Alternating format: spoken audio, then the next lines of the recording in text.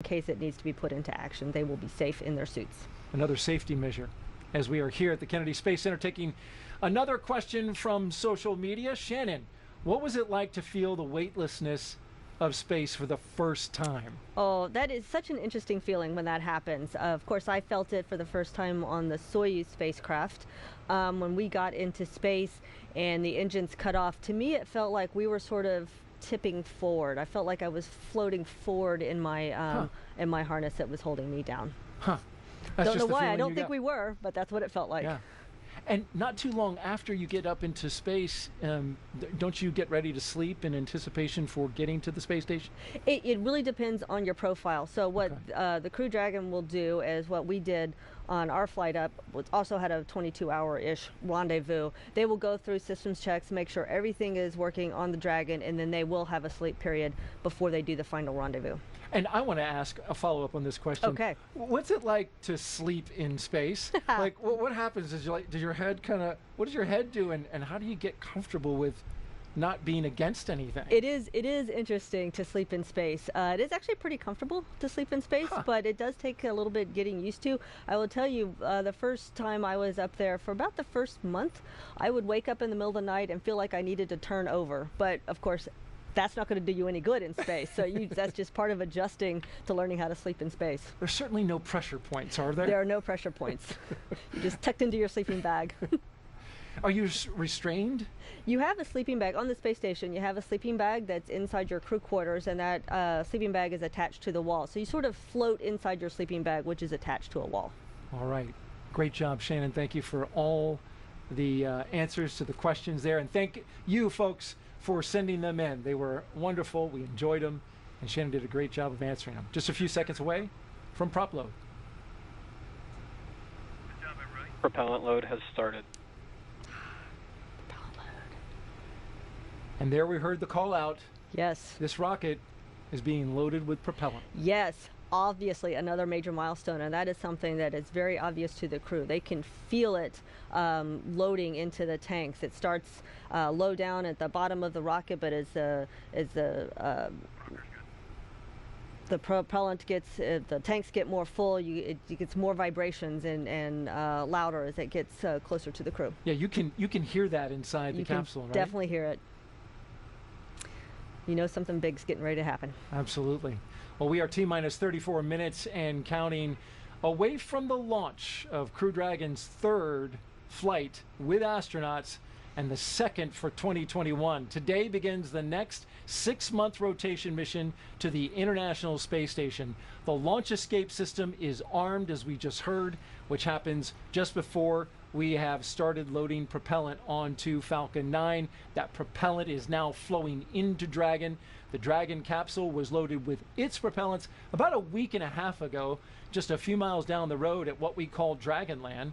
And in order to fly, Dragon needs a fuel and an oxidizer. So for the fuel, we use monomethyl hydrazine, or MMH, and nitrogen tetroxide, or NTO, for the oxidizer. Together, these propellants feed the Draco engines that must maneuver Dragon on orbit, as well as the 8 Super Draco engines that would power the launch escape system in an abort scenario.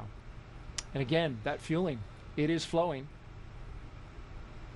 And that means the 8 Super Draco engines inside Crew Dragon are ready. If needed, they can launch the capsule away from the Falcon 9 rocket in an instant, should there be any kind of emergency associated with the rocket or the pad. And the NASA and SpaceX teams have trained extensively for exactly that type of contingency. So we'll send it over for now to SpaceX headquarters in Hawthorne for an operations update with John I. We're counting down those final minutes. Everything's still looking good for Falcon 9 and Dragon for an on-time launch just over 32 minutes from now. Falcon 9 did begin propellant load on time at T-minus 35 minutes. You can see Falcon 9 on the pad, the first and second stages. They're being loaded with 2 liquid propellants. One is a fuel loaded into a tank at the bottom of the stage. The other is an oxidizer that loads into the tank at the top of each stage. The fuel that we're using to power the Merlin engines is a refined kerosene, referred to as RP1. And the oxidizer loaded on each stage is densified liquid oxygen, or LOX. Now, densified is the term that we use to describe that we keep it much colder than typical for launch vehicles, and that allows it to take up less volume, and therefore we can put more liquid oxygen onto the first and second stages. Now, to ignite the fuel and oxidizer in the Merlin rocket engine, we use that favorite ignition fluid called T-tub. Now, when T-tub comes into contact with oxygen, it'll burn, and that gives off a green-colored flame. Once we've got the flame going, we add the kerosene fuel into the Merlin engine chambers, and the engine ramps up to full power. You probably won't be able to see the green flash at ignition of the 9 Merlin engines on the first stage, but you may see it on the second stage engine when it ignites following stage separation about 2 minutes and 48 seconds into flight. We're now beginning to top off helium into pressure vessels on both stages. We've been quiet for most of the countdown, but now we're going to squeeze that last little bit in, make sure that the tanks are fully up on the pressure vessels. We'll use that gas to pressurize the propellant tanks in flight. The Merlin turbopumps will be pulling propellant out of the stage, and we need to take up or make up that empty space with hot helium. Now, at the very top of the stack is the Dragon spacecraft. The astronauts are monitoring their systems while propellant is loaded into the Falcon 9. We heard them talking about the noises of propellant loading. Stage 1 cryo-helium and in this case, the crew training in the simulator also includes playback of sounds that have been recorded in the Dragon capsule during recent flights. Good news on the range, they are ready to support. They've been doing the balloon launches. They've been making sure that the air and sea space is clear, and they are go to support launch. And the good news on the weather front, a little while back, the launch weather officer came and reduced the probability of violation from 30 to 20%. The biggest thing that we're going to be looking for is precipitation, and that's less than 10%. The wind speeds are low, probably about 5 miles per hour or less. So everything is actually looking good. Now, as a reminder, we do have an instantaneous launch time for tonight's countdown. So from this point on, if we hear hold, hold, hold for any reason, we'll have to stand down and target our backup launch opportunity tomorrow night, which is about just under 24 hours from tonight's planned launch. But with that, everything's looking good, and we're going to turn it over to Jesse and Courtney for an overview of what comes after liftoff. Great, thank you, John. We love good news. For Crew-3, the astronauts' flight to station will take about 22 hours. As we await T-0 in just about 28 minutes, the ground operations teams are doing a series of systems checks to make sure both Dragon and Falcon 9 are ready for launch. You're looking at a live view of our teams at the Cape as they prepare for liftoff. As we wait for the launch clock to hit 0, we wanted to give you an overview of what the ascent portion of the mission will look like. Once we hit T0 and a successful launch occurs, we will watch Falcon 9 and Dragon lift off from the historic launch pad 39A and make their ascent.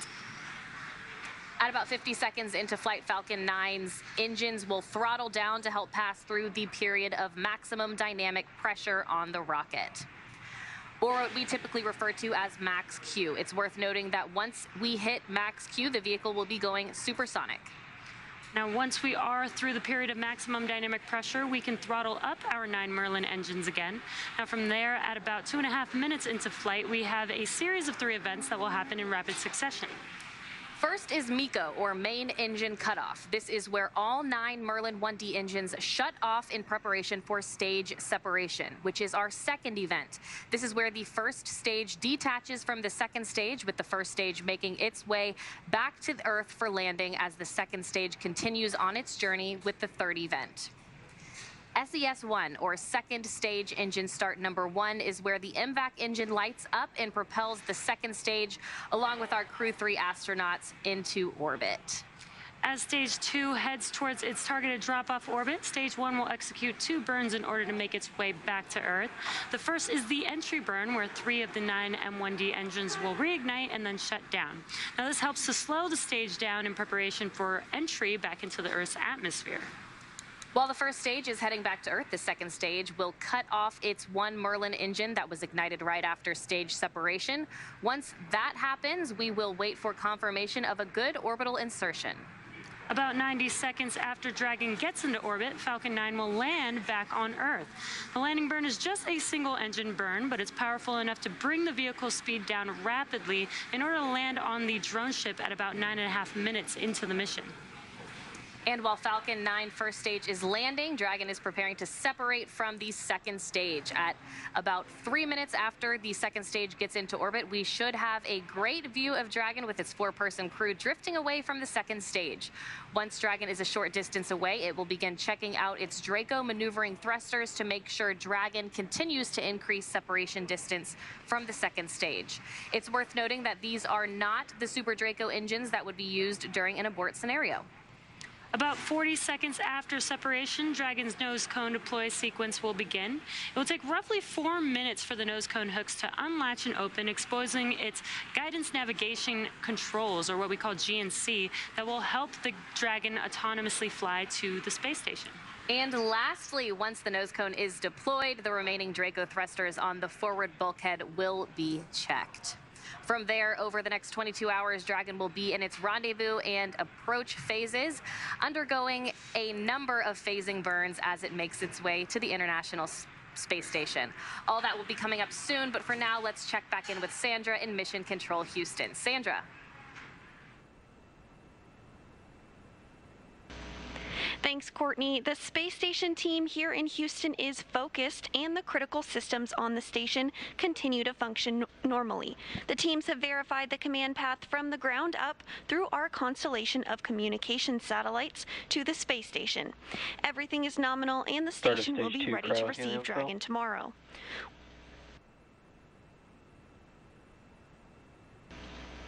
Once the crew arrives at station, they'll join Expedition 66. While on board, their official designation will be flight engineers for most of their expedition. At the back end of their journey, Tom Marshburn will assume command of the station from current space station commander Anton Shkaplerov. Flight Director Rebecca Wingfield is on console now, leading flight controllers in Houston for launch, and will also lead teams for docking tomorrow. A reminder that a launch today will take about 22 hours to get to station, with the docking to the Node 2 forward port scheduled tomorrow, November 11th at 6 p.m. Central Time. Once Dragon is fully docked to the station, the team here in Houston will assist the Dragon and space station astronauts with leak checks as they work to open hatches on both Dragon and inside the station's pressurized mating adapter. We expect hatch open to take place approximately 2 hours after docking.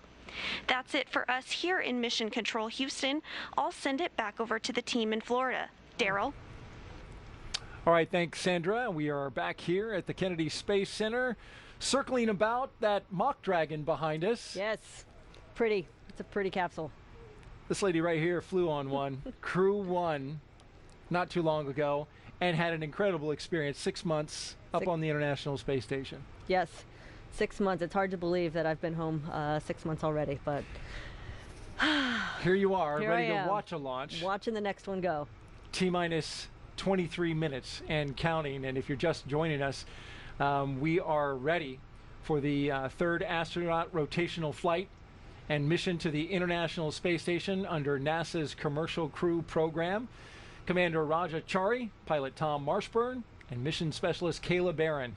There you see them. They are strapped in along with Matthias Mauer, ready to fly inside Crew Dragon Endurance. We can see them live as well as outside. The Falcon 9 rocket fueling operation is well underway. The launch escape system is armed, and that means Crew Dragon is prepared to launch itself away from the Falcon 9 rocket in the case of an emergency on the pad or after liftoff. So far, operations look and sound as expected, and we are just counting down to that liftoff at 9:03 p.m. Eastern Time. You can see the steam as it comes off, the condensation as it comes off the rocket. I've noted in past launches that as it fills with fuel, the entire first stage begins to let off, and it kind of gives you a marker of exactly where in the rocket they are. It's almost like a little fuel gauge. Exactly. Yep, because the fuel and oxidizer are cryogenic, they are extremely cold, and so you just see them condensing the air around it. And of course in Florida we've got lots of moisture in our air. to condense. We sure do. There's some onshore flow, a weather pattern that is bringing moist air off the Atlantic Ocean, and so with this lit up, we should see a lot of this condensation coming off this particular rocket. The mission is the continuation of rotational crew flights to the International Space Station from U.S. soil on private rockets and spacecraft. This would not be possible without the success of NASA SpaceX Demo 2 test flight last year and the safe delivery of Crew-1 astronauts, including my co-host Shannon Walker, to the space station last fall for a long-duration mission. Crew-1 is back home, of course, and we have one of the mission specialists with us right here today. As you're counting down, we're only 21 minutes out from launch, Shannon. What is going through your head in this moment?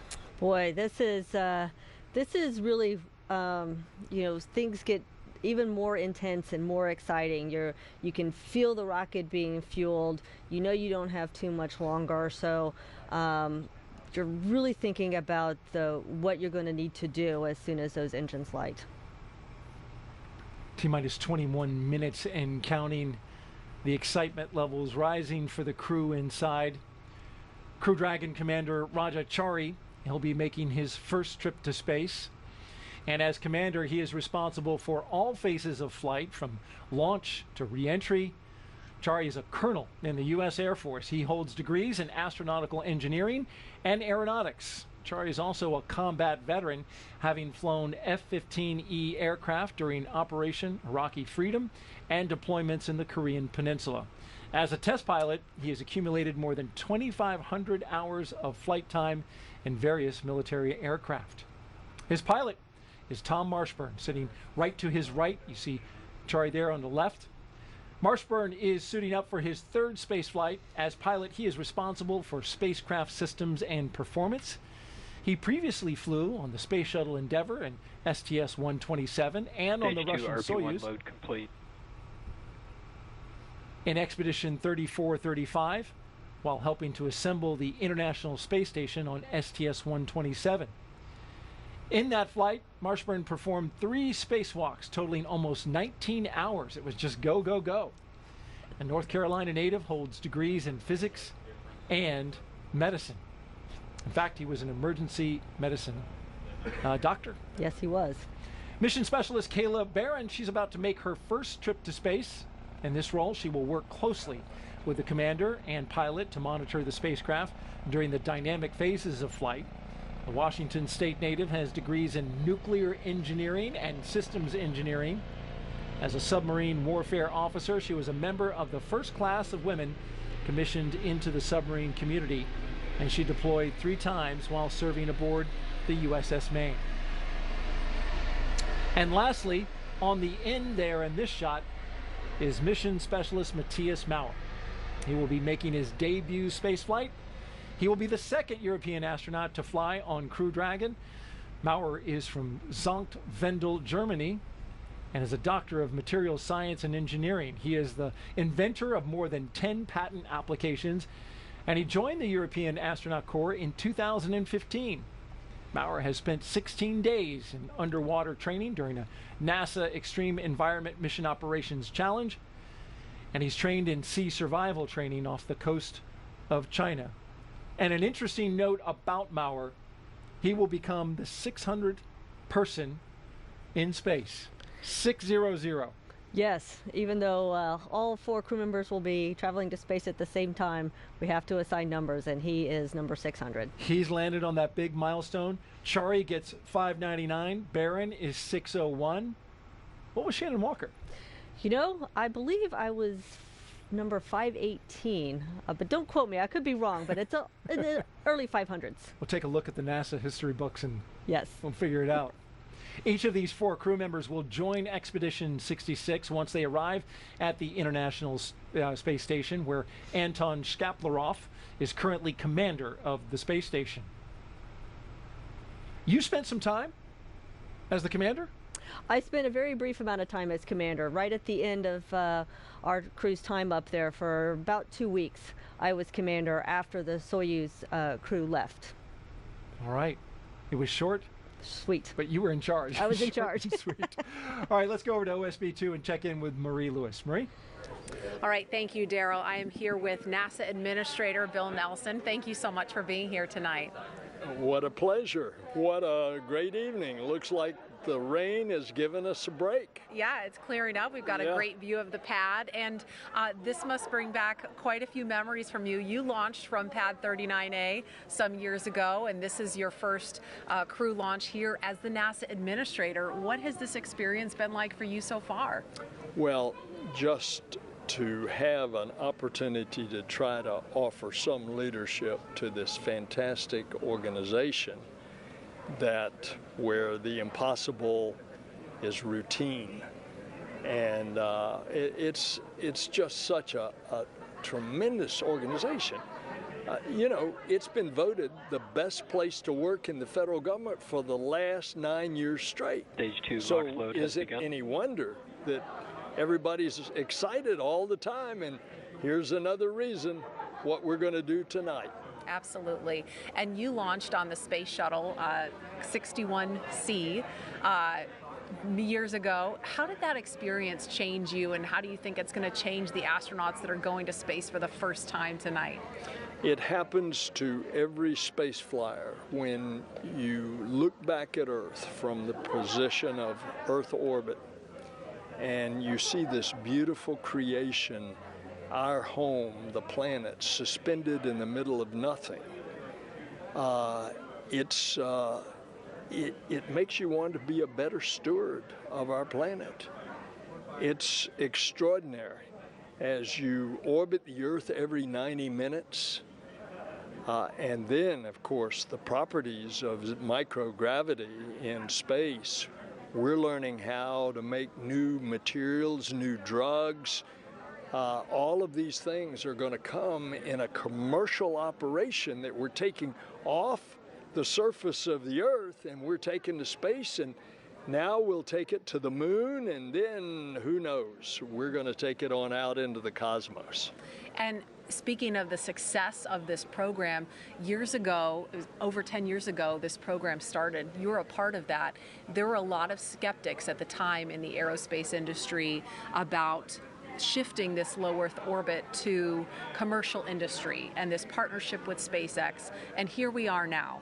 What does the success of this say about what we can do when we do it together? And still, today, people have difficulty making that transition, but the proof's in the pudding. And the pudding is out there on Launch Pad 39A right now. A commercial operation with considerable NASA help and oversight, because when it comes to the safety of our astronauts, NASA's going to be all over it. There's the proof. A very successful commercial operation. NASA Administrator Bill Nelson, thank you so much for your time. Daryl, we'll send it back to you. All right, thank you, Marie, and Administrator Nelson. Some good words there about our future exploration plans.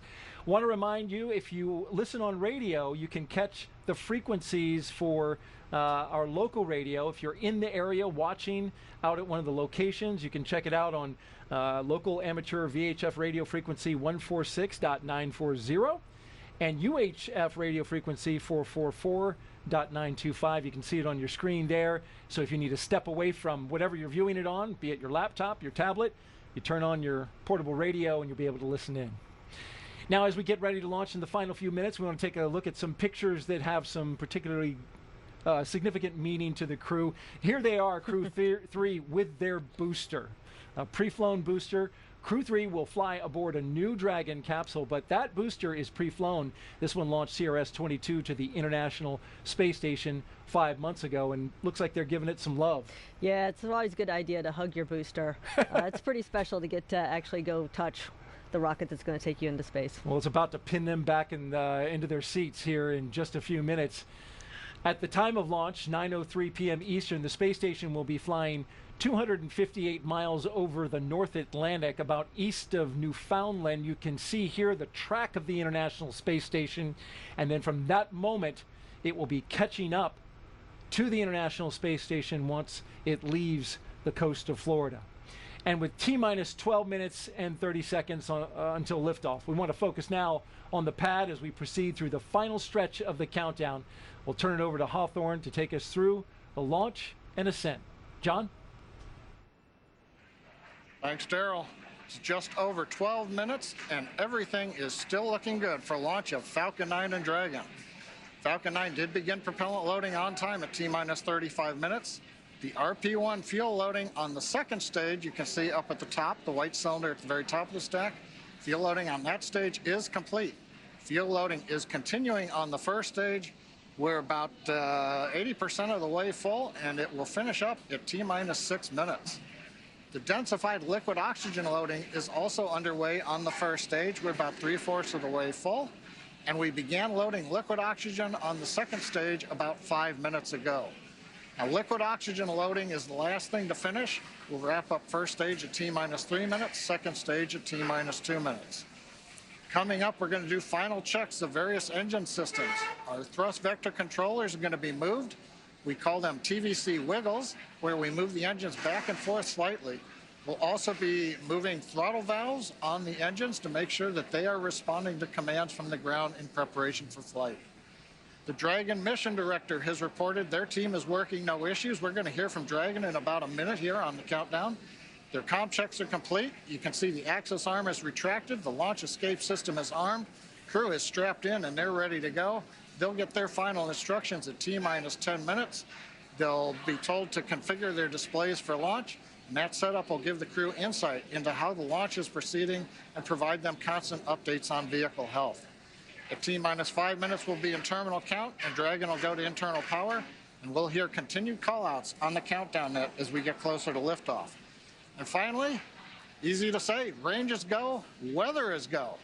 So right now, Courtney, we're coming up on T-minus 10 minutes. One of the things that we'll hear on Dragon flights that we don't hear on other ones is the abort call-outs during the countdown. Can you enlighten us a little bit on what goes on with that? Yeah, John, great to hear that everything is going well. We're continuing to track that Dragon and Falcon 9 are ready for launch. But just in case anything were to happen, Dragon is fully prepared to initiate an abort.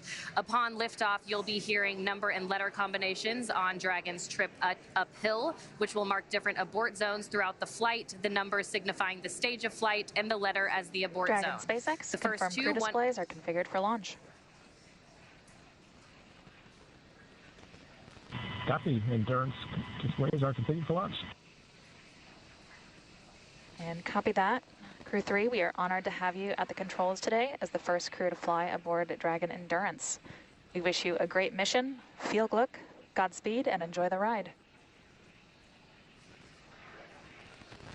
Thanks, Sarah. And sometimes when you try to fly on Halloween, you get a trick instead of a treat. But how honored and appropriate to get to fly Endurance on Veterans Day.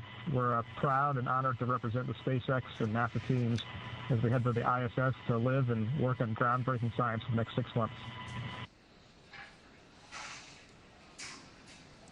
And there we have it, some final words from the crew aboard Dragon, and a good luck from the Corps here on the ground to the crew. John, with everything still looking good, that next milestone of engine chill is coming up next. That's right. The next major event that we have is T-minus 7 minutes. It's what we call the engine chill event. The big thing that happens there is we open the pre-valves that feed the Merlin 1D engines. So super chilled liquid oxygen will be trickling through the inlet to the Merlin turbo pumps, and that'll help chill those turbo pumps down before we hit them with the full flow of liquid oxygen during the ignition sequence in the last 3 seconds before T0. So what we'll hear is a call out says stage 1 engine chill has started. We'll be monitoring all 9 engines to make sure the aux fuel pre-valves are all open. We're also chilling down second stage engine as we get ready for launch. And you'll hear an additional chill down of the second stage called out once we get into flight a little bit before 2 minutes into flight, when we'll do a final chill of the upper stage engine turbo pumps. And if you might be able to hear behind me here in Hawthorne, a lot of energy. Folks are gathered around Mission Control Center, watching on the big monitors as we get ready for launch in just over 7 minutes and 40 seconds. Now, in addition, as I mentioned before, as we get ready at 7 minutes to open the pre-valves and begin the engine chill sequence, we're also getting ready then to move into check-out reviews. The fuel trim valves are being cycled. Make sure that those are working. We use that to throttle the amount of propellant going through the first stage down to the engines as we go through flight. Coming up on T-minus 7 minutes, we'll listen into the countdown now.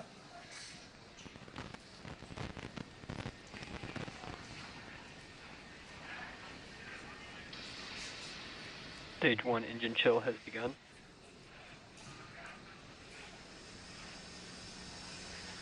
So you've heard it.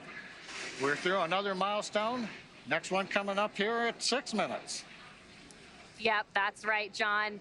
And that RP1 kerosene is filling that second stage. We're anticipating a little longer for that first stage to be completely filled with that RP1 refined kerosene.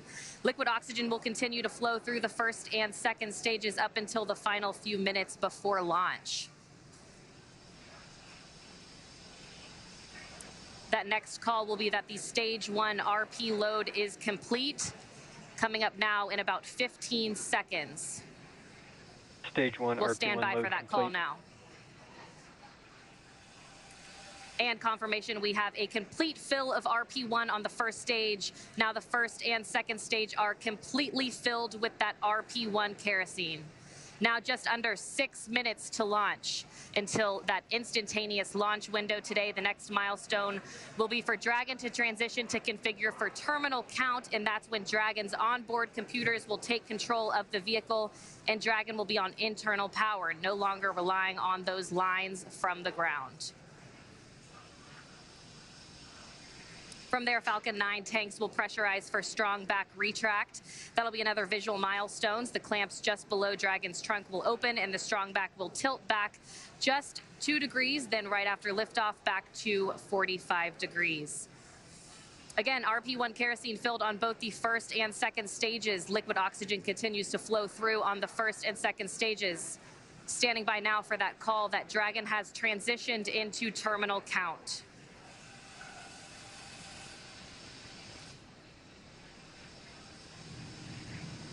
Dragon isn't configured for terminal count. Falcon 9 propellant tanks are pressurizing for strong back retract. All right, John, some good calls. Dragon is now on internal power, and Falcon 9 propellant tanks are pressurizing for strong back retract. Yes, thanks, Courtney. What we're waiting here now is the call out for strong back is retracting. This will be a 2-step process. First, we'll spend about half a minute opening up the arms that clamp around the second stage. And there's the call out that the sequence has begun. So we'll slowly open up the arms around the second stage. We might get a view if we've got a close-up of the camera. Then once the arms are open, the strong back alongside Falcon 9 will retract about 2 degrees away from the rocket. It'll stay there all the way through liftoff, and then as Courtney mentioned, at liftoff, hydraulics will then pull it down to about a 45-degree position above ground, and that'll give us the final clearance. It's that strong back right now that is providing the liquids, the gas connections, the electrical connections to the launch vehicle, especially the second stage.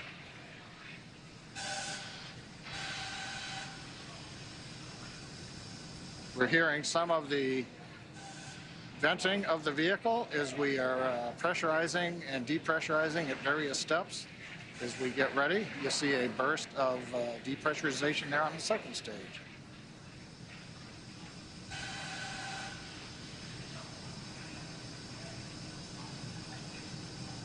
That's right, John. We're also anxiously awaiting the stage 1 liquid oxygen is complete on the first stage. You should hear that call coming up here shortly.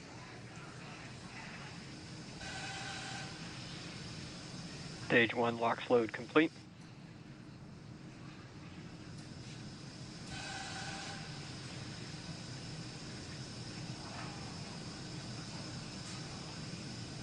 And confirmation that the stage 1 LOX load is complete.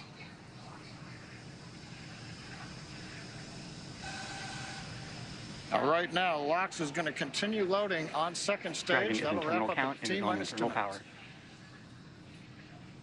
Dragon's gone internal power. Again, at T-minus 2 minutes, we'll finish liquid oxygen loading. And then a typical event, we will drain the propellant lines that go along the strong back, and we typically get a large cloud of condensation at about 90 seconds before launch as we see the propellants come back down off of the strong back to prepare for liftoff.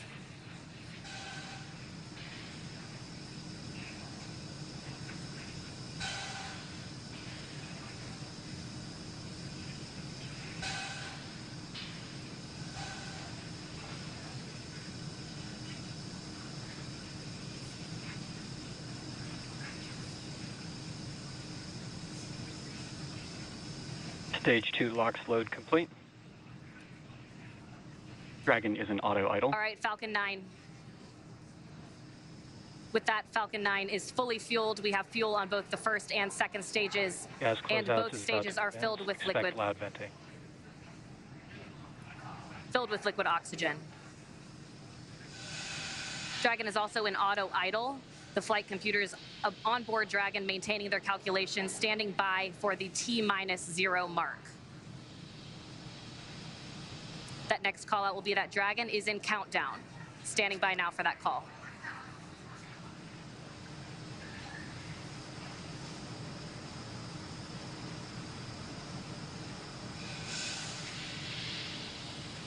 FTS is armed, Falcon 9 is in startup, and is now controlling. Dragon is in countdown. All right, the final minute before launch. Just 47 seconds to go. Everything is Dragon, ready for an SpaceX, on-time launch today. Go for launch. Endurance copies. Go for launch. Ground teams are ready, and Crew-3 is ready for liftoff, heading for that instantaneous launch window.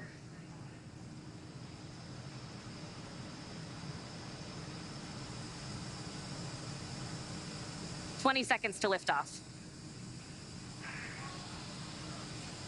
T-minus 15 seconds. 10, 9, 8, 7, 6, 5, 4, 3, 2, 1, 0. Ignition. And liftoff. God. 3.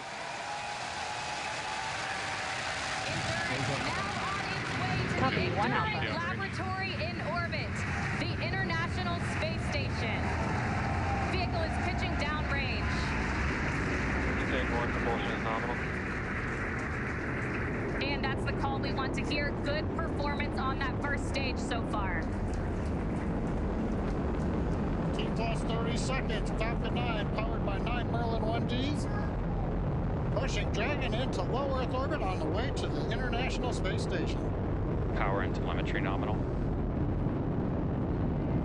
Stage 1 throttle down. And we're into the throttle bucket in preparation for max Q.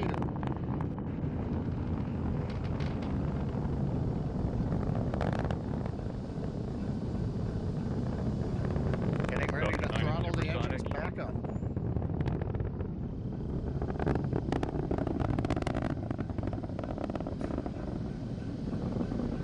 Stage 1 throttle up.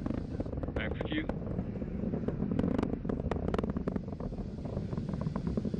Stage 1 Bravo. Copy, 1 All right, Bravo. that 1 Bravo call is for the second stage abort mode on the first stage. That is going to take them through the first stage, burning just before the second stage activates off the coast of North Carolina. That next milestone coming up shortly will be MVAC chill underway.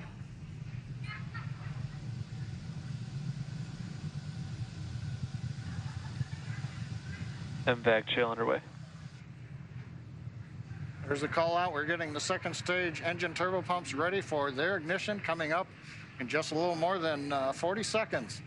We've got the major events coming up here shortly. We're going to get main engine cutoff at 2 minutes 36 seconds.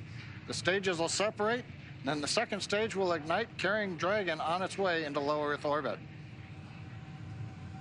Everything continues to look good. Stage 1 throttle down. Stage 1 throttling down at 3.5 Gs.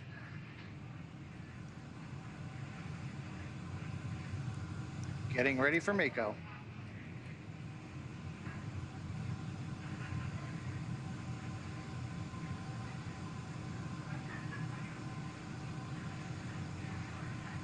MECO. Stage separation. Stage 2 Alpha. Copy, 2 Alpha. All right, we have ignition of the second stage. And you saw that green flash of that T-TEB fluid. And Crew-3 is now on their way to the International Space Station. On the left side, first stage, you can see the titanium grid fins coming out, the streaks of the exhaust of the second stage engine going by, and the lights of Florida down in the background. Acquisition signal. That's right, and on your right, that second stage glowing. With that red color we like to see, indicating everything is proceeding well.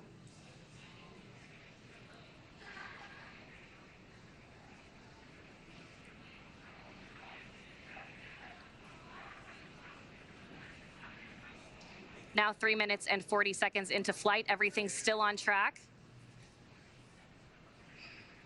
Acquisition of signal Bermuda. Dragon SpaceX, trajectory And that nominal.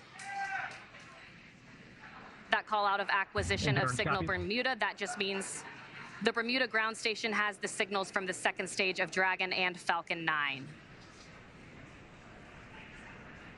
Now, currently on the first stage, we are coasting to apogee, beginning a slow 180-degree pitch, so that when the vehicle comes back through the atmosphere, the engines are pointed down towards the drone ship when we do the relight.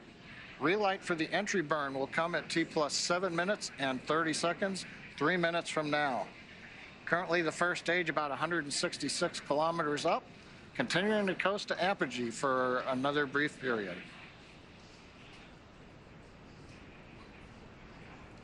Meanwhile, that second stage still propelling the Crew-3 astronauts up the eastern seaboard, and it will continue to fire. That's about a 6-minute burn to deliver the astronauts into orbit. Dragon SpaceX, trajectory nominal. Endurance copies. And a good call out from the ground teams. I always love to hear trajectory nominal, and the crew gets to hear it too on the call out. Acquisition of signal New Hampshire. And the New Hampshire tracking station has acquired the telemetry signal.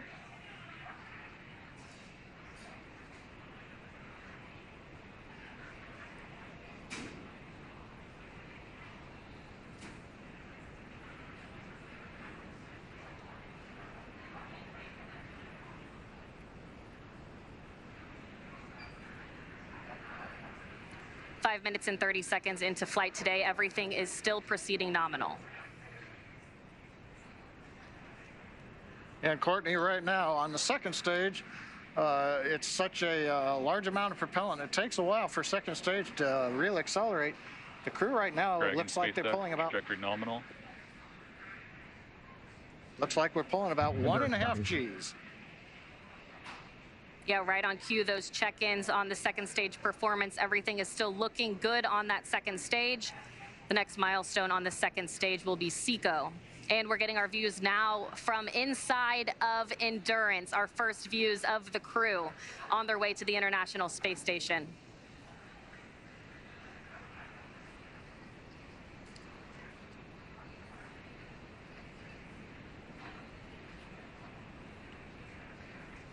We're 1 minute away from entry burn of the first stage.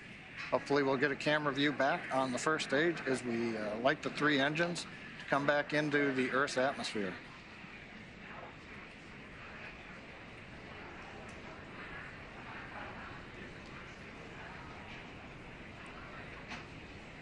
Dragon SpaceX, trajectory nominal. Endurance copies.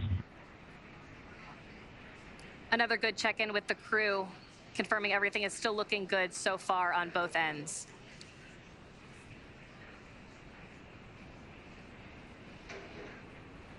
That next milestone coming at 7 minutes and 30 seconds will be entry burn start. Currently waiting for the call out from the SpaceX propulsion responsible engineer that the 3 Merlin 1D engines have lit to begin slowing down the first stage prior to entering the Earth's Stage atmosphere. 2 FTS is safe. Stage 1 entry burn is in startup.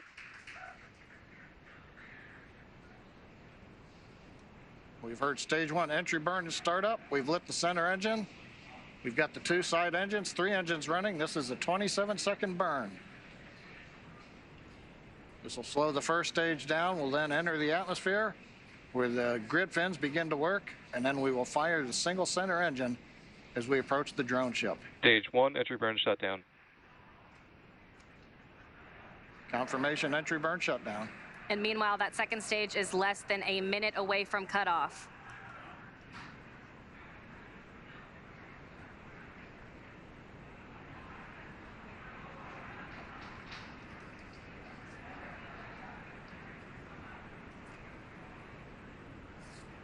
Stage 2 in terminal guidance.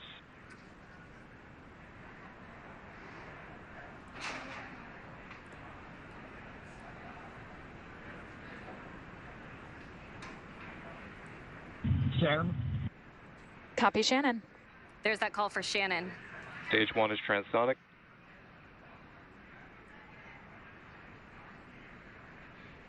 Stage 1 decelerating as we prepare for entry burn. But our attention is right now looking at stage 2 as we get ready for shutdown.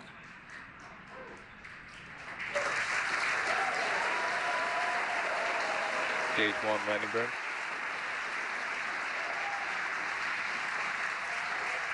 Dragon SpaceX, nominal orbit insertion. And the second stage has done its job. Our Crew-3 astronauts have been delivered into orbit. Stage 1, landing leg deploy. Landing leg deploy. Endurance copies. We feel Pico and SILE confirms we are in space. Dragon SpaceX, launch escape system is disarmed.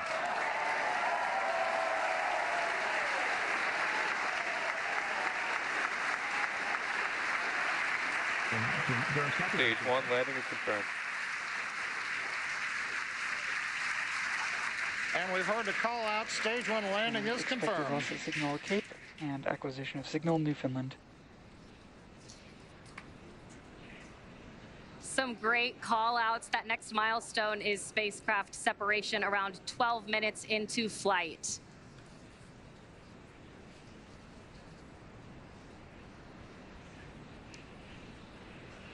Getting a view now of the Crew-3 astronauts from a camera aboard Dragon. The crew now coasting in low Earth orbit, still attached to that second stage. Again, that next milestone coming in about 2 minutes.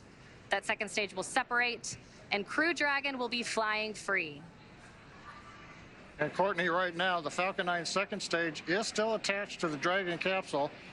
When it's time, Dragon will command separation from the Falcon 9 second stage. Right now, that second stage, under control of its flight computer, is essentially going through a sequence to idle the second stage, make sure we're not pulsing any of the cold gas thrusters, the engine has been purged out. Essentially anything that might cause motion of the second stage, we're making sure that all of that is eliminated so that when Dragon separates, it's got a very stable platform to move away from.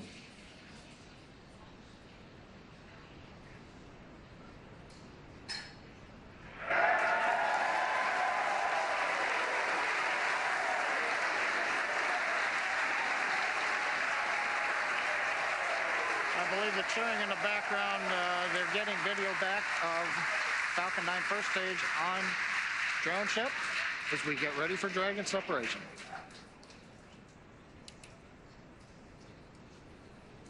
That's right, John. Separation coming just 10 seconds from now. Standing by for that call.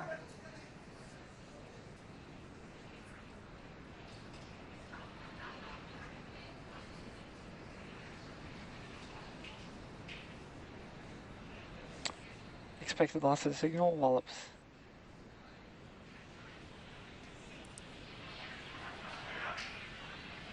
And again, we are standing by. There we go. Dragon separation confirmed. Endurance copies, you say. Dragon, CE, welcome to orbit. Hope you enjoyed the ride from F9. Dragon will take you from here. Safe travels. Stand by for words from LD. And Endurance, LD here. On behalf of the SpaceX launch and recovery teams, it was a pleasure to be part of this mission with you. Enjoy your holidays amongst the stars. We'll be waving as you fly by. Cheers. Wow. Incredible views of the crew now in orbit on their way to the guys. International Space Space It was a great Station. ride, better than we imagined.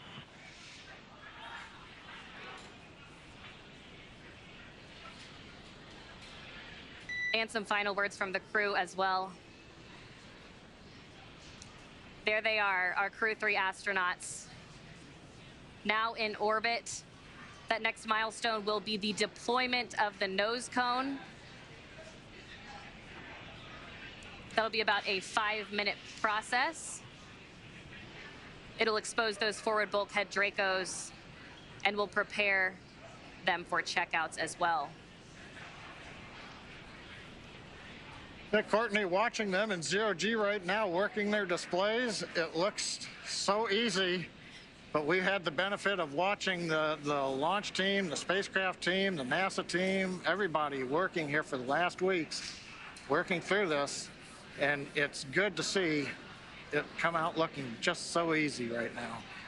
Yep, it's been a long time coming, and we're so excited to see them in orbit. Dragon, SpaceX, nominal dehumidifier activation and service section Draco checkouts. Endurance copy, VTSA will be opening advisor shortly. Well, it was a beautiful launch from here at Hawthorne headquarters, at SpaceX headquarters here in Hawthorne. I can't imagine how the launch looked from over at Kennedy Space Center. Yeah, pretty incredible launch. We also got to see their zero-G indicator on the screen. It looked like a little turtle, so I'd love to hear the story behind that. But an amazing launch, an amazing day so far. Yeah, that's right. And with that, we'll go ahead and send it back to Kennedy Space Center. Daryl, how was the launch from your end? Well, it was simply stunning. Thanks. We're back here at the Kennedy Space Center with Shannon Walker, Crew 1 astronaut, Michelin specialist from that mission.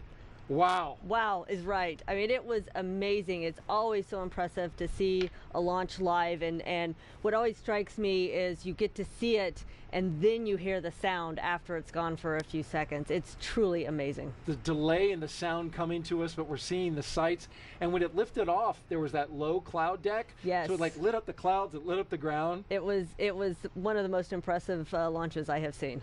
And that rumble was probably one of the loudest I've heard. I don't know how to explain that. I don't either. I mean, it seemed louder to me than most launches, and it was really rattling this whole setup where we are here. Just a boom, and then we saw the zero-G indicator. Yep.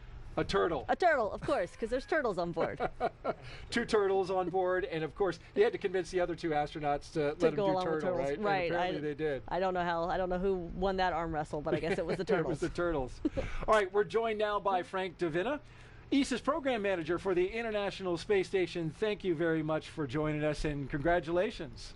Yeah, good evening. Yes, indeed, a beautiful launch. We have our second astronaut flying on Crew Dragon after Thomas that just returned last night. That was in Cologne. Welcoming him in Cologne after his space mission, and now I'm here to see off Matthias. It's great times for the European Space Agency. What a turnaround that must have been to be in Cologne, there with Thomas, coming back, and literally just days later seeing off one of your ESA astronauts, Matthias Maurer. Yeah, it's a great time for us because we have 2 astronauts back to back, and we will also have Samantha Cristoforetti that will fly in April next year. So for the first time, we will have for 1.5 years permanently ESA astronauts on board of the space station. So it also shows that ESA is really stepping up to the game. We are more and more engaged in the ISS, but also in the lunar program with our NASA colleagues in the Gateway. We will have 3 astronauts flying to the Gateway before the end of this decade. We are doing a new astronaut selection, so exploration is really also taking off in Europe.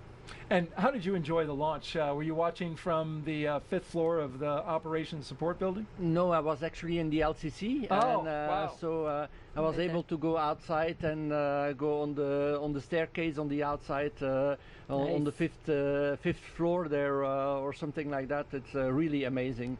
Like you said, you see the light and then the sound, and you're really on the stairs there. You feel everything rumbling. So it's a really amazing launch. Now, you two are familiar with each other, Shannon Walker Yes. and Frank DeVinna. Yep. Explain that. Well, we have a common job, and so American astronauts work with these astronauts, and so we actually go way back. Yeah, we go way back because we were together in training actually. When I was doing my mission in 2009, Shannon was also in training on Soyuz. So right. Indeed, we go way back, and we have worked a lot together. So tell me, did you get a chance to talk with Matthias before, in the days leading up to launch?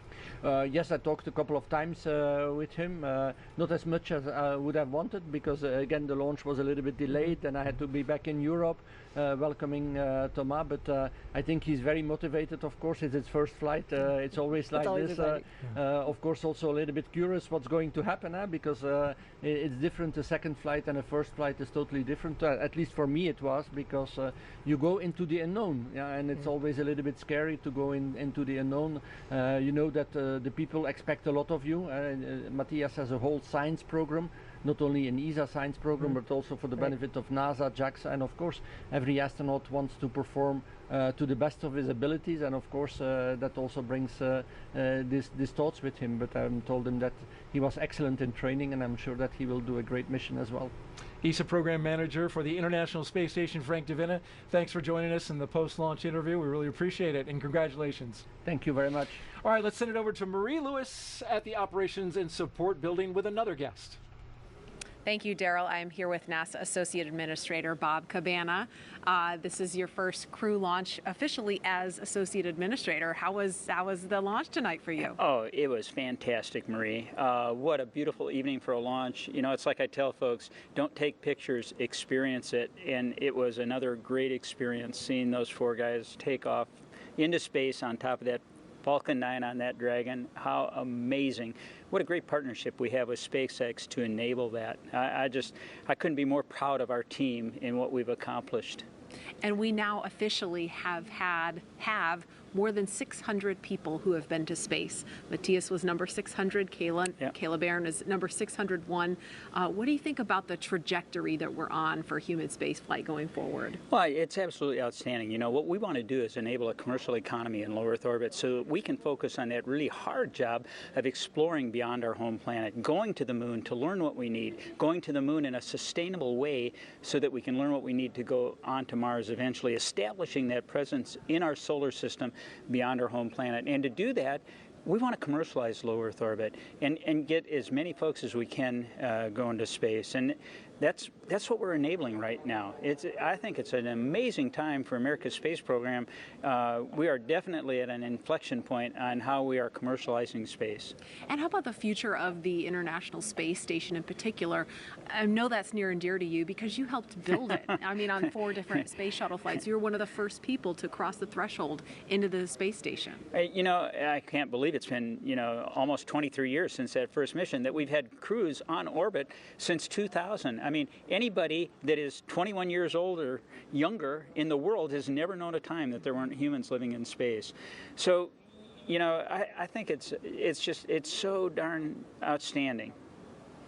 And what do you want to say finally to the NASA and SpaceX teams that have gotten us here today? We're in this regular cadence of missions, and also to our international partners.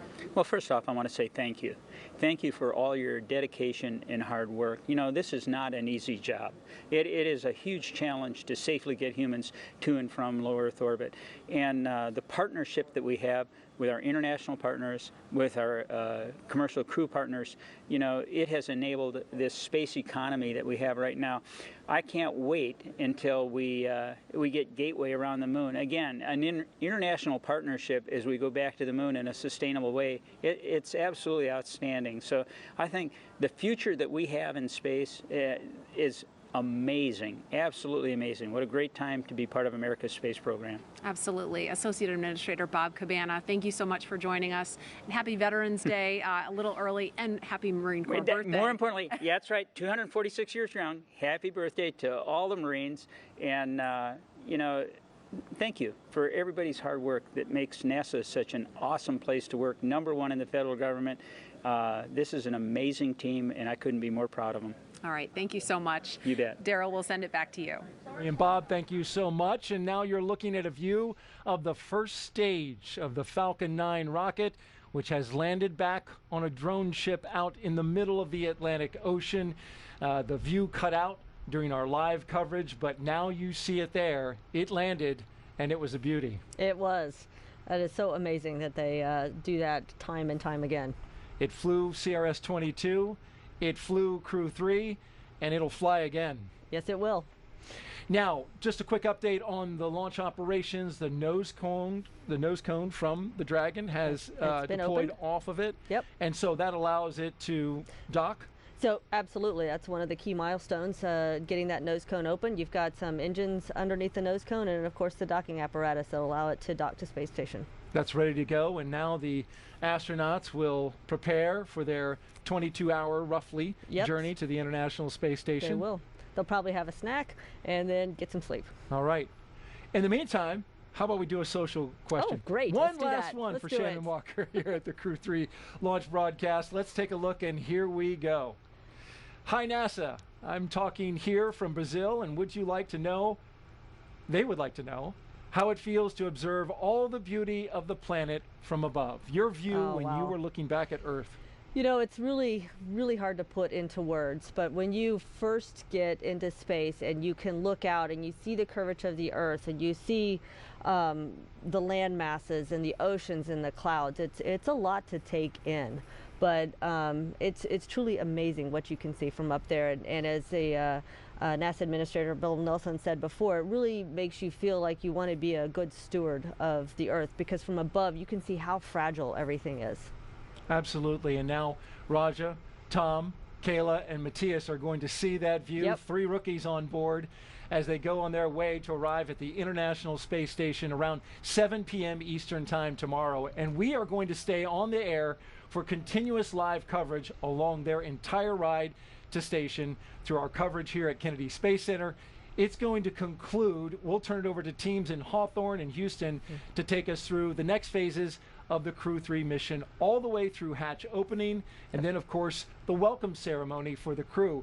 Shannon, I've watched those ceremonies on TV, but you've actually done it. There's a lot of like air hugs in space. A lot of hugs in space. It's really nice to greet a new crew coming on board and seeing your friends coming across the hatch. It's special. And for those of you watching online on YouTube, take a look at the description below. You will find a new link for the Crew-3 Coast Phase. That live coverage will continue at that location in just a bit. If you're watching on NASA TV, you won't notice a thing. Coverage will continue. And also, we want to let you know that there is a post-launch news conference. It is scheduled for 10 p.m. Eastern Time right here on NASA TV. Again, a post-launch news conference scheduled for 10 p.m. It will be on a teleconference, I'm hearing, not on NASA TV, but you can go to NASA Go Live. You'll find it there. And you can find mission updates on Twitter along the way, at NASA, at SpaceX, and on the web at nasa.gov. And before we sign off, of course, I want to thank astronaut Shannon Walker for being here. Thank you so much. It was such a joy to have you here, answering questions, giving your insight, and watching the launch with you. Thank you very much. It was my treat and my pleasure to be here. Make sure you come back soon and watch another one. I will do it. All right. Huge thanks also to all of our guests for joining us today, and thank you all for watching. We're going to leave you now with highlights from the journey to orbit off Earth for the Earth. I'm Daryl Nail for Shannon Walker. Good night, everyone, and keep looking up. And there's a wide shot of the room with the 4 Crew-3 astronauts. We have Commander Rajachari, Pilot Thomas Marshburn, Mission Specialist Kayla Baron, Matthias Mauer. And here they are, the 4 Crew-3 astronauts as they walk down the hallway on their way out of astronaut crew quarters.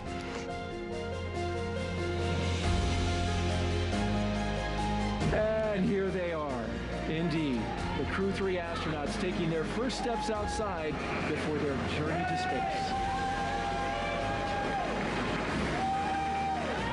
All stations for our crew have locked out and ready for devotions. There they go.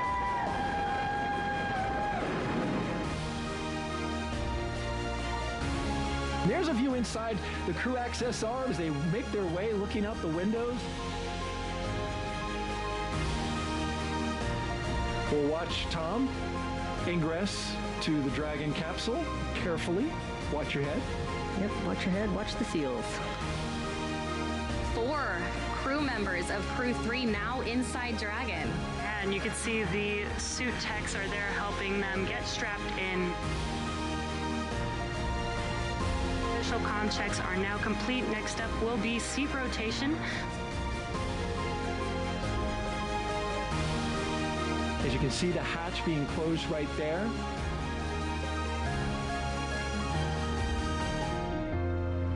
And there is the retraction. 3, 2, 1, 0. Ignition. And liftoff.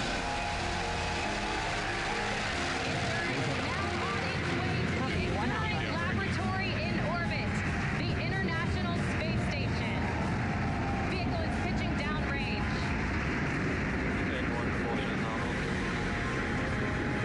And that's the call we want to hear. Good performance on that first stage so far.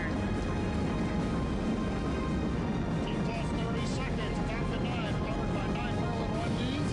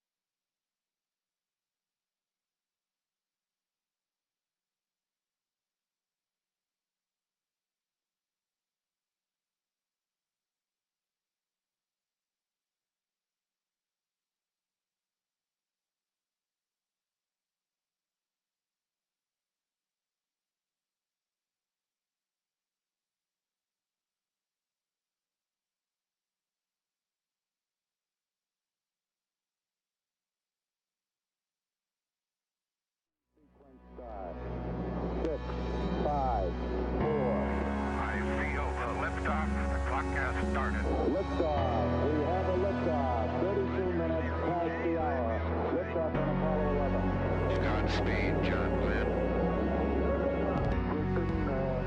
Tranquility Base here. The Eagle has landed. Roger, Tranquility. We copy you on the ground. New possibilities are opening up for scientific cooperation between countries. 100.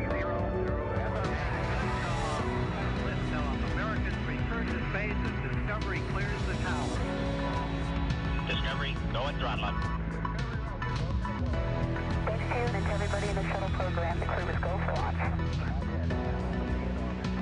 We have followed in their footsteps to get us where we are today.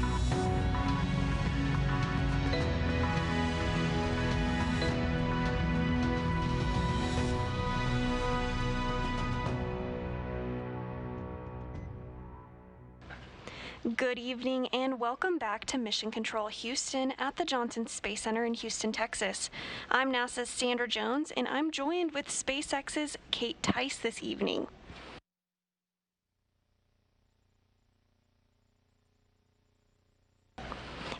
If you're just joining us, from our previous coverage, we had a successful launch of Crew-3 from Kennedy Space Center earlier this evening, just a few minutes ago at 8:03 p.m. Central Time. This is NASA's third official long-duration mission for our Commercial Crew program.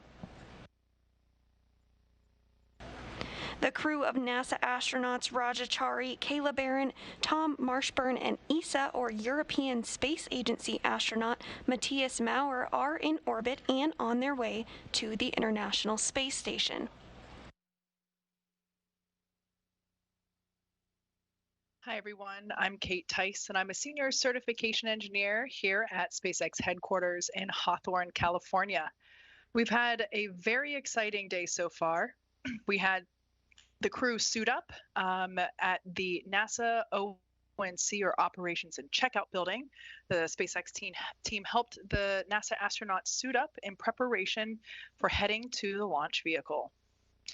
Following that, we had ingress, where the crew ascended the 265 feet to the fixed service structure and then crossed the crew access arm.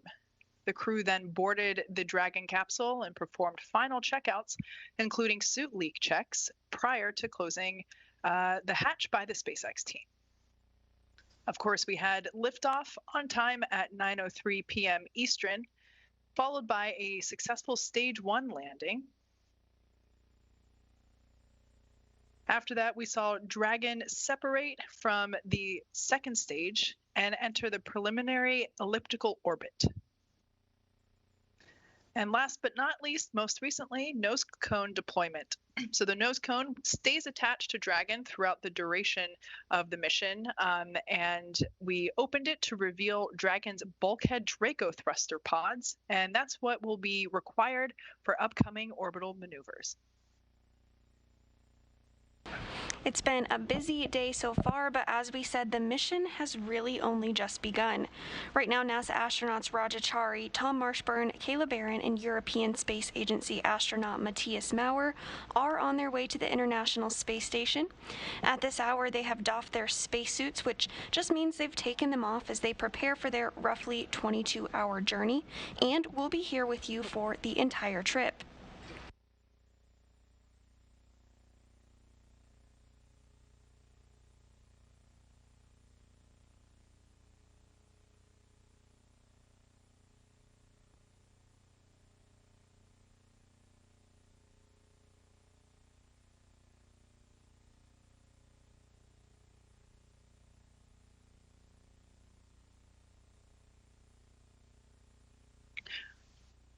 We're now waiting for Dragon to move into the phase burn.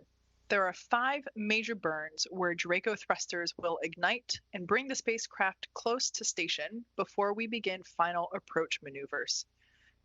Our initial orbit after Dragon separated from Falcon 9 was 200 kilometers by 190 kilometers. Those values represent the orbit apogee, or the highest point over Earth, and the perigee, or the lowest point over Earth. That means the orbit isn't a perfect circle, but rather is elliptical. We're going to see Dragon raise its orbit using the Draco Thrusters over the coming hours as it chases down the space station.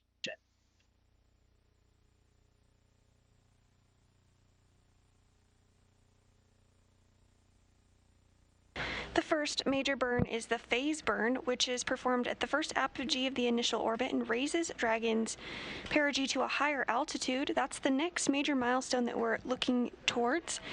And that actually should be starting any second here. It's set to begin at 8:50 Central Time, so we'll listen for the call out that that phase burn has begun.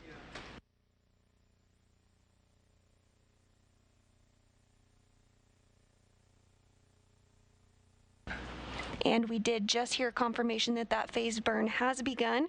That phase burn is going to last approximately 7 minutes.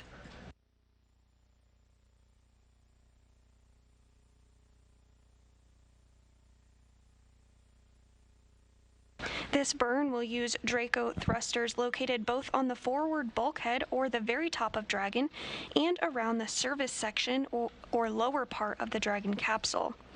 The thrusters located on the bulkhead are used primarily for these delta velocity burns, which will gradually raise Dragon's orbit over the coming hours. There are 4 of these thrusters, and they're located beneath the nose cone until it is deployed.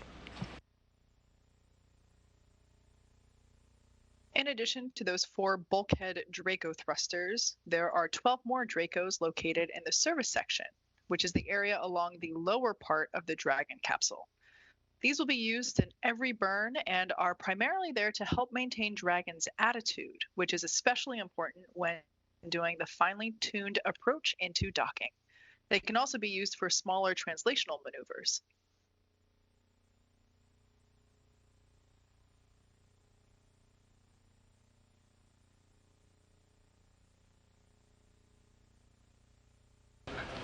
And we're about 2 minutes into that 7-minute burn.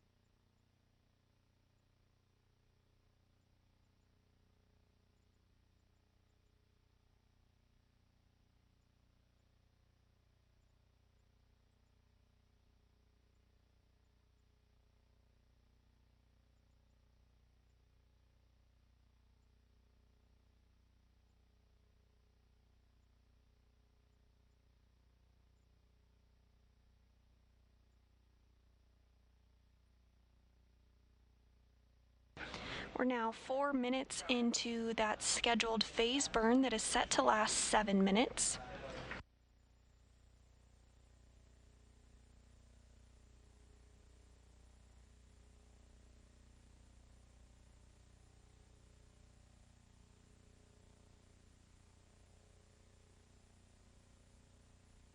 As we mentioned before, this is the first of 5 major burns where we're utilizing the Draco thrusters. These are currently ignited and are helping to bring the spacecraft closer to station. These burns are meant to help bring the spacecraft closer to station prior to those final approach maneuvers.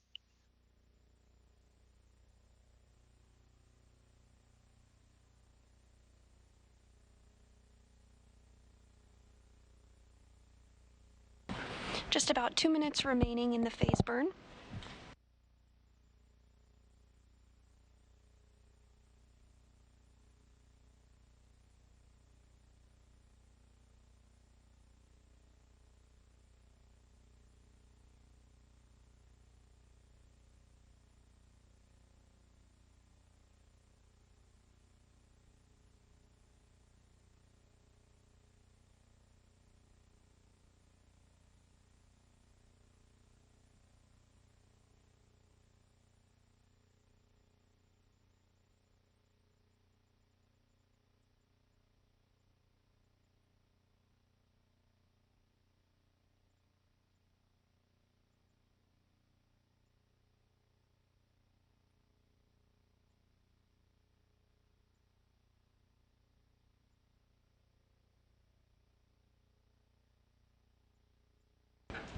Now less than 1 minute remaining in the phase burn.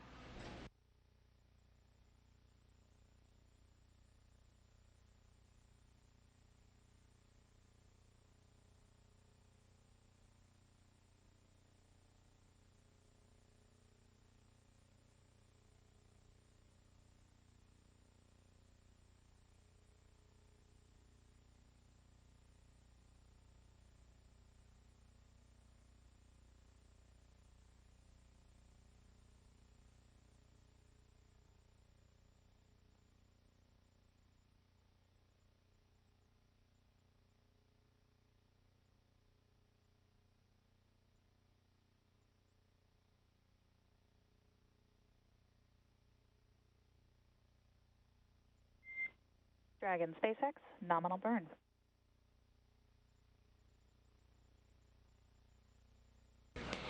And we did just hear that Same seats 1 and 4 are docked, and we'll work on seats 2 and 3. Additionally, we've got 4 water bottles out of bag 207. The empties will go back in there.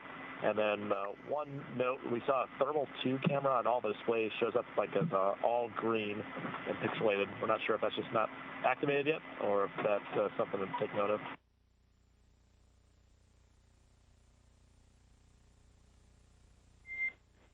Copy, Dragon. Seats 1 and 4 are docked, working on 2 and 3.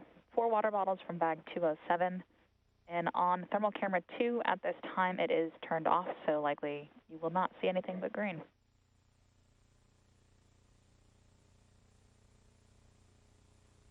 That checks, and thanks.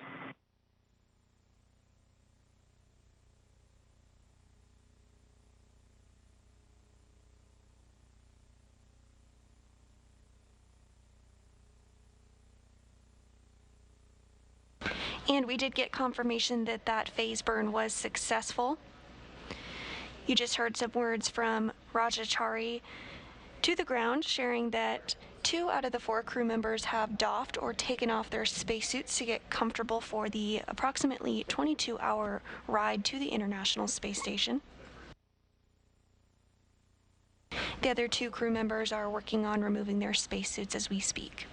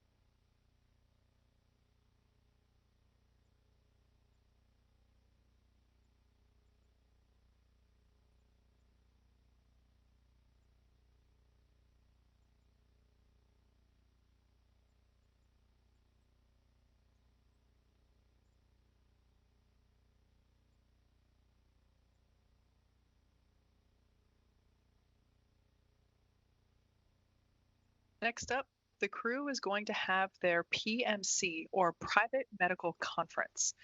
These are standard for every astronaut flying in space and happens regularly while crews are on the space station. They're able to talk directly to NASA medical doctors, also called flight surgeons, on the ground, talking through their health and getting feedback on their current status.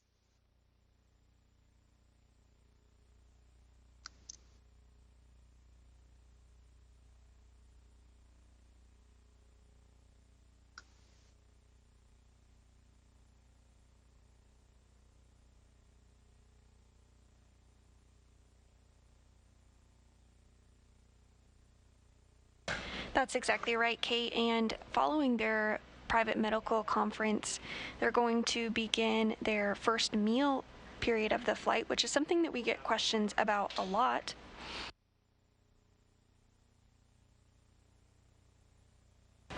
Each crew member does have breakfast, lunch, dinner, and a snack for both the nominal descent and descent profiles. So that's 3 meals plus 1 snack for each crew, going each direction for a total of 24 meals, or 8 snacks.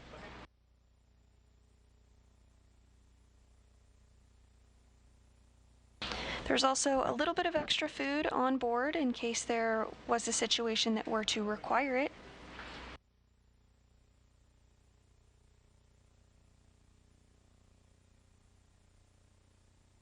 And of course, there's plenty of water on board, about 64 liters or almost 17 gallons.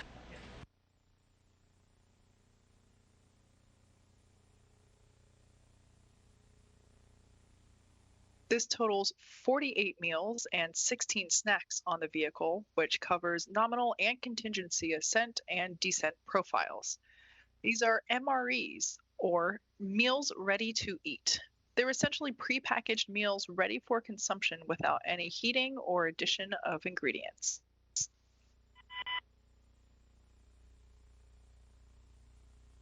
This is slightly different from the food on the International Space Station that is rehydratable. The difference being that these are ready without any water needing to be added.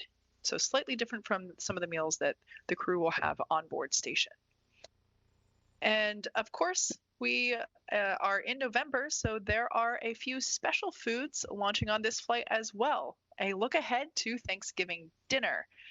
This includes smoked turkey or roasted turkey, cornbread dressing, which is rehydratable, as well as mashed potatoes, candied yams, which have been thermostabilized, butternut squash, sweet and savory kale, and of course the dessert, cran apple.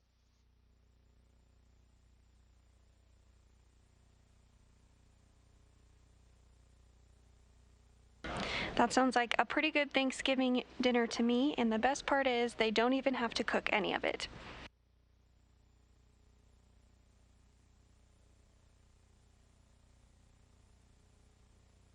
Another big tradition with our crew members is their ultimate meal, which they eat before their launch. The crew members do get to choose what they want to eat for their ultimate meal. And for Crew-3, they chose fish, sandwiches, burgers, and chicken for their entrees, as well as bacon-wrapped asparagus, French fries, salad, and waffle with strawberries as their side dishes. And to round it out with dessert, they had fresh fruit, ice cream, chocolate chip cookies, and peanut butter pie.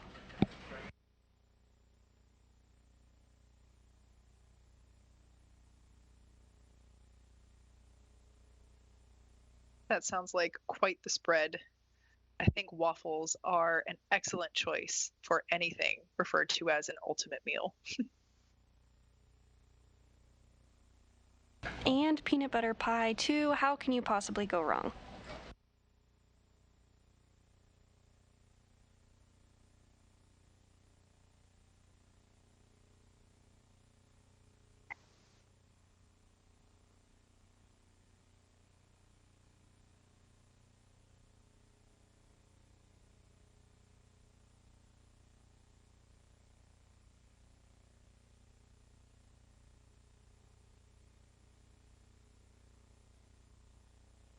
The crew's first in-flight meal is about 30 minutes away still. As we said before, these are MREs, or meals ready to eat. Slightly different in type of food than the food that they will have on the International Space Station, which is largely rehydratable food. The food that they have inside Crew Dragon for their journey to station do not require rehydration.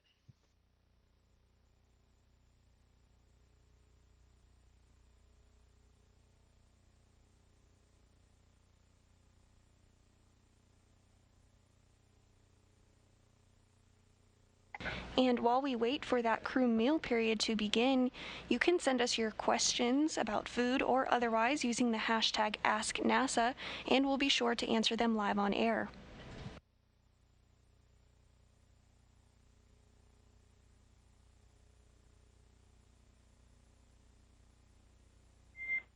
Dragon SpaceX for next burn.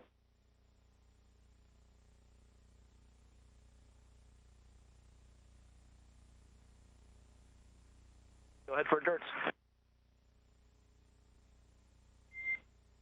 For awareness, the next burn is going to be the boost burn, currently scheduled at 7:21 UTC, consistent with your tablet timeline.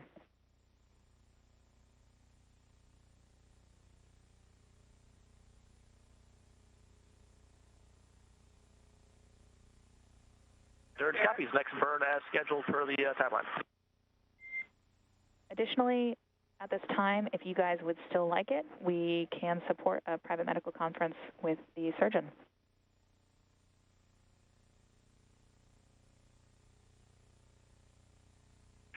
Endurance copies. We are ready for the PMC when you are. And copy that. The next call you will receive will be from the flight surgeon on Dragon to Ground Private. Endurance copy, stand by.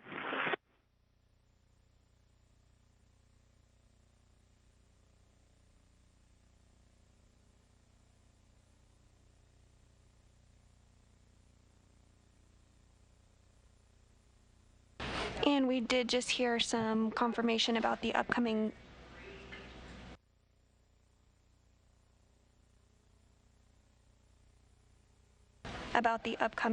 private medical conference.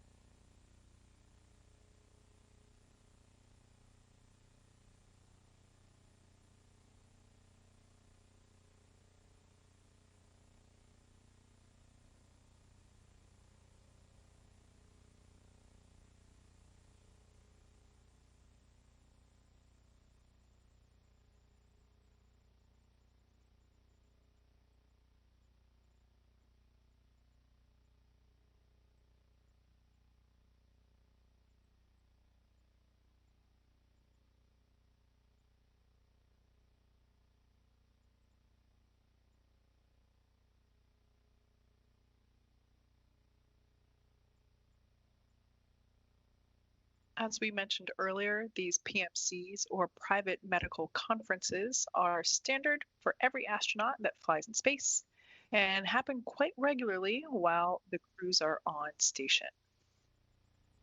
It's during this time that the crew is able to talk directly to the NASA medical doctors, also called flight surgeons, located back on the ground. And it's the opportunity that the crew has to talk through their health and get feedback on their current status.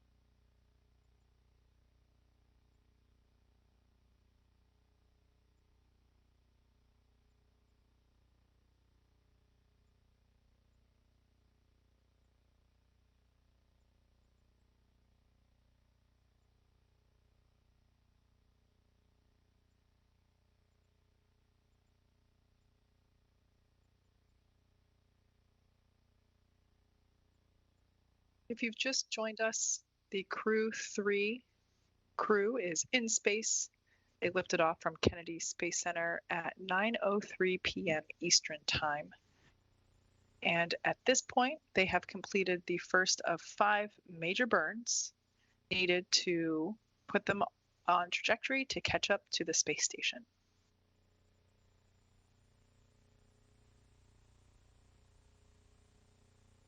The crew is currently undergoing their private medical conferences, and up next, in about 20 minutes, will enjoy their first in-flight meal.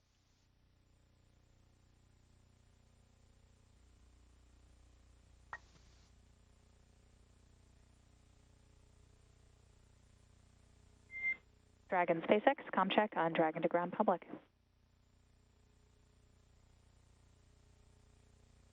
Endurance has you loud and clear.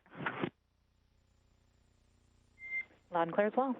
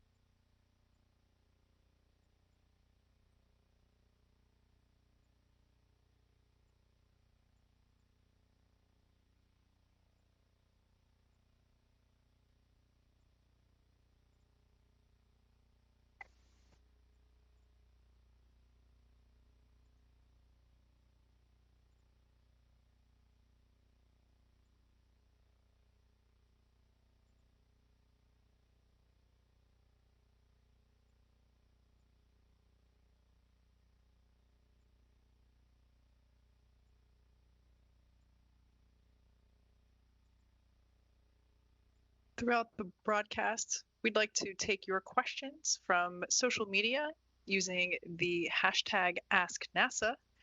And the first question that we have is, how long does it take for the crew to arrive to the International Space Station? That's a really great question. It will take the crew about 22 hours to arrive to the International Space Station. They are set to dock to the space station tomorrow evening at 6:10 p.m. Central Time. But before they do that, they'll have a series of several burns that take place.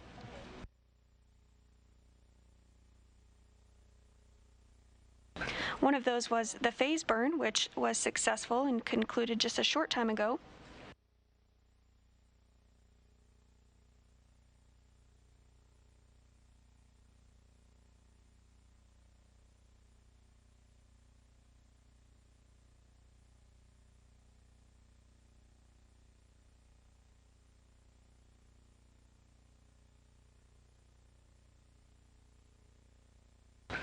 And following that, the next major burn is the boost burn.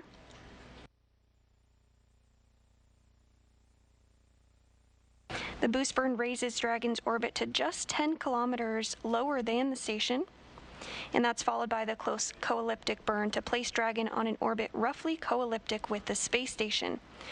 That means that we're maintaining an orbit roughly 10 kilometers lower than the space station.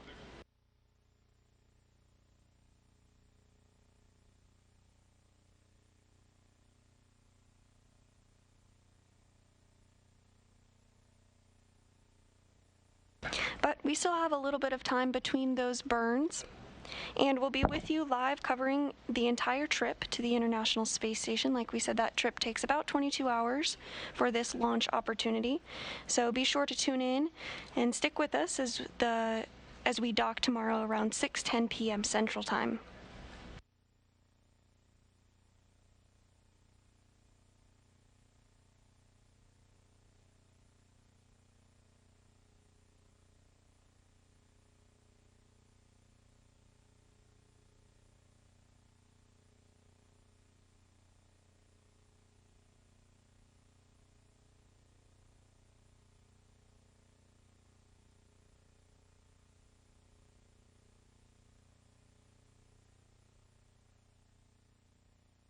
Along the way, Crew Dragon Endurance will make stops at various points upon its approach. These different waypoints allow teams to evaluate the status of the vehicle and readiness of the space station to receive it. These checkpoints include outside the Keepout Sphere and the approach ellipsoid, 2 invisible boundaries around the station. Both of these boundaries are monitored for all visiting vehicles, whether crew or cargo. The approach ellipsoid comes first, which measures 2 kilometers by 2 kilometers by 4 kilometers around the station in a shape sometimes referred to as the pizza box. To enter the approach ellipsoid, the vehicle must be 24 hours safe, meaning it wouldn't move inside that line even if it lost control of its movement. The approach ellipsoid also marks the location where joint operations begin between the space station and SpaceX teams. Next up comes the Keepout Sphere, which has a 200-meter radius. To enter the Keepout Sphere, the vehicle must be 4 orbits safe, meaning it would stay outside that radius even if the ability to control the vehicle were lost. The waypoints inside the Keepout Sphere are unique to SpaceX and give an opportunity to serve as hold points for the vehicle. Waypoint 1 comes just before the vehicle crosses the Keepout Sphere and aligns it with its docking target. Waypoint 2 is only 20 meters from the station and is a good place to hold for lighting if there might be more preferable conditions.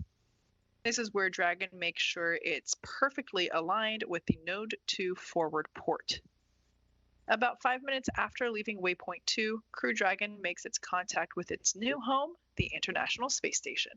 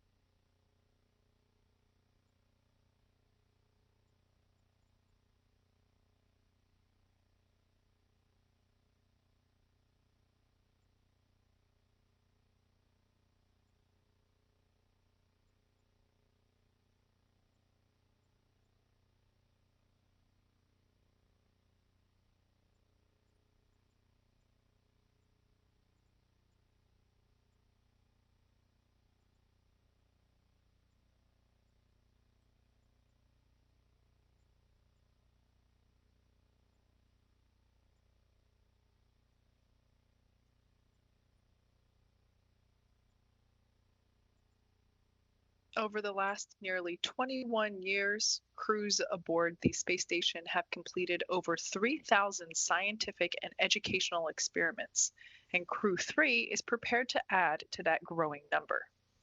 Once Crew-3 arrives at the space station, they'll spend the next 6 months working in our orbital laboratory.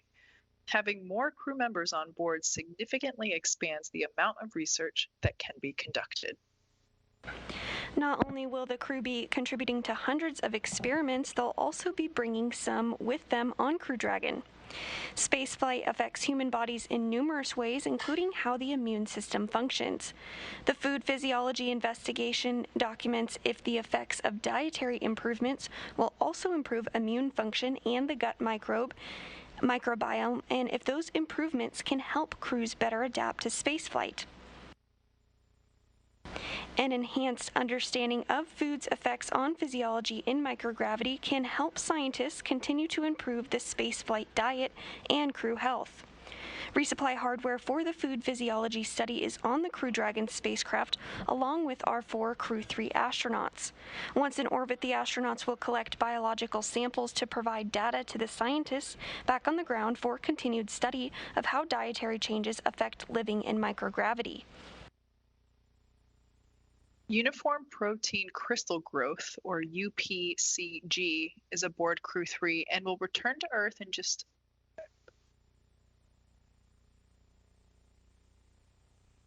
The study aims to leverage this quick turnaround and microgravity to grow a batch of near-perfect nanocrystals of riboswitch RNA, which is responsible for switching individual genes on and off. Once returned back to Earth, researchers will quickly analyze these nanocrystals using the X-ray free electron laser, a powerful atomic imaging technology that allows users to create a movie of the structural changes taking place during a critical process that only lasts milliseconds. This process has not been observed due to the inability to grow large enough crystals on the ground. Findings could help researchers better understand the process of gene switching, as well as advance the atomic imaging technology itself, which has potential applications in biotechnology and medicine. And including hardware to support new science onboard station, Crew Dragon is carrying more than 400 pounds of NASA cargo today. This also includes crew supplies, spacewalking equipment, and equipment for scientific investigations.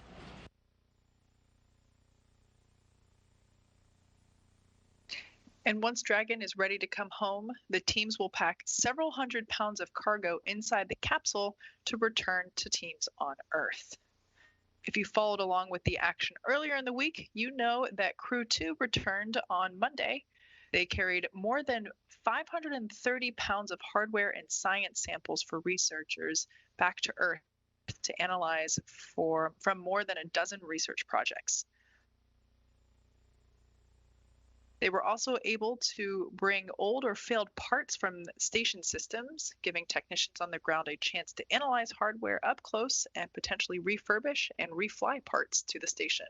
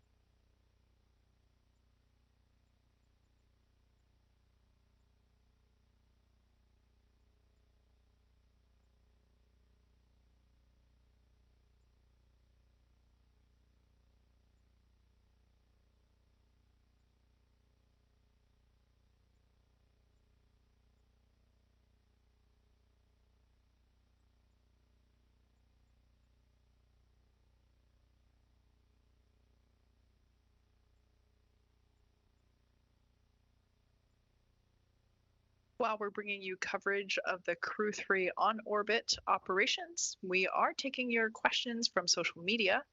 Be sure to use the hashtag AskNASA, and we'll get to as many of your questions as we can. Next question that's come to us is, what is the time zone on the International Space Station, and how did they decide to use it? Well, the International Space Station truly is an international collaboration between many countries and time zones across the world. So in order to keep it all straight, we use a universal time, Greenwich Mean Time, so that folks, no matter where they are on the Earth supporting International Space Station operations, can all be on the same page.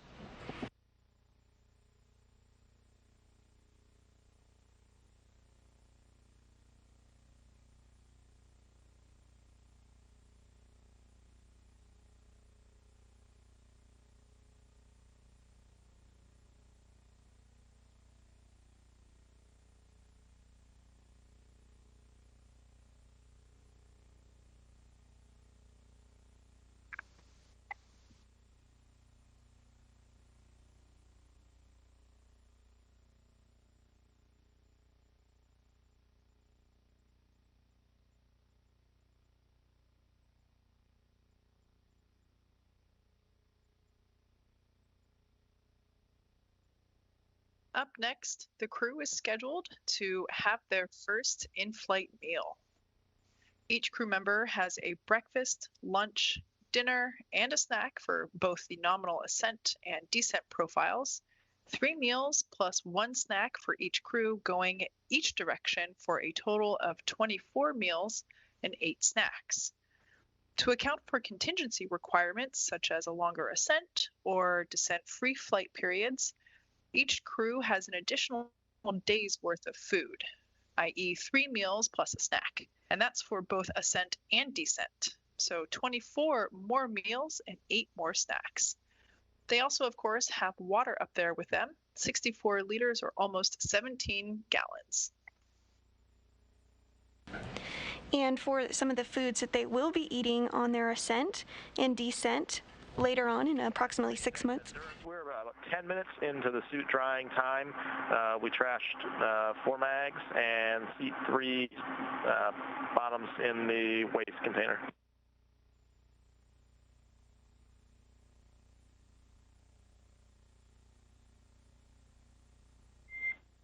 Endurance, I copy all. 4 mags and 1 set of bottoms in the waste locker.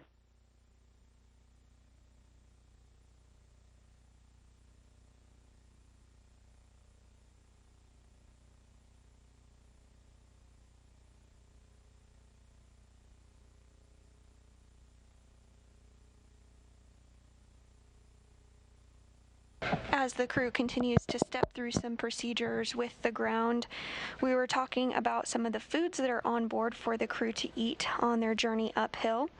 On board they have a variety of entrees, including chicken and beef fajitas, chicken with peanut sauce, barbecued beef brisket, and smoked turkey.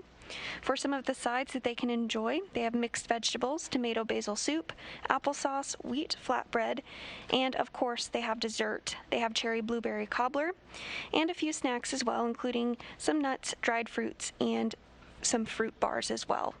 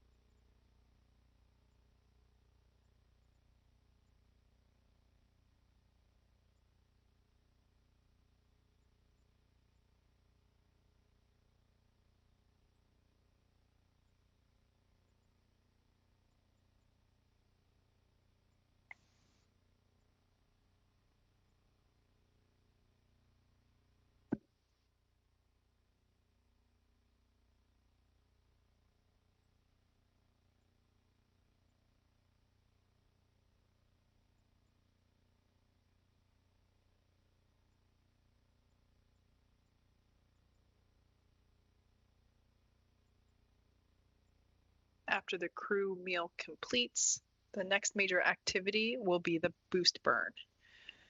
After a calculated time based on what the orbital data shows us, the boost burn raises Dragon's orbit to just 10 kilometers lower than the station, followed by the close co-elliptic burn to place Dragon on an orbit roughly co-elliptic with the space station. This means that we're maintaining an orbit roughly 10 kilometers lower than the station. Come back on board with video.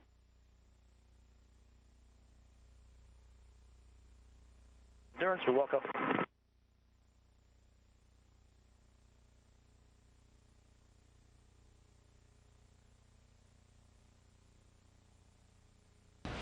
And that call from the ground, we may be getting some video views back on board Dragon here shortly if our satellites allow us to have that imagery. The boost burn is targeted to start in about an hour from now at 10:50 Central and will last about 4.5 minutes. After this burn, our crew will be in an orbit at Dragon's apogee or highest point and will be about 10 kilometers lower than the station. We'll have just 3 major burns left before we get to integrated operations and Dragon's final approach.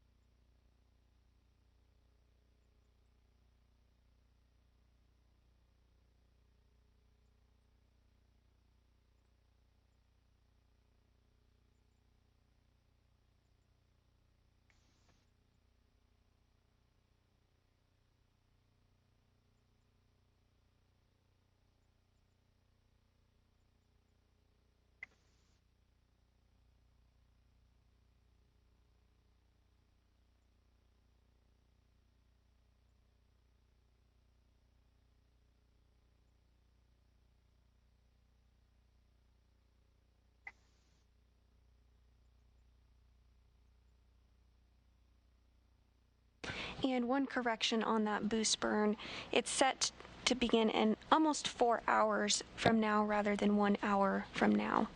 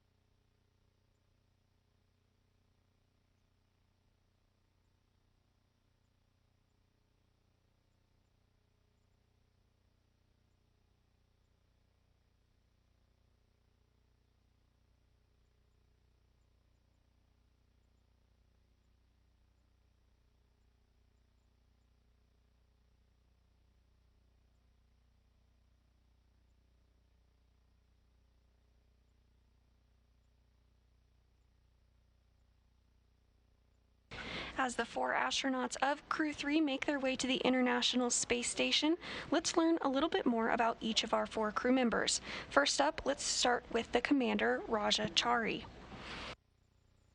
I'm Rajachari, the commander of the NASA SpaceX Crew-3 mission to the International Space Station. I was born in Milwaukee, Wisconsin, but moved within a week to Cedar Falls, Iowa. My dad had come to the United States to get his master's degree where he met my mom. He got a job at John Deere, and that's why they moved to Iowa.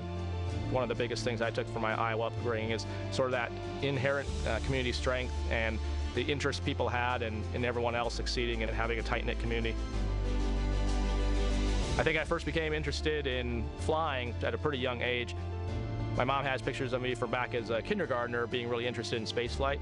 And I think as I got into junior high, the idea of going to the Air Force or flying became very appealing to me as well. And so astronautical engineering was a great way to be involved in the engineering for space.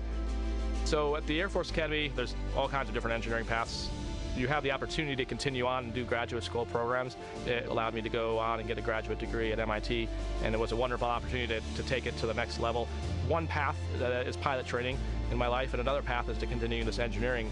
I found I really liked engineering a lot more than I thought I would. And then a friend of mine had started talking about test pilot school, in which I realized, like, oh, that's actually a combination of both of these things.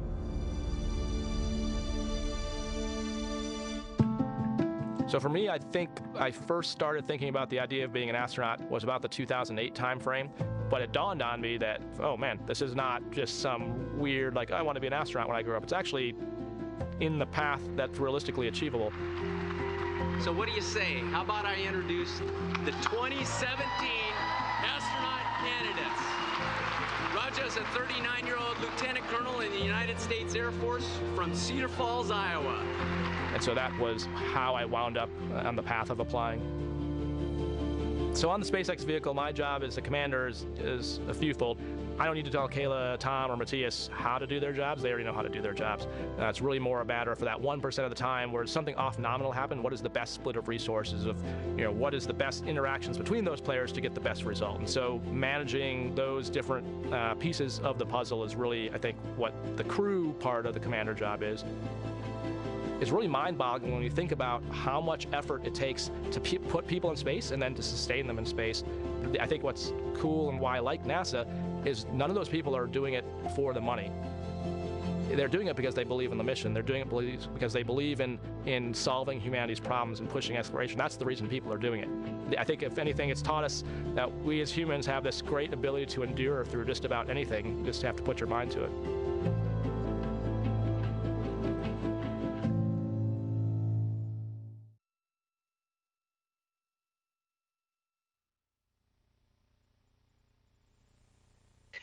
Pilot Tom Marshburn is suiting up for his 3rd spaceflight. He previously flew on the Space Shuttle Endeavour for STS-127 and on the Soyuz in Expedition 3435. While helping assemble the International Space Station on STS-127, Marshburn performed 3 spacewalks totaling almost 19 hours. The North Carolina native holds degrees in physics and medicine.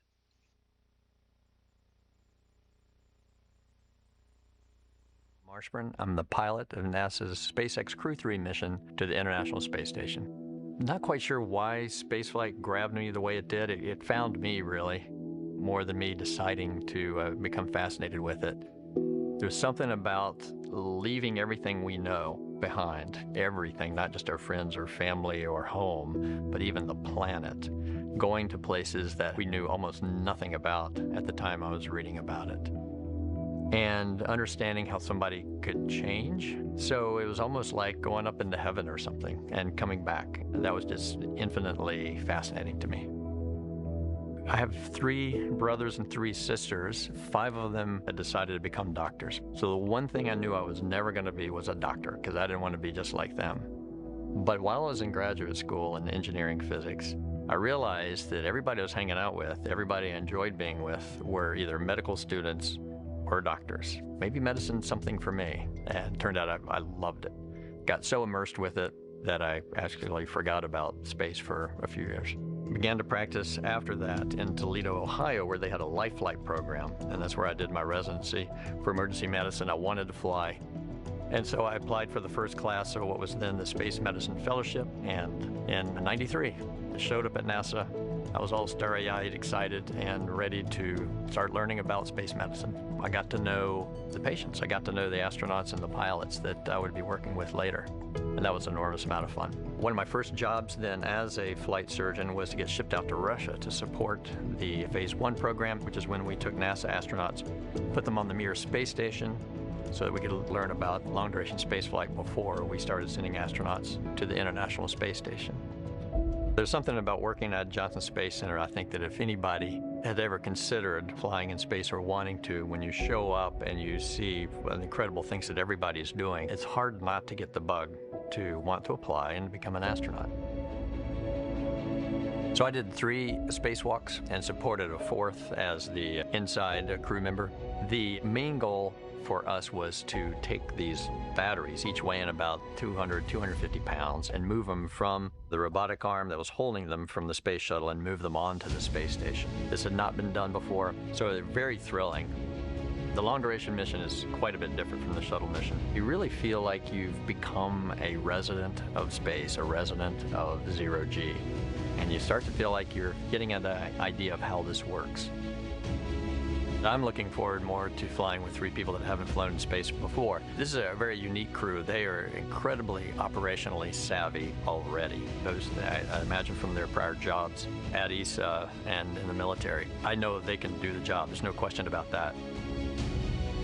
One of the great legacies of the space station is not just going to be the science, but very importantly, the international cooperation. It's not for survival, it's not for competition in the marketplace, it is for just exploration. And it's just a vibrant, wonderful place where great science is happening.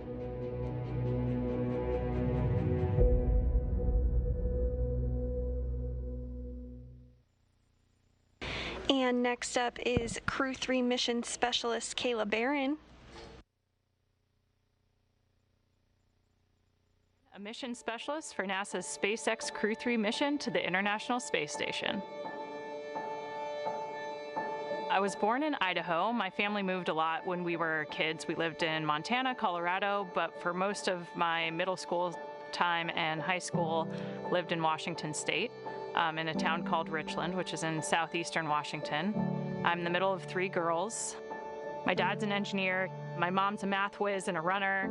They always really raised us to be ourselves, which was really cool for me and my sisters to all kind of find our own paths. I knew that I would want to find ways to challenge myself and become a leader. That's how I first got interested in joining the military and ultimately got interested in attending the Naval Academy, where I studied control systems and robotics engineering. When I showed up at the Naval Academy, I thought I wanted to be a fighter pilot. And we have this really cool training between our sophomore and junior year. I kind of think of it at like the Navy's job fair. You go spend a week with every single major warfare community, surface ships, submarines, aviation. And when I got to go underway on a submarine, I just felt like this is where I belong. It's not for everyone. It's kind of a fascinating world. You develop your own little microcosm under the sea because you have to be able to provide everything you need to live and work safely and also accomplish a mission within your own crew. The time on my submarine was the most developmental period of my life for a lot of reasons, but especially because of the operational experience and operational teamwork I got to do while we were underway when we were deployed. I actually never even thought about becoming an astronaut until after serving on a submarine. For me, it was all those parallels that really inspired me to want to apply and to believe that I even could. All right, NASA family and friends, our first astronaut, Kayla Baron. I found out that I was officially on Crew-3 when I was on my way to the Neutral Buoyancy Lab for spacewalk training. And I got a text from the chief of the office, and he said, if you're awake, give me a call. So I gave him a call on my way into work, and he said, Kayla, you're on Crew-3. And I was just so excited Crew-3 is just such an amazing group of people. It's a really special crew because I think everybody brings a really unique perspective and different background, and so there's always something to learn. And whenever we're faced with a problem or have a decision to make, it's really interesting to see the different perspectives and how together we make better decisions and come up with more interesting solutions. I just feel super lucky to be with people who all have such diverse perspectives and experiences, but have really learned how to mesh and work together as a team. I definitely would want to thank my family for supporting me on this journey. They've always been there for me and pushed me to chase my dreams and been super supportive every time I stumble or fall, helping me get back up and try again. Without them, to hold me accountable, to push me, I definitely wouldn't be standing here today.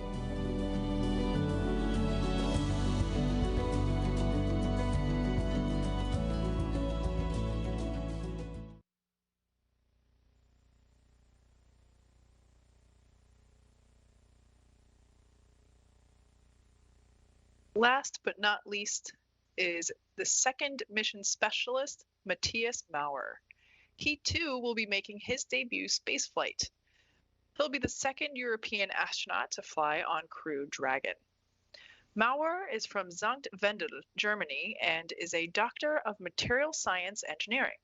He is the inventor of more than 10 patent applications and joined the European Astronaut Corps in 2015. Maurer has spent 16 days underwater during a NASA Extreme Environment Mission Operations Challenge and has trained in sea survival off the coast of China. I'm ESA astronaut Matthias Maurer. I will be mission specialist on the NASA SpaceX Crew-3 mission to the International Space Station. I was born in Germany. I grew up there, and for the first 20 years I actually stayed in more or less the same area. I was an ambulance driver for almost 2 years, and I also financed my studies later on by working on the weekend. I studied 2 years in Germany, material science, then I went for a year to the UK, studied there material science, and discovered how much you can learn while being in a different country. That was a huge inspiration for me, and I decided to keep on learning more languages and continue in different countries. In 2008, ESA started the call for new astronauts. Out of 8,500 applicants, only 10 candidates passed all the tests and were considered suitable for astronauts. I was one of them. I was always fascinated by space. And what does an astronaut actually do? So an astronaut works with a lot of engineering stuff. We do science in space. We work in international teams. And the adventure that we are able to live as astronauts in a combination of these 4 facts: engineering on the edge of what is possible, science, international teams, and adventure that's only possible as an astronaut. I think Crew-3 is a kind of a rookie crew with only one experienced spaceflyer, Tom. But on the other hand, I don't feel like that we are rookies at all. Raja has a huge background in flying. Kayla, she has a huge background in working in a very difficult and highly technical environment. I don't consider both of them rookies. I believe we are an extremely good team, and after a few days in space, I think we will be there and it will be our environment. Once we arrive on the International Space Station, we will run a lot of experiments. My focus will be lots of experiments in the material science domain. The name of my mission is Cosmic Kiss. It's a declaration of love to space, and especially to the 2 only oases that we have in space, our beautiful planet Earth and the International Space Station. The patch is inspired by Guides of Nebra. It's a 4,000-year-old disk that was found in Germany. And it shows to me that people already 4,000 years ago watched the night sky and were fascinated with the universe. And they probably asked the same questions that we ask ourselves. How did the universe start? How did life come to our planet Earth? Is there life somewhere else in the universe? There's a huge number of people in Europe, in the US, in Russia, in Canada, in Japan, all those people that contribute that human spaceflight is actually possible. I want to say thank you to everyone who helped me to arrive at that point that I'm today. I will be thinking of you when I fly to space, and I send all my love to you down on the ground.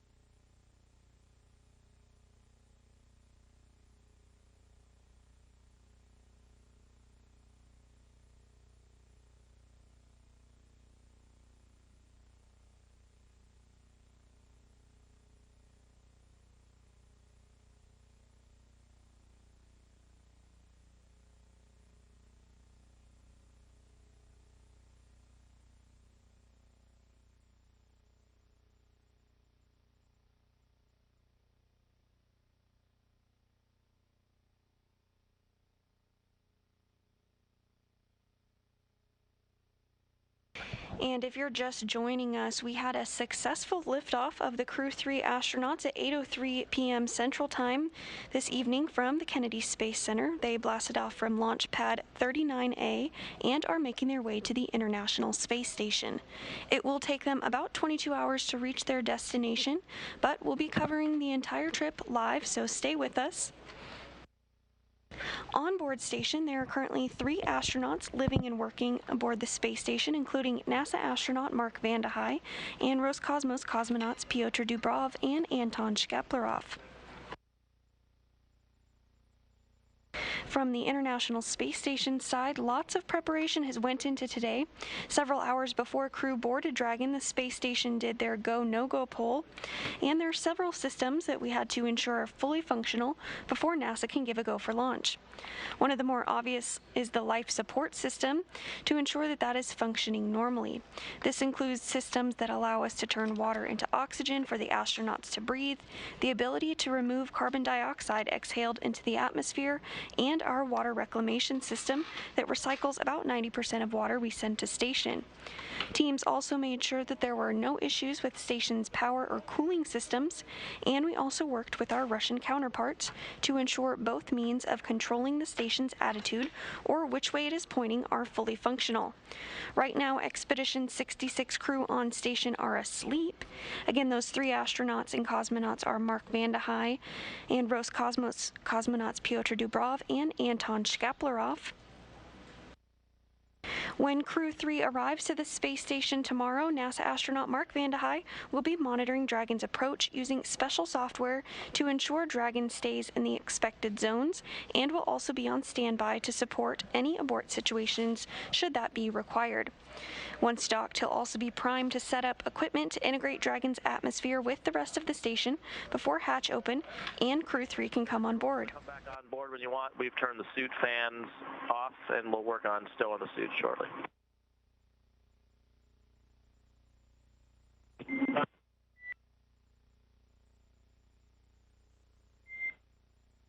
Copy that. We will come back on board with cameras shortly.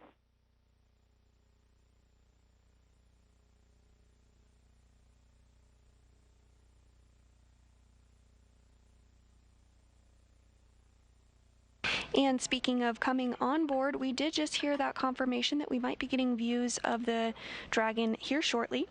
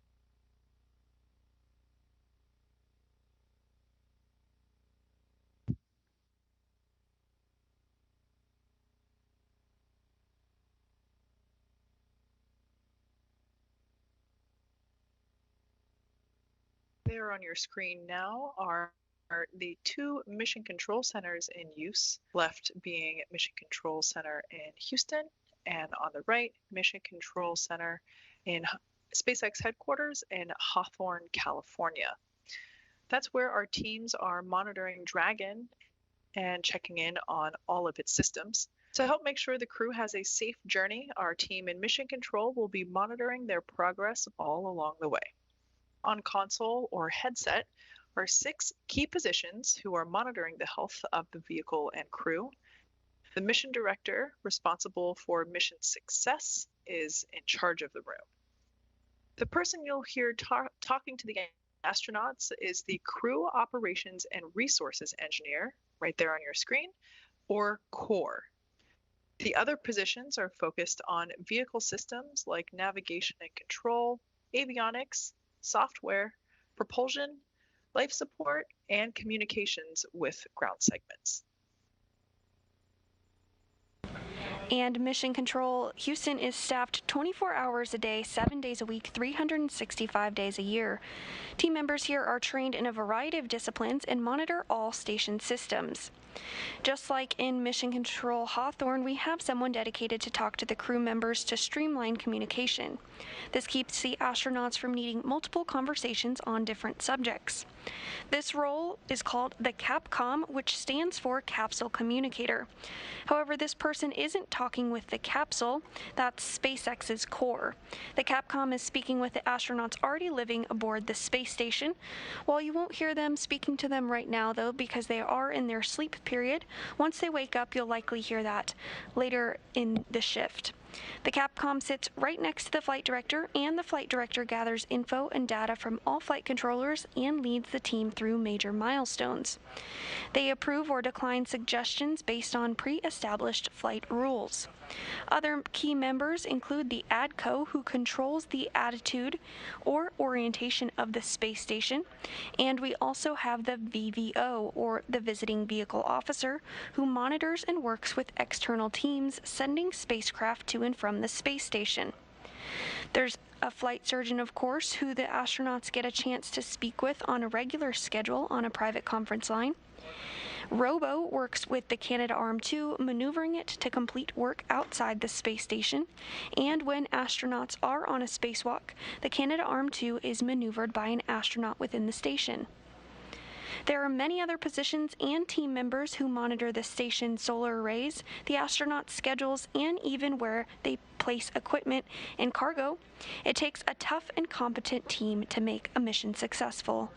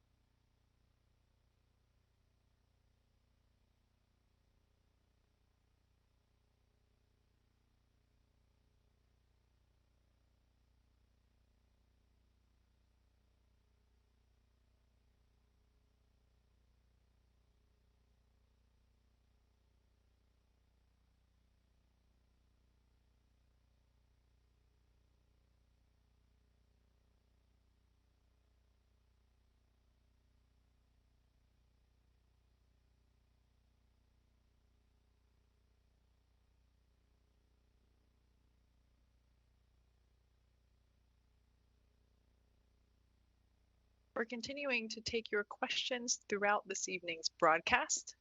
Using the hashtag AskNASA, be sure to throw us your questions and we'll be sure to answer as many as we can throughout the evening. Next one coming to us, once again, about food. Will the crew share Thanksgiving dinner with the other astronauts on the International Space Station?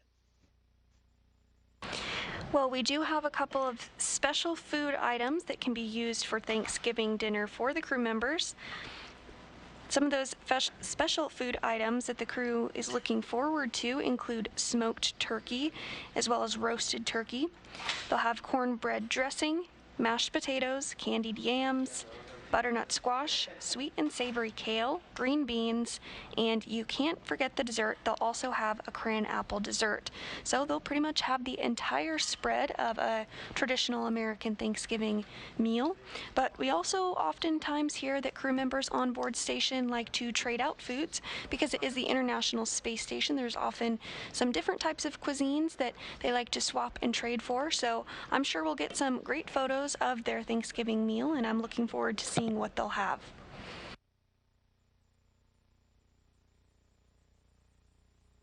We also have another question related to food, asking about the crew's meal that they eat before launch, which is called the ultimate meal.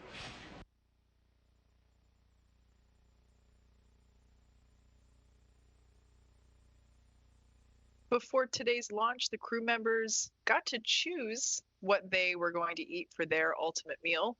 This crew chose fish sandwich, burger, and chicken. They had sides consisting of bacon-wrapped asparagus, fries, salads, waffles, and strawberries, my personal favorite there.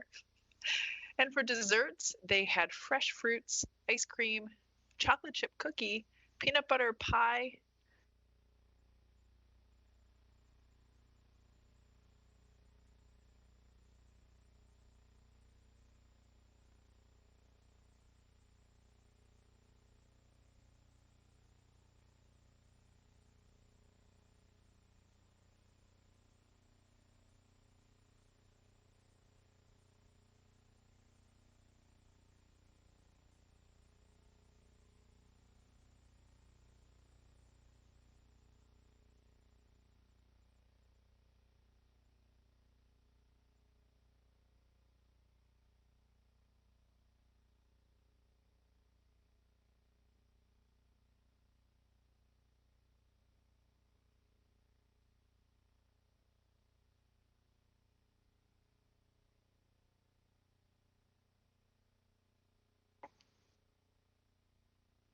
Now that the crew is on orbit, the Space Food Research Facility produces heat-stabilized foods in pouches, similar to military meals or ready-to-eat meals, or MREs.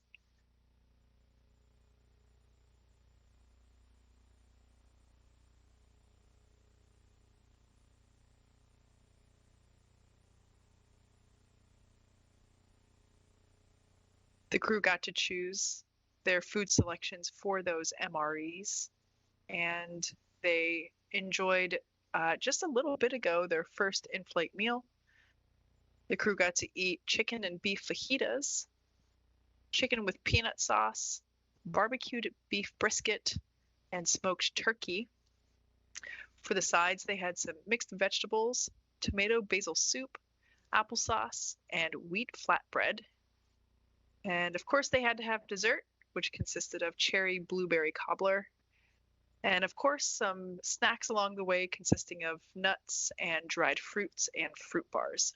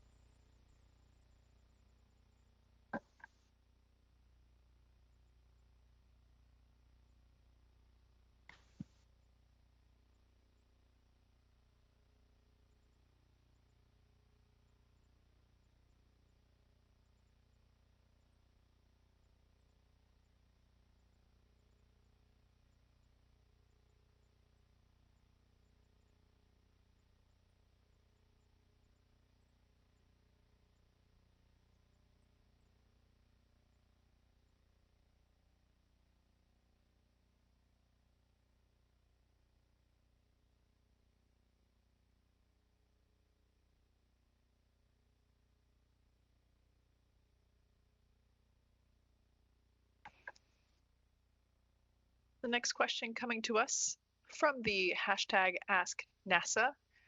What is the significance behind the turtle zero-G indicator? And this is a really good question, one that we actually had to do a little bit of investigating on our own about because we were curious too. We spoke with the flight director and the current Capcom, Josh Cassada, who happens to be a member of the Turtle astronaut class himself, and we're thinking that the zero-G indicator being a turtle plays into the significance of two of the crew members on board Crew-3 being a member of the Turtle class. It's their first time in space, so a really special moment for this class as a whole. So we'll probably get some confirmation from the crew in the coming days about why they chose the turtle, as well as if they named the turtle, but if we had to guess, that's what we're thinking the zero-G indicator is as of this moment.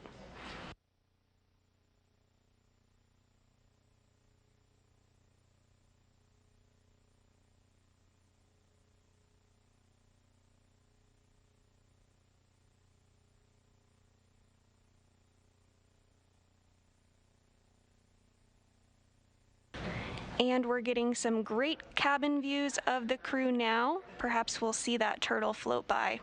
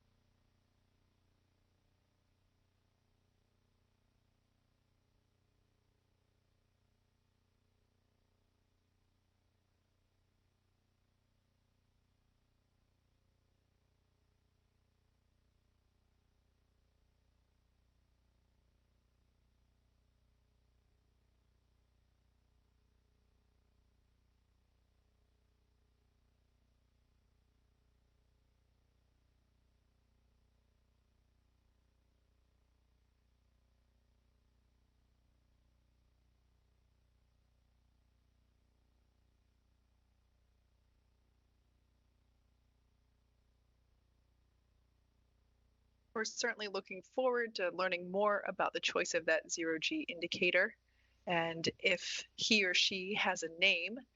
Speaking of naming, you may have noticed that Dragon also has a name, Endurance. Since the beginning of the U.S. space program, astronauts have had the opportunity to name their spacecraft, starting with Alan Shepard naming his spacecraft Freedom 7 during the Mercury program. In keeping with this tradition, each of the NASA Dragon spacecraft astronaut crews have had the opportunity to select a name for their Dragon. Crew-3 has chosen the name Endurance for their Dragon, which Rajachari, the spacecraft's commander, has said is a tribute to the tenacity of the human spirit. The crew has also expressed that the name acknowledges the teams of people who endured through a pandemic to make this mission possible. Endurance will be joining Endeavour and Resilience as the third NASA Crew Dragon spacecraft to take astronauts to the International Space Station.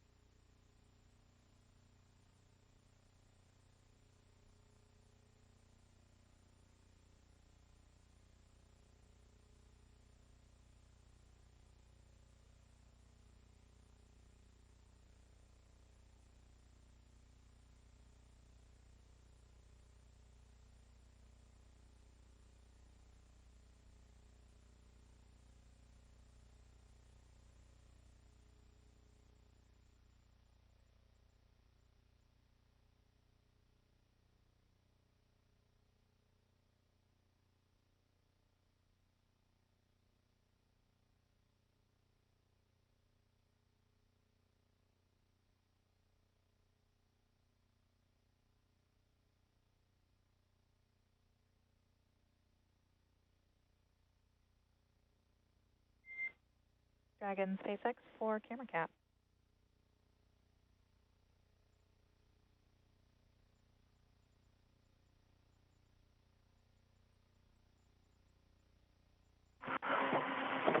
Dragon, go ahead.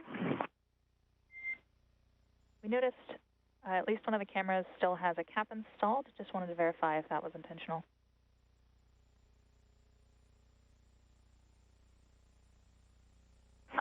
No, we just removed it. We just had it on during toilet ops, but it's removed now. Copy. We don't have ground station coverage at the moment, but we'll get some better views of you once we do.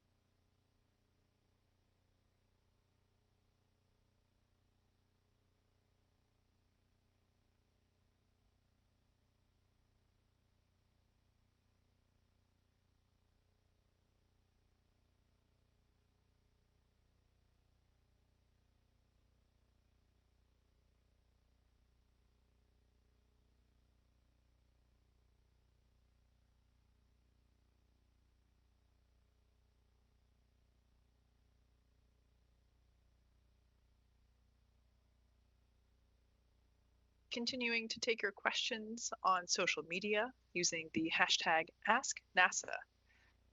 The next one coming to us, are the astronauts allowed to bring any personal items to the station? Yeah, this is a really great question, and the astronauts are indeed allowed to bring personal items to the International Space Station. This tradition dates all the way back to the Gemini program, and this is called the Personal Preference Kit, and it's changed a little bit throughout the years.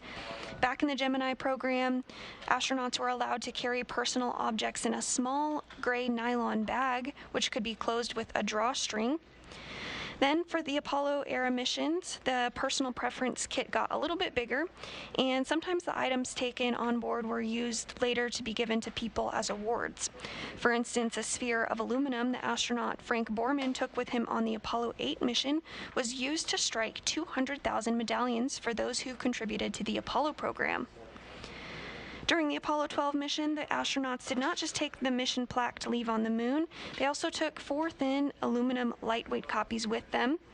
And of course, some pretty famous objects were carried during the historic Apollo 11 flight to the lunar surface, including 3 flags: the U.S. flag, the flag of the District of Columbia, and the flag of the U.S. Air Force. And during the Space Shuttle era, the contents of the personal preference kit were limited to 20 separate items, which had to fit in a 5x8x2 bag. The bag also had a weight limit of 3.3 pounds, which is fairly similar to the personal preference kit used today on the International Space Station, both by the Soyuz spacecraft and the SpaceX Crew-Dragon. The personal preference kit can be up to 3.3 pounds for personal preference items. Many astronauts bring musical instruments to the space station and leave them there for future use. For his 39th birthday in 2017, European Space Agency astronaut Thomas Pesquet, who just splashed down on Monday as a part of the Crew-2 mission, was surprised by his Expedition 50 crewmates with an alto saxophone that they had conspired to be delivered to the space station and somehow managed to keep hidden from him. Some of the other items the astronauts bring with them in their personal preference kit include camera gear or favorite pastimes and, of course, photos of family and loved ones.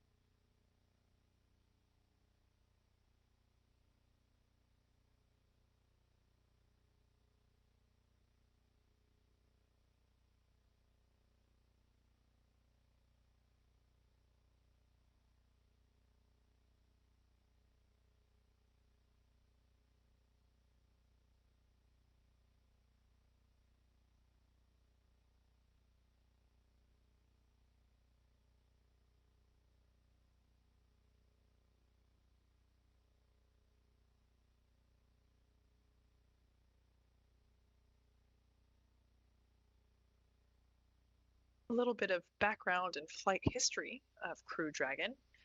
The development of Crew Dragon started with the Cargo Dragon. Dragon was designed from the beginning for flying humans to space, so much so that even the first Cargo Dragon had a window. Before we could fly humans, our teams implemented a number of design upgrades to make sure both Dragon and Falcon 9 were suitable for flying people, and then put both vehicles through thousands of tests to prove their safety. To date, SpaceX has successfully completed 30 flights of Dragon to and from orbit since 2010, including 27 trips to the space station. Dragon is capable of carrying up to 7 passengers to and from Earth orbit and beyond. It is the only spacecraft currently flying that is capable of returning significant amounts of cargo to Earth, and is the first private spacecraft to take humans to the space station. Dragon is fully autonomous, which means it can basically fly itself, but also features full manual override capabilities in case of emergency. Standing at almost 27 feet tall from the bottom of the trunk to the top of the nose cone, as you see there on your screen, Crew Dragon is composed of 2 main elements: the capsule, which is designed to hold crew and pressurized cargo, and an unpressurized section. That part is known as the trunk. The trunk is where the solar arrays are located. The nose cone at the top of the capsule protects the docking system as well as the guidance navigation control system. The nose cone opens for docking and remains attached to the Crew Dragon spacecraft, unlike the previous version of Dragon, and that helps toward our reusability efforts. Opposite of the nose cone is the trunk. It provides attachment points for Falcon 9, the Dragon capsule, and cargo. Like I mentioned before, that's where the solar panels are located. One half of the trunk is actually covered in those solar panels, and they provide power to Dragon during flight and while on station. The other half contains a radiator that rejects heat from the active thermal control system to space using SpaceX's new Pika tiling technology. The trunk also now has new aerodynamic fins, which provide stability in the event of an emergency abort. In the event of an abort, Crew Dragon is outfitted with 8 Super Draco Thrusters, which will power the astronauts to safety. Crew Dragon's Super Draco launch escape system is a key safety feature of the Crew Dragon, giving the crew the ability to quickly separate from Falcon 9 and safely escape from the time of launch all the way to orbit, a feature that no other spacecraft in history has possessed. Crew Dragon is also equipped with 16 Draco Thrusters used to orient the spacecraft during the mission, including during apogee and perigee maneuvers, orbit adjustment, and attitude control. Each Draco Thruster is capable of generating 90 pounds of force in the vacuum of space. Now, inside Dragon, the spacecraft is designed to accommodate up to 7 crew members with modular seats that can be removed and replaced by additional cargo. The seats are made of carbon fiber and will be custom sized for any crew members flying on board. For this mission, we are flying 4 crew members. The control panel is centered between the pilot and the commander seats and consists of 3 touchscreen displays, allowing the crew to operate the vehicle and fly it manually. We've implemented several improvements based on findings from previous flights. Primarily, the changes made are in place to enhance the astronauts' experience. Specifically, Crew Dragon has a new backup entry capability, USB charging ports for crew tablets and GPS antenna, and more robust trunk fins. We also updated the life support maintenance, hatch opening timeline, and adjusted crew supply packing procedures to improve habitability. SpaceX worked very closely with NASA to certify and approve all changes to the spacecraft. And there on your screen, we can see the crew enjoying some of their meal. Looks like one of the crew members has one of the MREs, or meals ready to eat, enjoying, that might be the cran apple dessert or cran blueberry dessert that we heard about earlier.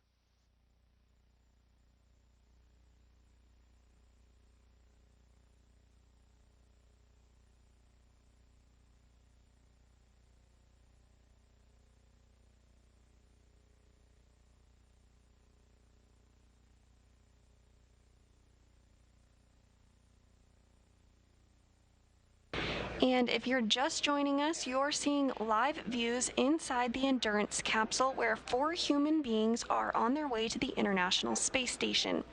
Earlier this evening at 8:03 p.m., NASA astronaut Rajachari, who is the mission commander, Tom Marshburn, pilot, Kayla Baron, mission specialist, and Matthias Mauer from the European Space Agency, who is also a mission specialist, blasted off from the Kennedy Space Center, launching from Launch Pad 39A.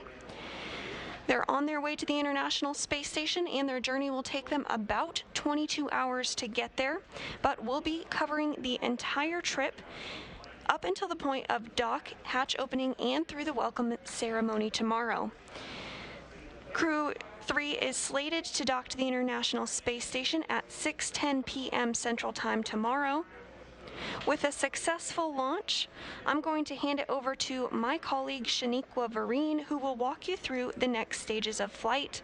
It's been a pleasure sharing in this excitement with you all today, but don't go anywhere. We'll be covering it all live. Go NASA, go SpaceX, and go Crew-3.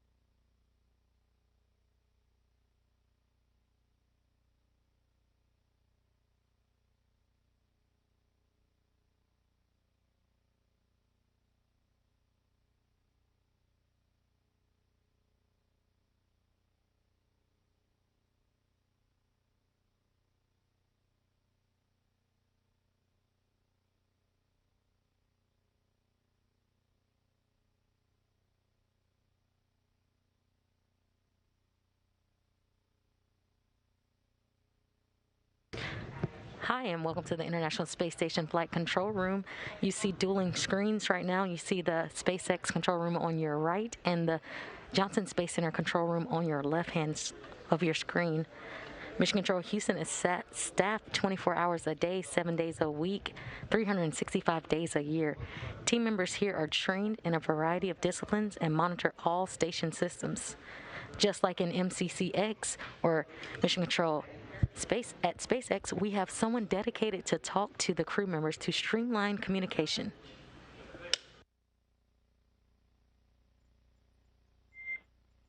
We noticed one of the suits is still out, hoping to get that put away and a little bit more protected when you guys have a minute.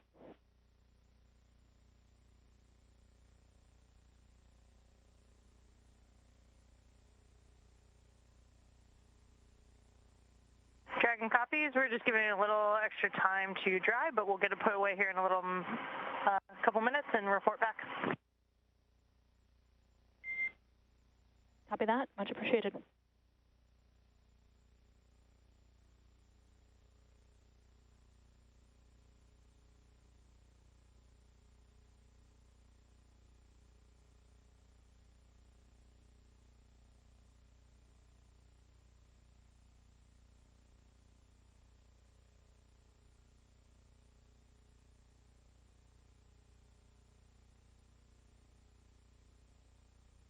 You just heard live audio from the crew to the core talking a little bit about what they're doing inside Dragon. I was just discussing MCCX and us dedicating crew members to talk and streamline communication to the Dragon. This keeps the astronauts from needing multiple conversations on different subjects. This role is the CAPCOM, which stands for Capsule Communicator. However, this person isn't talking with the capsule. That is a previous shuttle term that we kept around. That's SpaceX's core. The CAPCOM is speaking with astronauts already living aboard the space station. The CAPCOM sits right next to the flight director. The flight director gathers info and data from all flight controllers and leads the team through major milestones. He or she approves or declines suggestions based on pre-established flight rules. Other key members include the ADCO, who controls the attitude or orientation of the space station. We also have the VVO, the Visiting Vehicle Officer, who monitors and works with external teams, sending spacecraft to and from the International Space Station. There's a flight surgeon, of course, who the astronauts get a chance to speak with on a regular schedule on a private medical conference line. Robo works with the Canadarm2, maneuvering it to complete work outside the space station. When the astronauts are on a spacewalk, the Canadarm2 is maneuvered by an astronaut within the station. There are many other positions and team members who monitor the station's solar arrays, the astronaut schedules, and even where every piece of equipment and cargo is stored. It takes a tough and competent team to make a mission successful.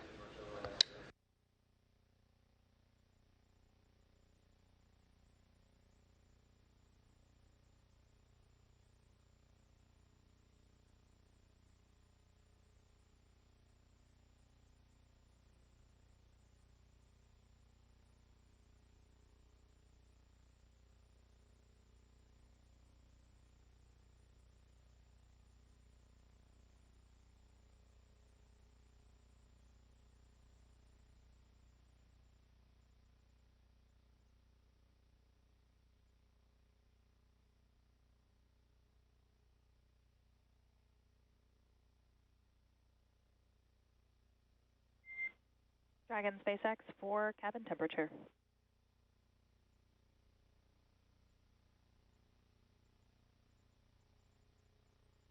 SpaceX Dragon, go ahead. Wanted to check in and see how temperature is feeling overall for you guys.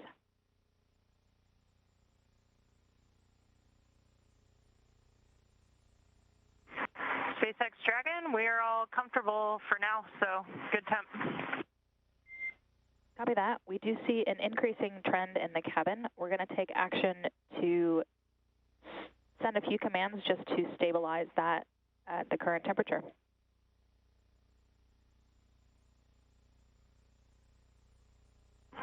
Dragon copies.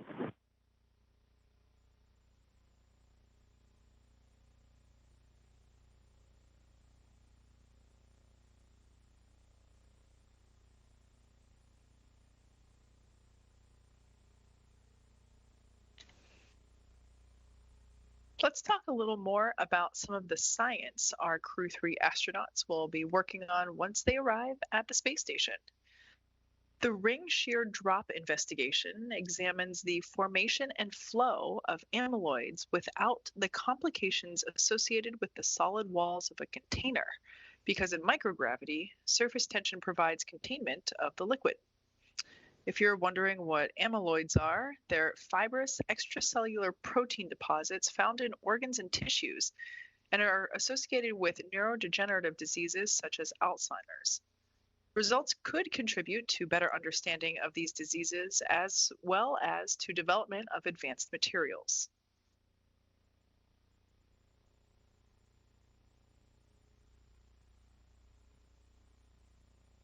The Smartphone Video Guidance Systems, SVGS, created as a collaboration between NASA's Marshall Space Flight Center in Huntsville, Alabama, and the Florida Institute of Technology in Melbourne, is about to get a test on the space station as well.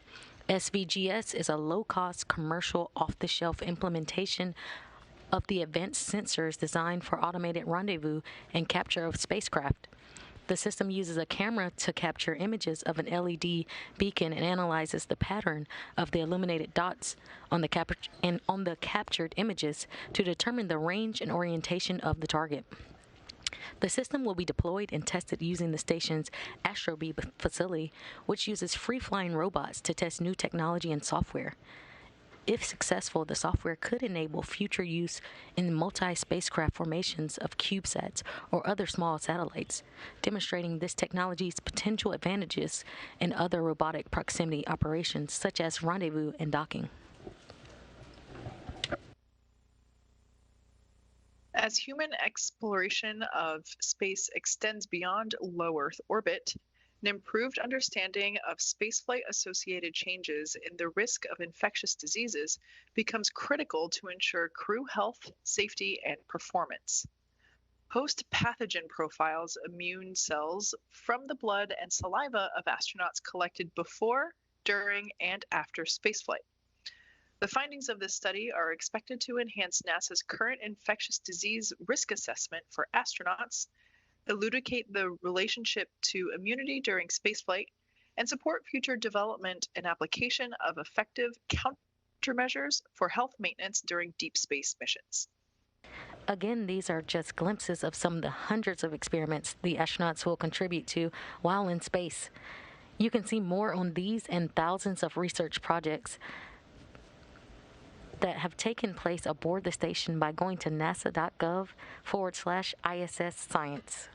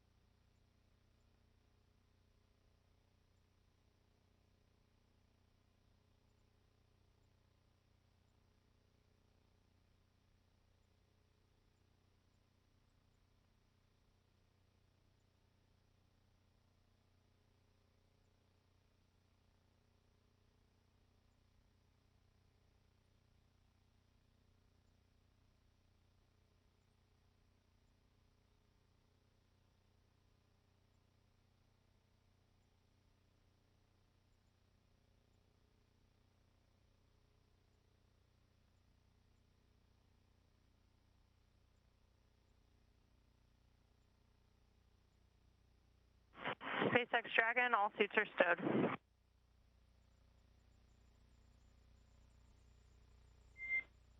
Copy. Thanks, Kayla.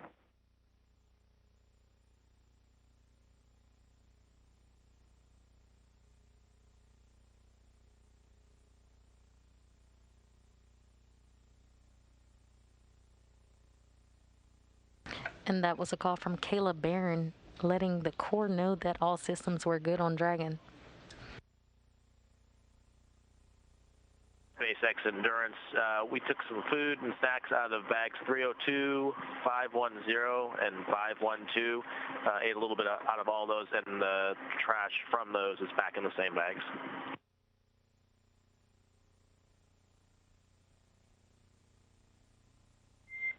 And Raja, I apologize, I didn't quite catch those numbers. Can you please repeat?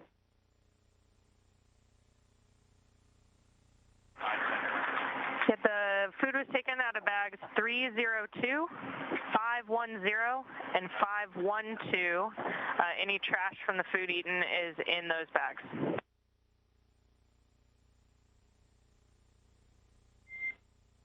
Copy. Food taken from 302, 510, and 512. And trash will go back into those bags. Copy, sir.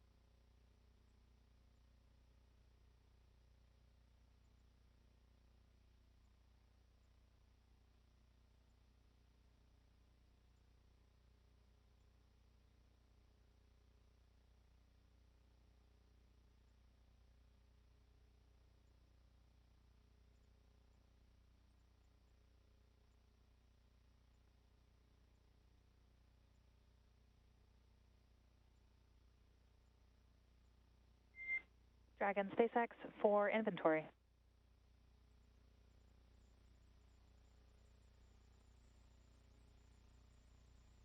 Go ahead, SpaceX. As far as we're aware, there is no food packed in a 500 number bag. Wanted to check if you meant bags 310 and 312.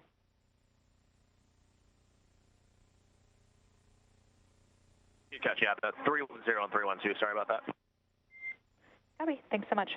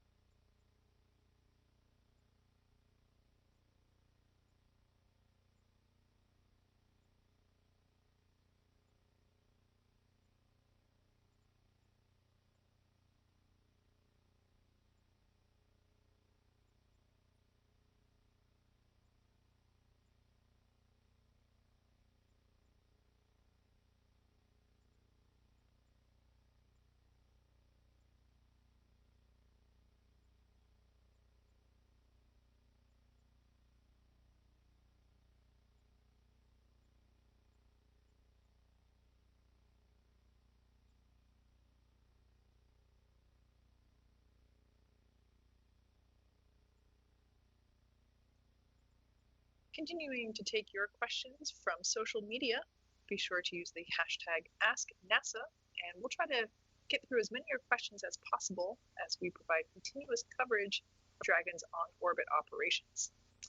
Next question we have, why does it take 24 hours to get to the International Space Station, but only 8 to get home? That's a great question, Kate, and I'm no rocket scientist at all, but I would say it's always orbital mechanics. So we know that everything in the solar system revolves around the sun, so objects are never in a fixed location. That means spaceships can't take a direct path to their destination.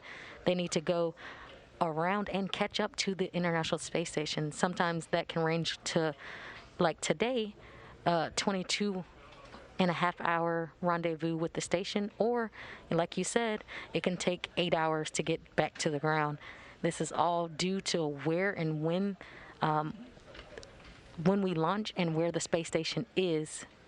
Usually on trips back, we're gearing towards the space station being over the U.S. or somewhere in proximity, so there is a shorter transit back to the ground for the crew. This does not always align when we have launches, but we can get there just as quickly. Everything just has to align. But great question. Thanks for that.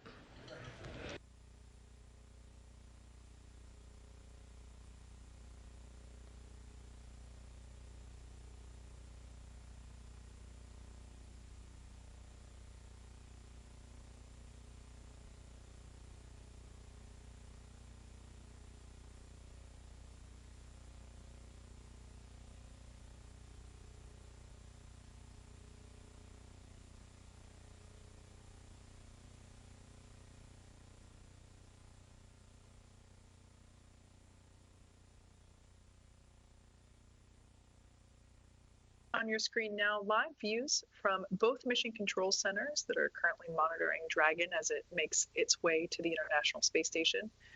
Mission Control Center at Johnson Space Center in Houston on the left, and the Mission Control Center at SpaceX headquarters in Hawthorne, California, there on the right.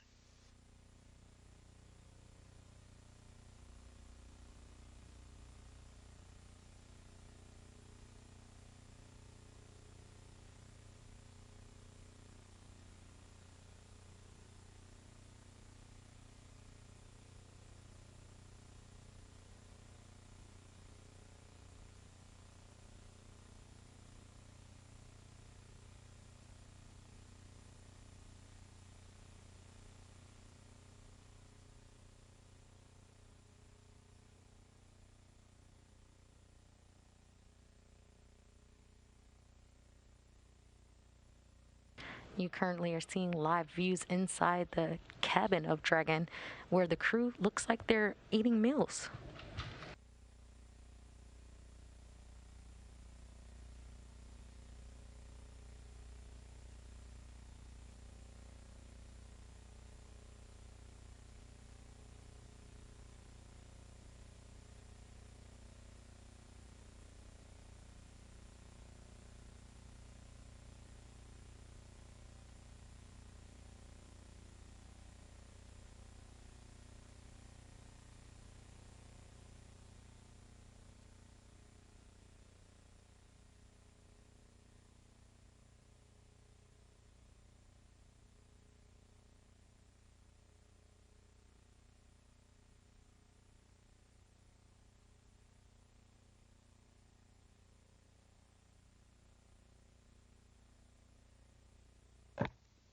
As you can see, the crew is enjoying their first in-flight meal. Each crew member has a breakfast, lunch, dinner, and a snack for both the nominal ascent and descent profiles. So that's 3 meals plus 1 snack for each crew, going each direction for a total of 24 meals and 8 snacks. To account for contingency requirements such as longer ascent or descent free flight periods, each crew has an additional day's worth of food, 3 meals plus a snack, for both ascent and descent. So that's 24 more meals and 8 more snacks. They, of course, have water up there with them, 64 liters or almost 17 gallons. This totals 48 meals and 16 snacks on the vehicle, which covers nominal and contingency ascent and descent profiles, like Kate mentioned.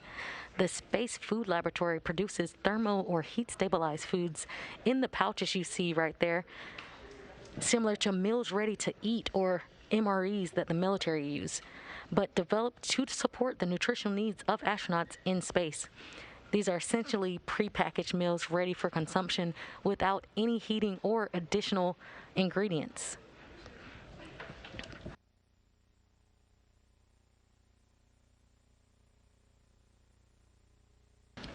The Space Food Laboratory at Johnson Space Center also produces rehydratable foods. You won't see that today just for convenience of the crew on this journey to the International Space Station, but rehydratable items include both foods and beverages. One way that weight can be conserved during launch is to remove water from certain foods.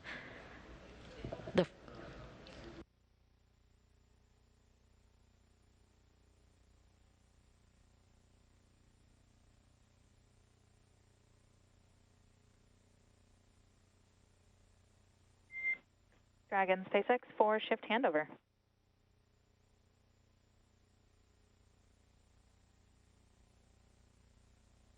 Go ahead.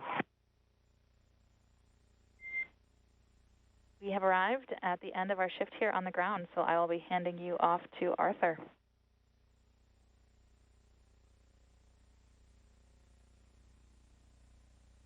All right, here you're leaving, but looking forward to working with the next group.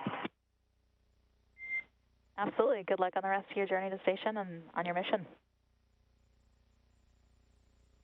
Thanks. It was great having you guys take us uphill. It was a wonderful ride, and we're enjoying the views up here.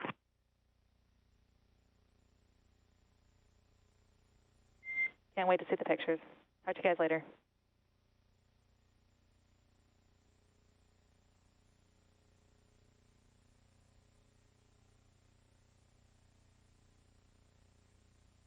And that was Rajachari to the core, saying great words for the uphill that the core and the crew, that the core took the crew on today, saying goodbye as we switch shifts in SpaceX's mission control.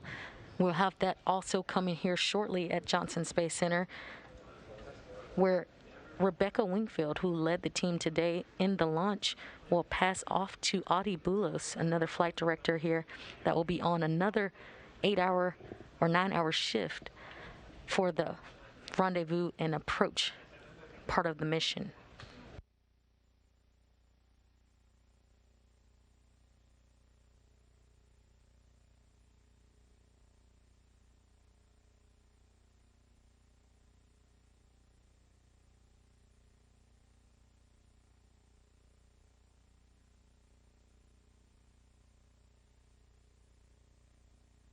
On the SpaceX side, the core was Sarah Gillis, and we'll be switching over to Arthur Berriold.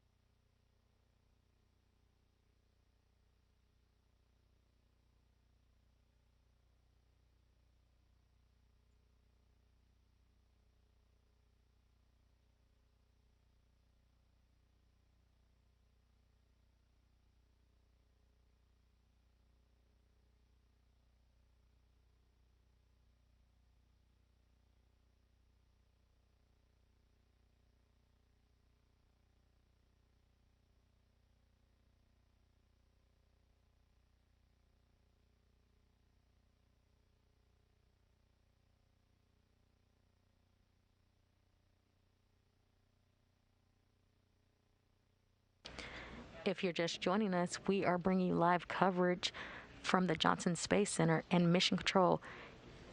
Sorry, if you're just joining us, we're bringing you live coverage from Johnson Space Center, Mission Control, Houston, and MCCX over at SpaceX in Hawthorne, California. We're bringing live coverage of the Crew-3 mission launch to the International Space Station.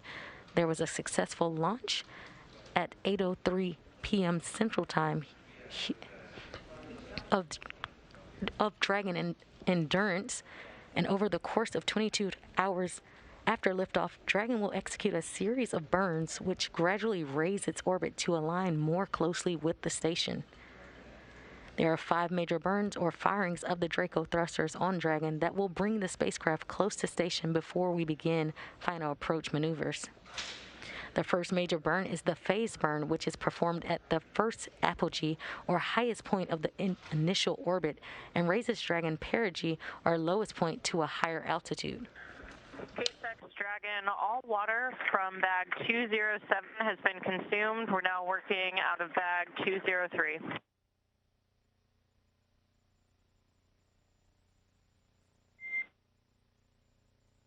SpaceX copies. Kayla, thank you. All water from 207, and you're now in 203.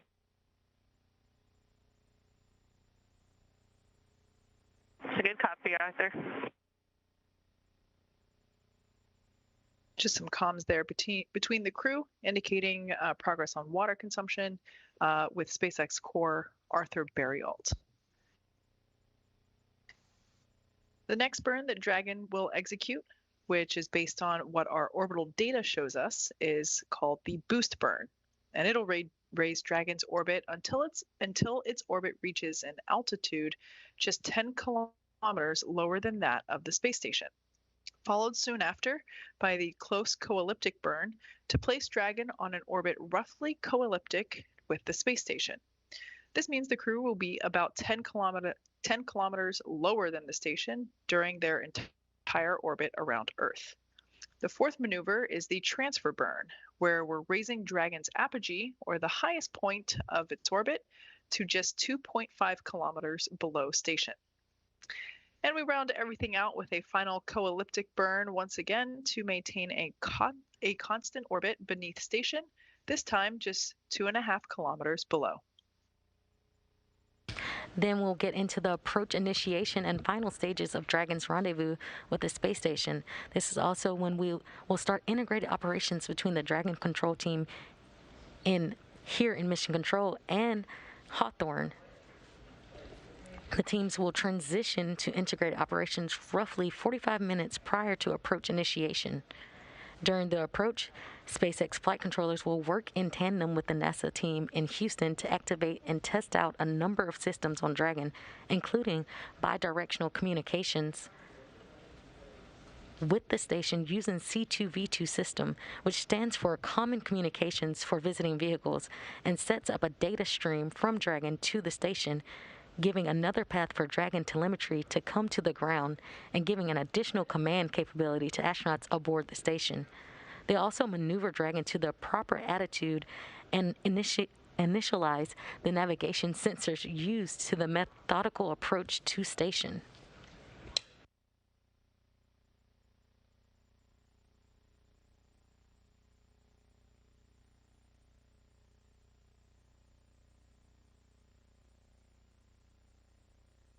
At approximately 2:36 p.m. Pacific, Draco Thrusters on Dragon will fire for the approach initiation burn when Dragon is about 2.5 kilometers below station and just about 7 kilometers behind it.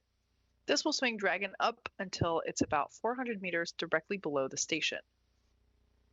This maneuver will also move Dragon inside one of 2 safety zones around the station that requires a set of go-no-go poles with the different control teams.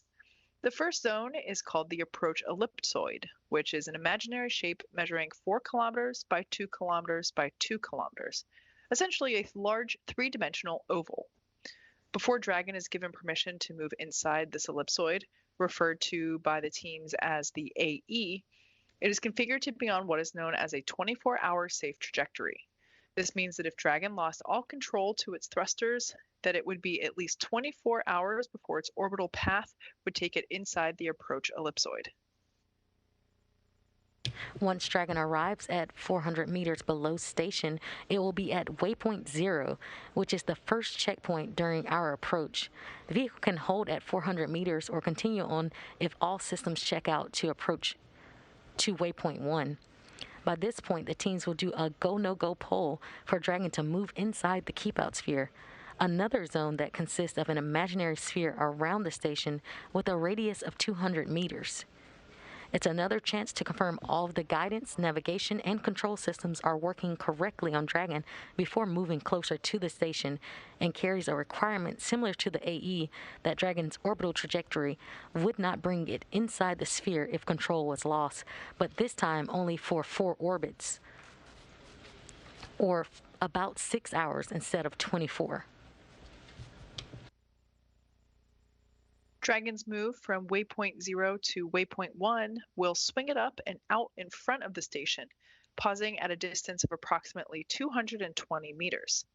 At this point, it'll be on what we call the docking axis, which essentially means that it's directly in front of the docking port.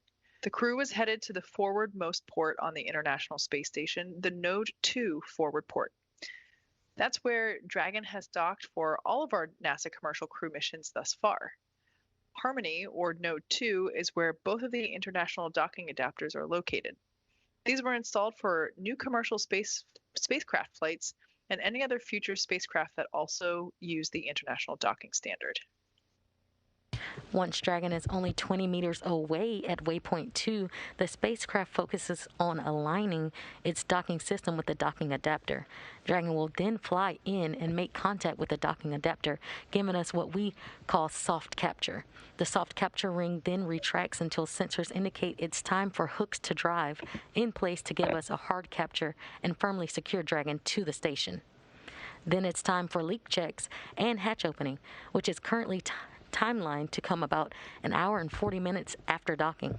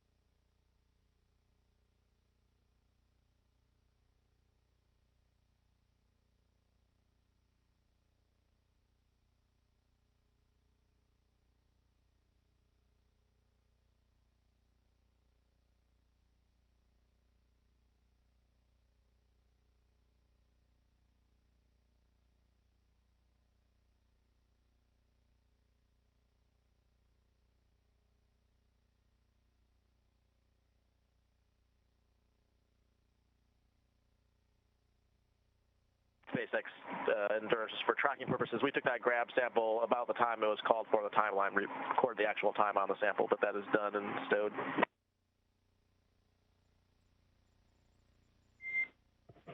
Copy that, Raja. Grab sample taken per the timeline. Thanks for that.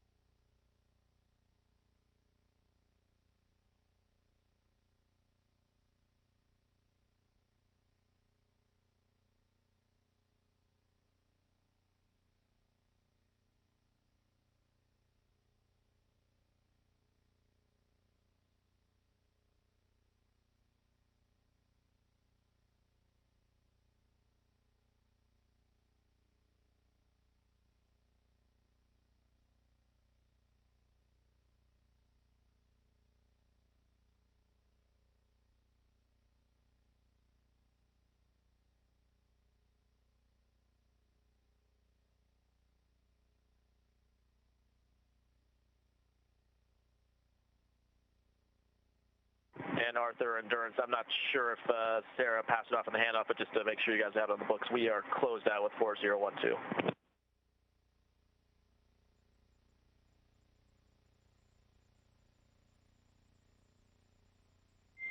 Copy that, Raja.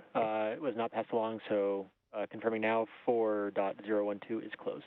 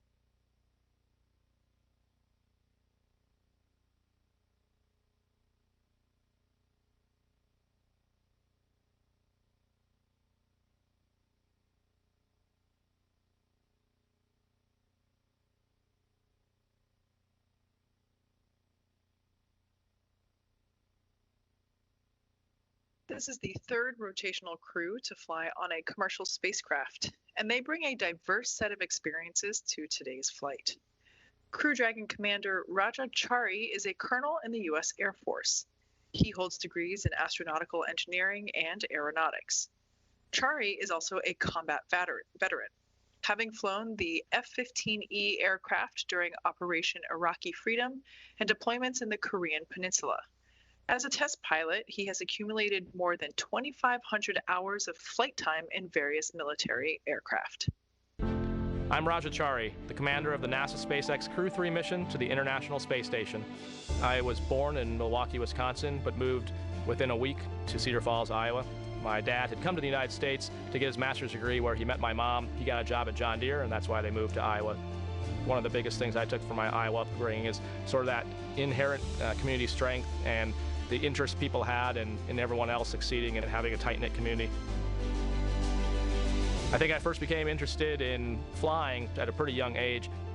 My mom has pictures of me from back as a kindergartner being really interested in spaceflight. And I think as I got into junior high, the idea of going to the Air Force or flying became very appealing to me as well. And so astronautical engineering was a great way to be involved in the engineering for space. So at the Air Force Academy, there's all kinds of different engineering paths. You have the opportunity to continue on and do graduate school programs. It allowed me to go on and get a graduate degree at MIT, and it was a wonderful opportunity to take it to the next level. One path is pilot training in my life, and another path is to continue this engineering. I found I really liked engineering a lot more than I thought I would. And then a friend of mine had started talking about test pilot school, in which I realized, like, oh, that's actually a combination of both of these things.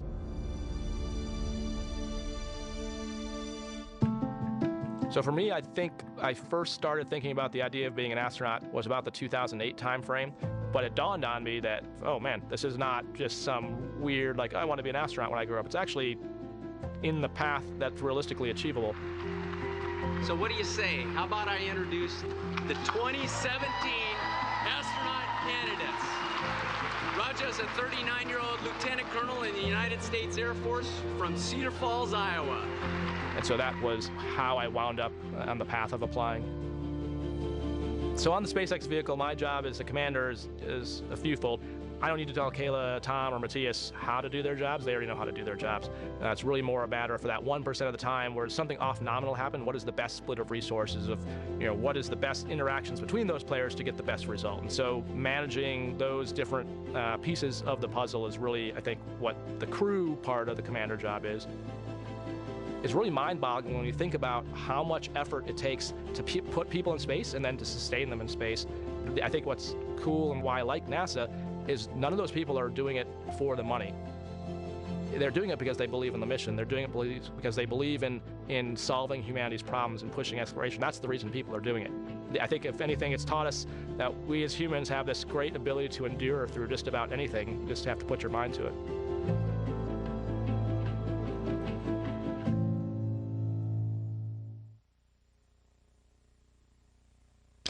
Pilot Tom Marshburn is suiting up for his third spaceflight. He previously flew on the Space Shuttle Endeavour in STS-127 and on the Russian Soyuz in Expeditions 34 and 35. While helping assemble the International Space Station on STS-127, Marshburn performed 3 spacewalks totaling almost 19 hours. The North Carolina native holds degrees in physics and medicine. My name is Tom Marshburn. I'm the pilot of NASA's SpaceX Crew-3 mission to the International Space Station. Not quite sure why spaceflight grabbed me the way it did. It found me, really, more than me deciding to become fascinated with it. There's something about leaving everything we know behind, everything, not just our friends or family or home, but even the planet, going to places that we knew almost nothing about at the time I was reading about it. And understanding how somebody could change. So it was almost like going up into heaven or something and coming back. And that was just infinitely fascinating to me. I have 3 brothers and 3 sisters. 5 of them had decided to become doctors. So the one thing I knew I was never going to be was a doctor, because I didn't want to be just like them. But while I was in graduate school in engineering physics, I realized that everybody I was hanging out with, everybody I enjoyed being with, were either medical students or doctors. Maybe medicine's something for me. And it turned out I loved it. Got so immersed with it that I actually forgot about space for a few years. Began to practice after that in Toledo, Ohio, where they had a life flight program. And that's where I did my residency for emergency medicine. I wanted to fly.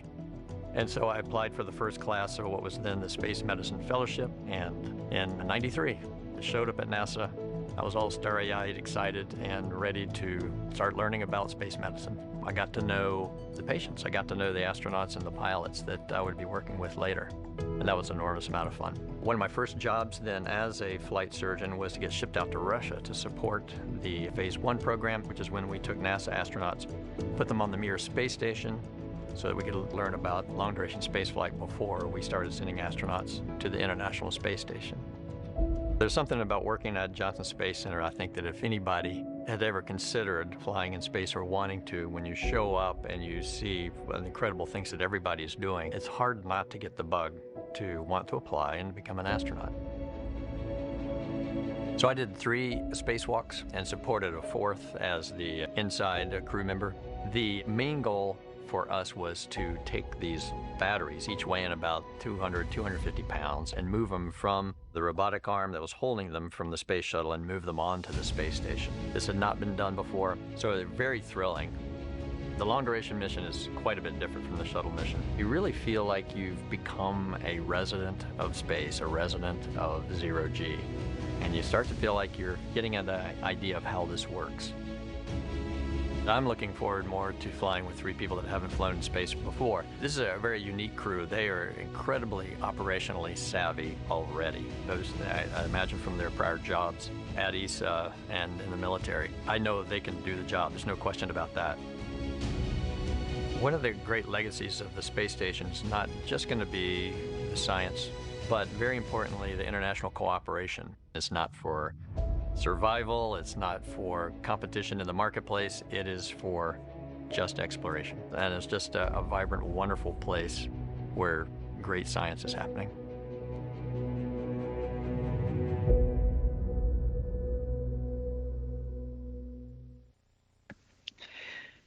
Mission specialist Kayla Baron is about to make her first trip to space.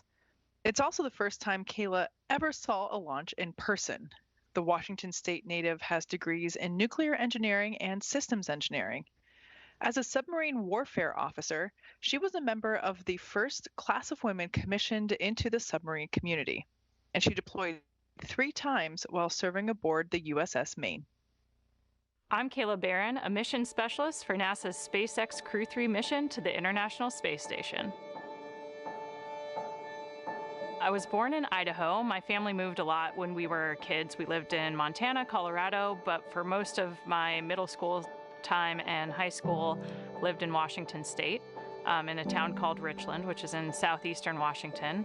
I'm the middle of 3 girls. My dad's an engineer. My mom's a math whiz and a runner.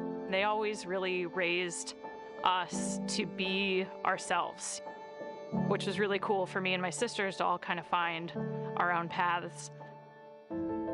I knew that I would want to find ways to challenge myself and become a leader. That's how I first got interested in joining the military and ultimately got interested in attending the Naval Academy, where I studied control systems and robotics engineering. When I showed up at the Naval Academy, I thought I wanted to be a fighter pilot. And we have this really cool training between our sophomore and junior year. I kind of think of it like the Navy's job fair. You go spend a week with every single major warfare community, surface ships, submarines, aviation. And when I got to go underway on a submarine, I just felt like this is where I belong. It's not for everyone.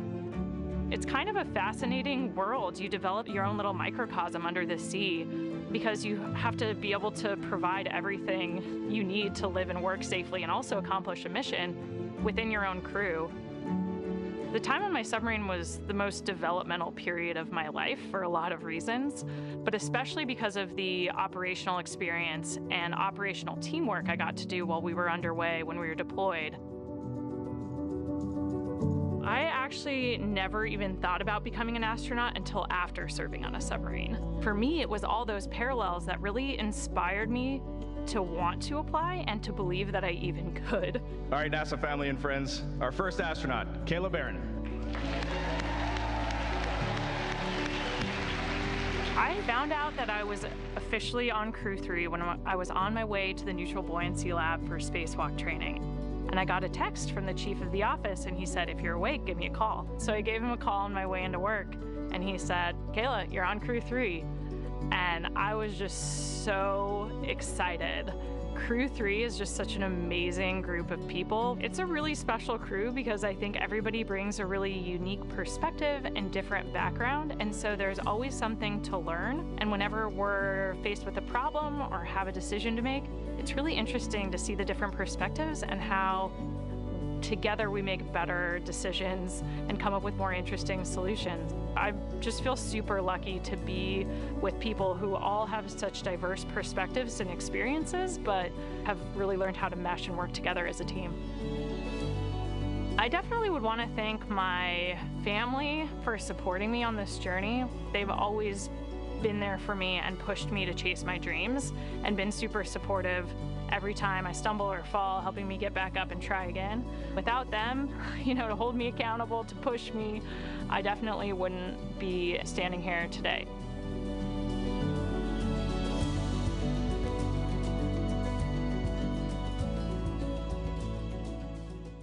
The second mission specialist is Matthias Maurer. He too will be making his debut spaceflight.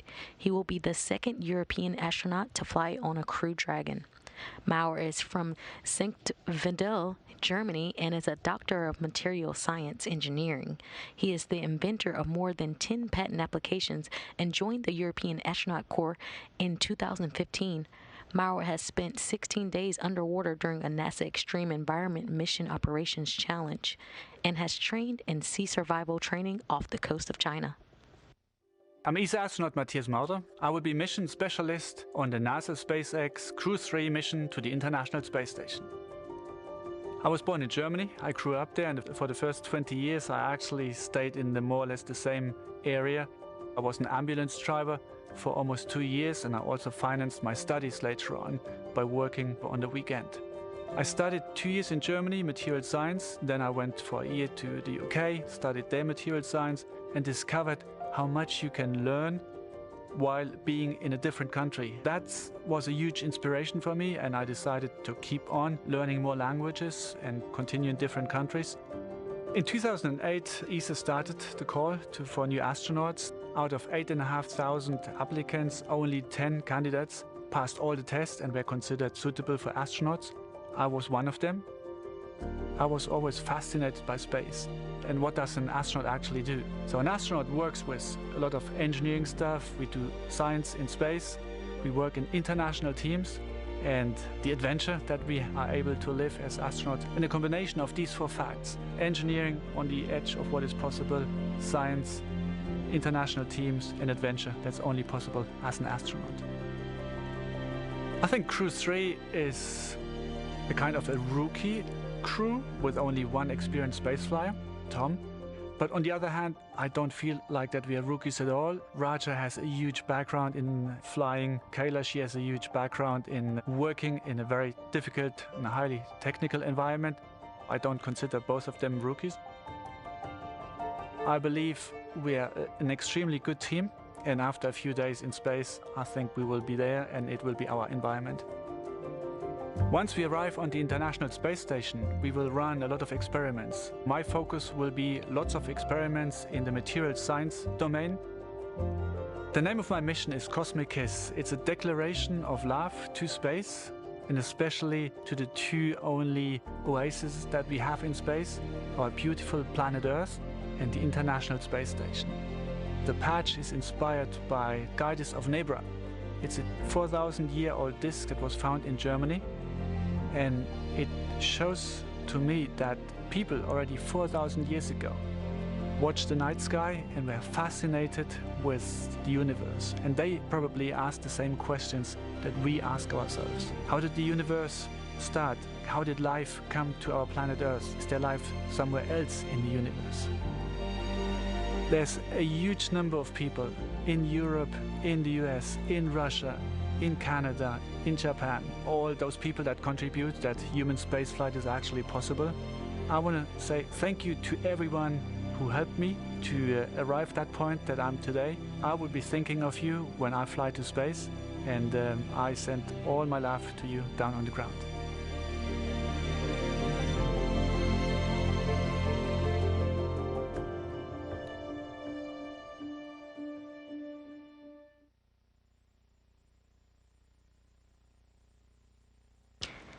And that's your crew. An interesting fact about Crew-3 is that they will also be the 599th, 600th, and 601st human beings going to space. Matthias will be the 600th. If you notice, there are 4 members. Tom Marshburn will not be counted because he's been to space before.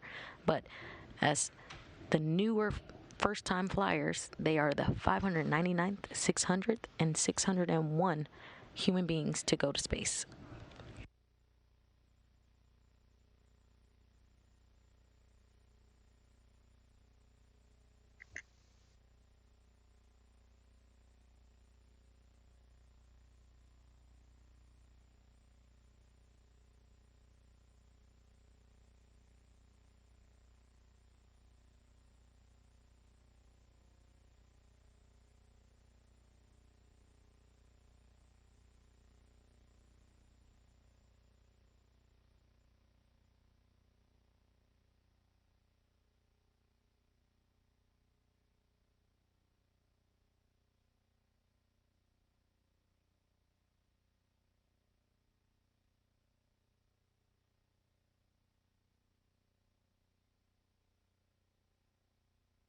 You're currently seeing live views inside the Dragon capsule.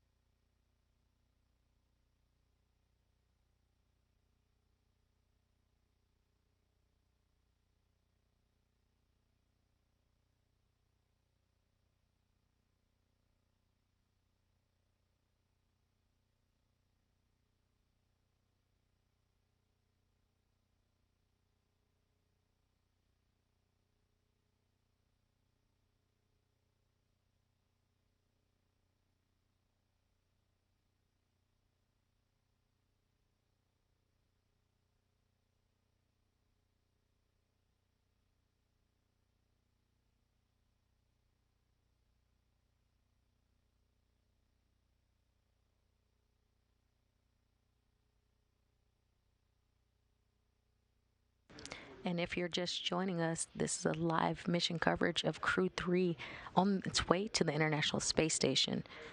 And we want to hear from you. Be sure to use the hashtag #AskNASA to ask NASA to ask questions to us and see if your question can get answered live on air. We have one question here about sleep. The question is, how many hours of sleep do astronauts get during their journey to the ISS on Crew Dragon? I think we've mentioned before, but the crew there's a crew scheduler, and they schedule everything up until 5 minutes for the crew. And this, depending on the length of the journey, the astronauts can get as much as any regular night's sleep, up to 8.5 hours of sleep. But that also can change depending on if they have any media interviews coming up during this time, or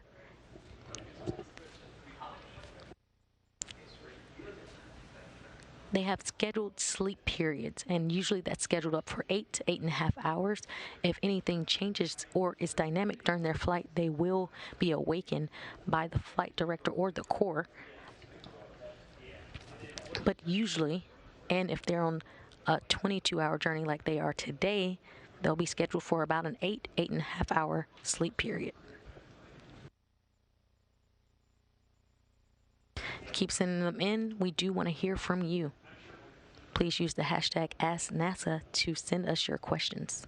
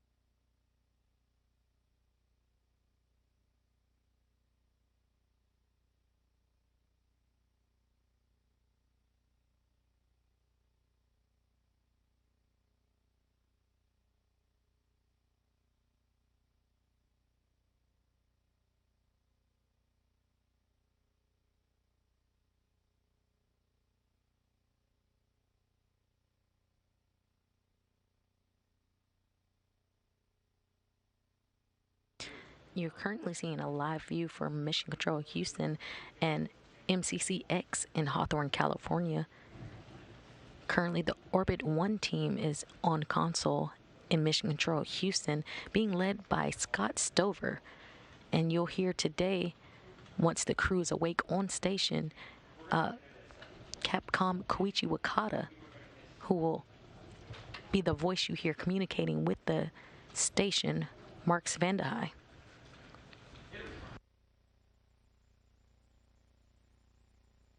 Koichi Wakata is a Japanese engineer and a JAXA astronaut. Wakata is a veteran of 4 NASA SpaceX shuttle missions, a Russian Soyuz mission, and a long-duration stay on the International Space Station. During a nearly 2-decade career in spaceflight, he logged more than 11 months in space.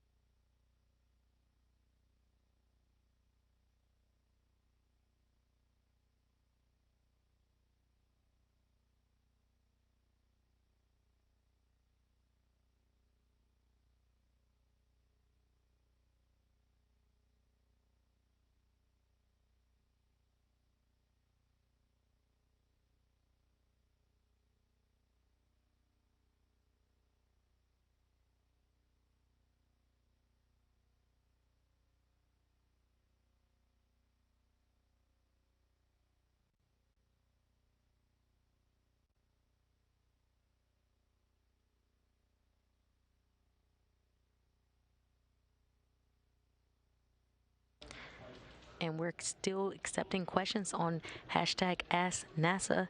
We do have one that's loaded up here, and it's talking about Dragon Eyes.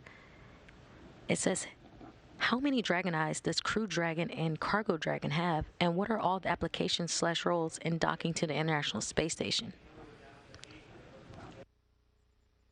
That's a great question. So Dragon eyes are basically the eyes on Dragon. They are Dragon eyes are actually a combination of a laser-based ranging unit and a thermal imager. It's located on the forward bulkhead, so the nose cone must be open, meaning they're not used while the capsule is on the ground. So the laser rangefinder is the primary sensor for docking, which we know is an autonomous process. However, the thermal imager, the actually gives the crew a camera view that they can use to monitor approach on docking, manual flight, and just to give general situational awareness. So yeah, there are 2 Dragon eyes total on Dragon, basically just as a redundancy system, and it's a combination of laser-based ranging units and thermal imagers. Great question.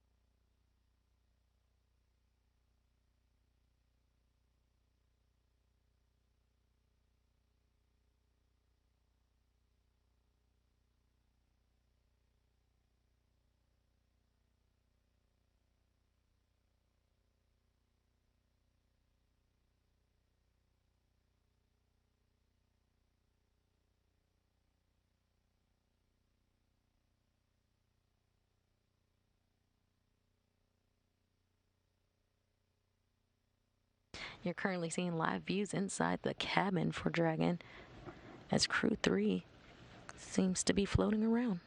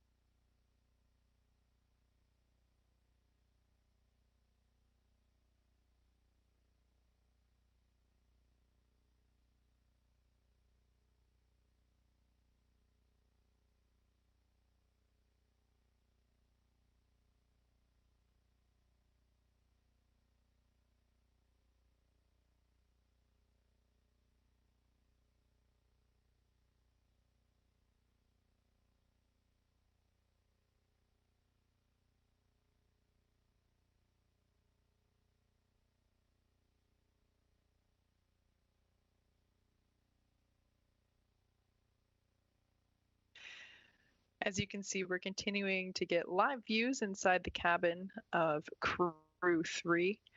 They are clearly experiencing microgravity in the free flight of the portion of the mission. Great views of the crew members' socks. We're continuing to take your questions using the hashtag AskNASA on social media. The next one coming to us about water on station. Does water need to be brought to the station, or is there a static amount that gets continuously recycled? That's a great question, Kate. And actually, yes, water does need to be replenished to the station. They come up on cargo resupply ships, usually every 3 to 6 months, depending. But we do have what's part of the life support systems that are functioning on the station, and return and recycles about 90% of the water that we do send to station.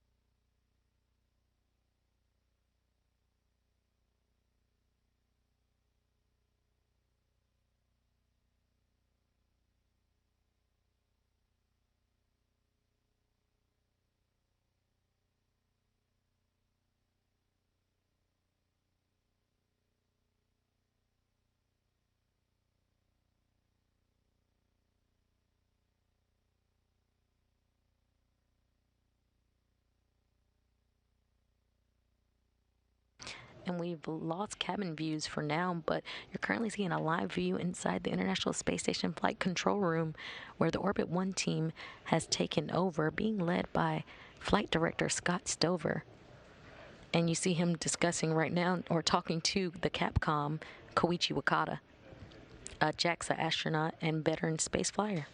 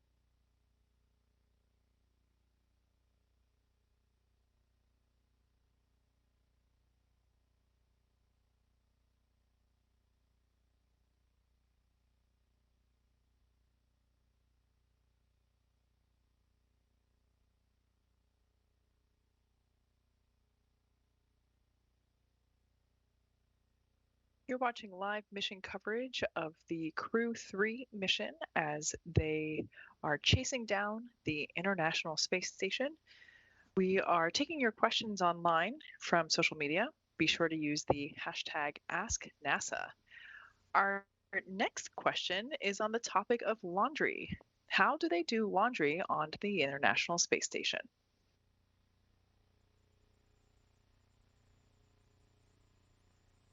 That is actually a really good question, Kate. You actually don't do laundry in space. On Earth, many of us have, washing machines, then we put our dirty clothes in and it makes them all nice and clean again before we rewear them. However, there is currently not a way for astronauts to do the same. There aren't washing machines on the ISS, as they would use up too much water and probably take too much of the power away from the station. Transporting water from Earth is very expensive, and water is also a heavy substance which requires a lot of energy to get it up into space. Most of the water on the space station, as we previously discussed, is recycled. And when it does go up there, it's usually for drinking or experiments. The astronauts have a limited number of items, as it would cost too much money to regularly send fresh clothes from space. However, they do get resupply ships of clothing. They usually wear the same outfits again and again, which isn't too bad because they don't get too smelly or too dirty in space. Unlike on Earth, astronauts' clothes don't usually pick up dirt from the outside, so you tend to get a little less dirty than you would on Earth than you would in space.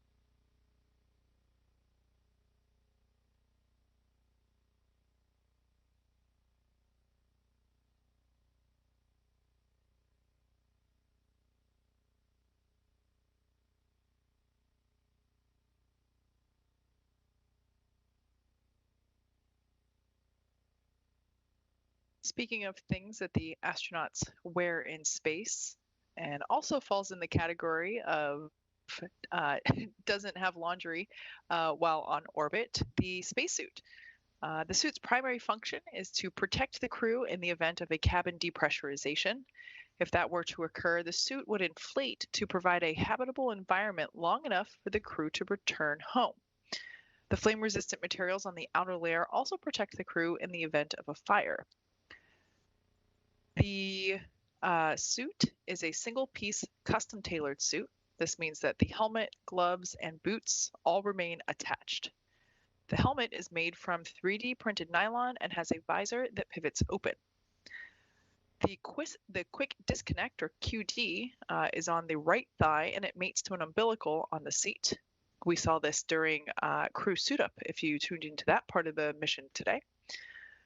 This QD in the umbilical provides air for ventilation, as well as a combination of oxygen and nitrox, oxygen and nitrogen or nitrox for pressurization, and allows for the electronics to be connected from a single location on the suit. A tubing network inside the suit delivers air to the neck and limbs to keep the crew cool while wearing the suit. The suit's communication systems consists of helmet-mounted microphones and in-ear speakers. Fun fact, it takes less than 15 minutes to put on the suit, and even less time to take it off. This is an intravehicular activity, or IVA suit, designed for use inside Dragon. When the astronauts move onto the International Space Station, the suits will actually stay on board Dragon. The astronauts will then use NASA's extravehicular activity, or EVA suits, when they perform spacewalks outside of the International Space Station.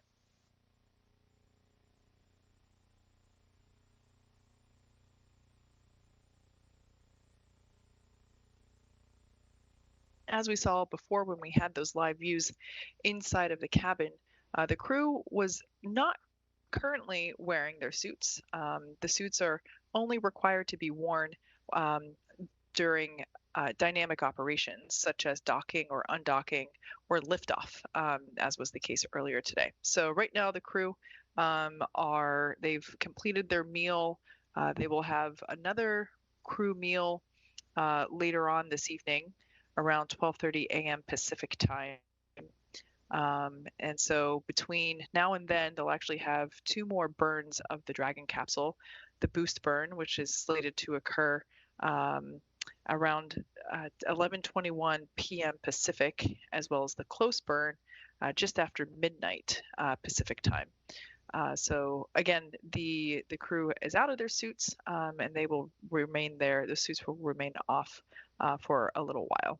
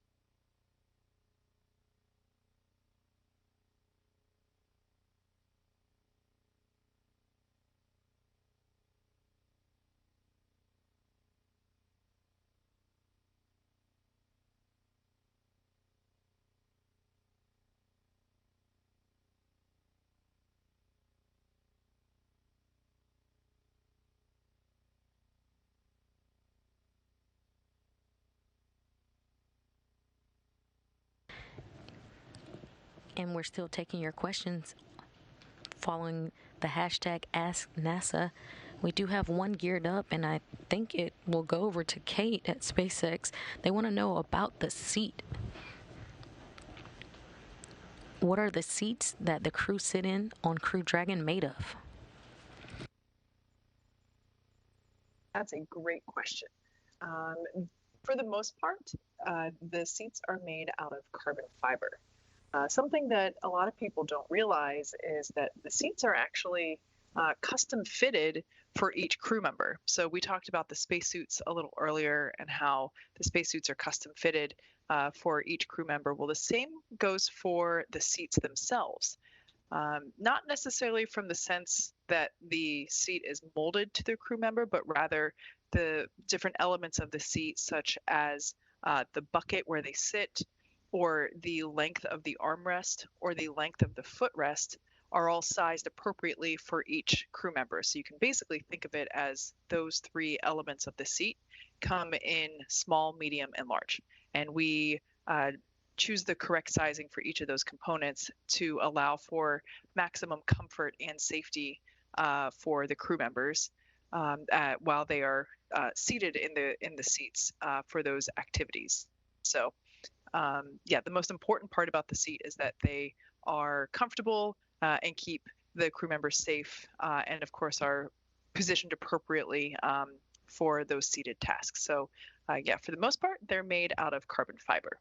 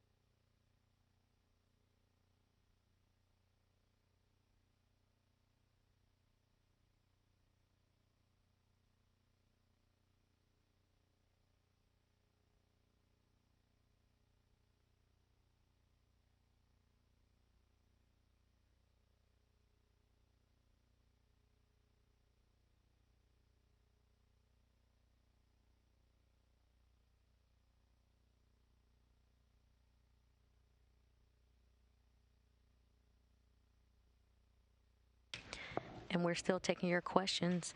We do have one new that is asking about a teddy, and I think they're referring to the zero-G indicator. And it asks, is it traditional to bring a teddy aboard the spacecraft, and does it stay up at the ISS once they make it there? Yeah, that's a great question. I agree. I think this is referring to the zero-G indicators. Yeah, it is kind of a tradition.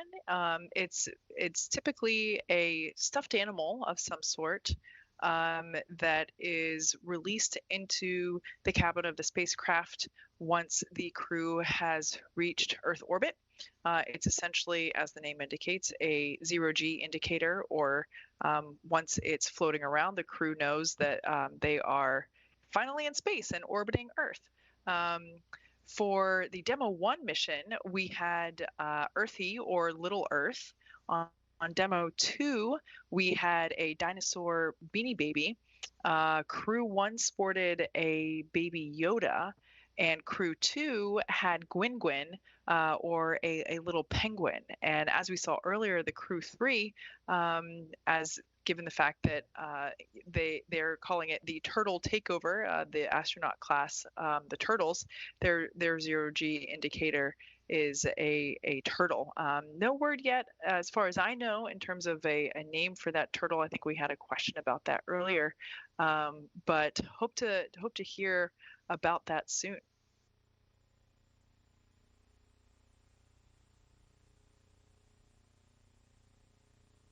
And just really quickly about the, does it usually come back to space or stay up there?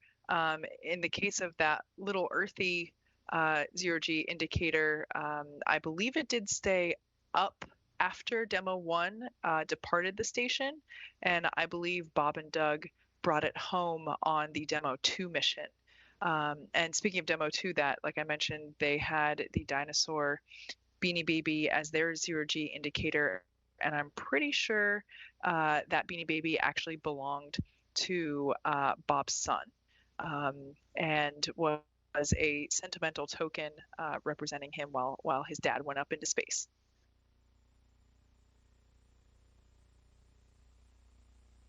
Tremor being the name of that baby dinosaur.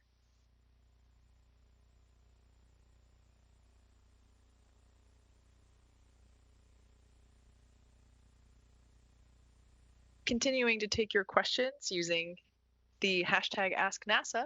The next one, do astronauts have a daily routine of exercise to prevent muscle atrophy while in space? They actually do. Astronauts on the station work out 6 out of 7 days a week for 2.5 hours each day. The International Space Station is equipped with 3 machines designed to give astronauts that full body workout. They have a bicycle of sorts. It doesn't really have handlebars. They have a treadmill that they actually are strapped down to as they run, and a weightlifting machine called the ARED, and that stands for Advanced Resistive Exercise Device, which they are able to load. They have a pulley system they have a system where it loads pressure, and they're able to lift hundreds of pounds doing bench press and squats and that sort of thing on that machine. So that is the weightlifting device. So yes, and in all those ways they are preventing atrophy for bones and muscle.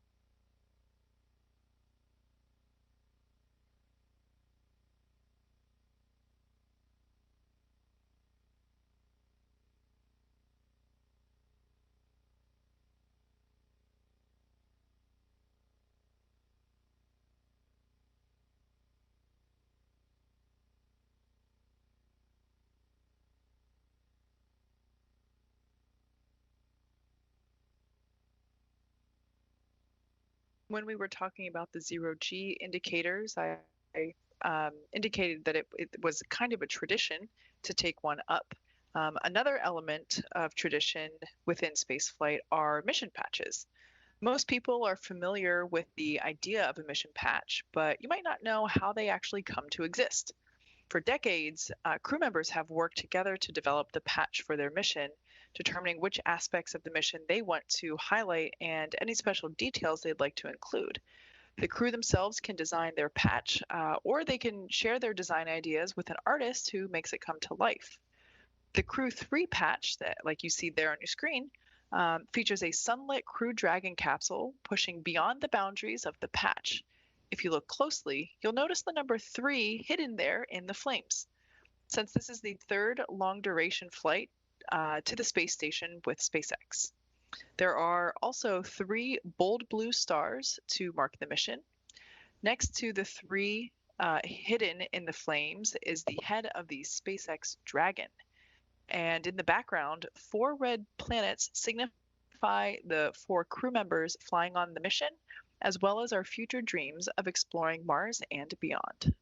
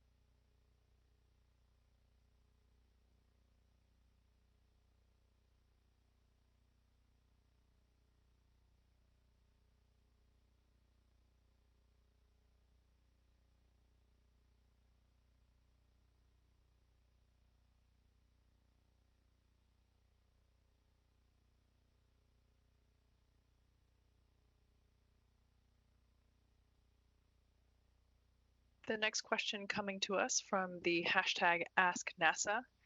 Are the EVA suits custom made for each person like the intravehicular SpaceX suits? So the short answer for that is no. Spacesuits are not custom fitted, and they usually come in sizes small, medium, and large.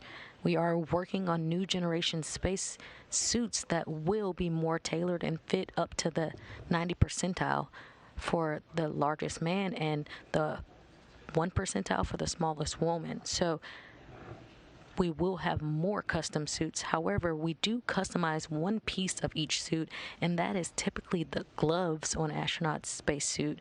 And those are comfort gloves that are custom made for each astronaut using the plaster casts of their hands. And because you're floating, most of the times you're walking, quote unquote, with your hands and performing EVAs in long durations, you want to make sure that gloves fit properly.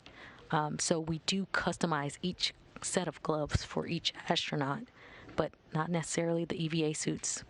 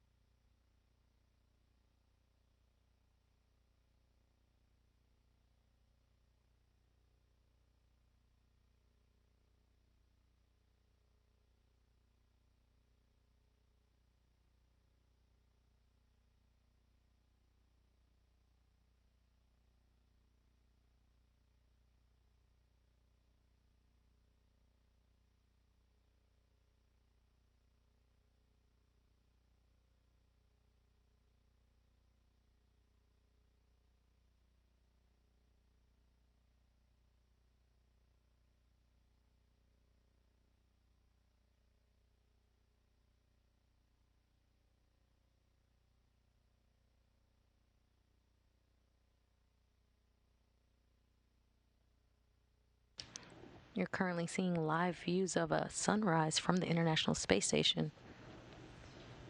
Gorgeous views.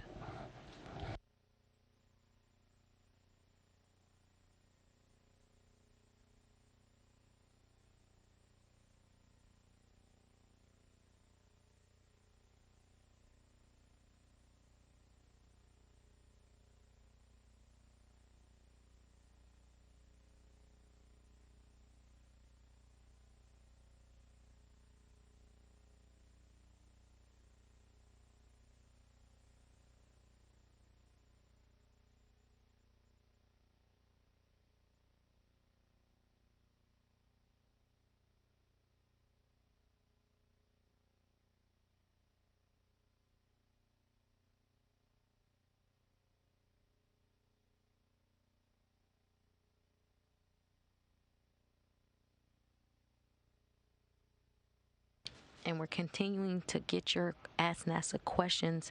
We have one here that's discussing how carbon monoxide is removed from Crew Dragon during its journey to the International Space Station.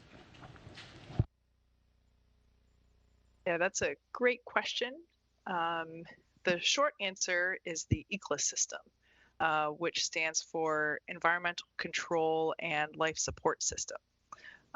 Essentially, there is a cartridge, a LiO cartridge, or a lithium hydroxide cartridge, and it basically scrubs the air of carbon dioxide. That cartridge is already installed when the crew gets ingresses to the capsule. So earlier today, that cartridge was already installed.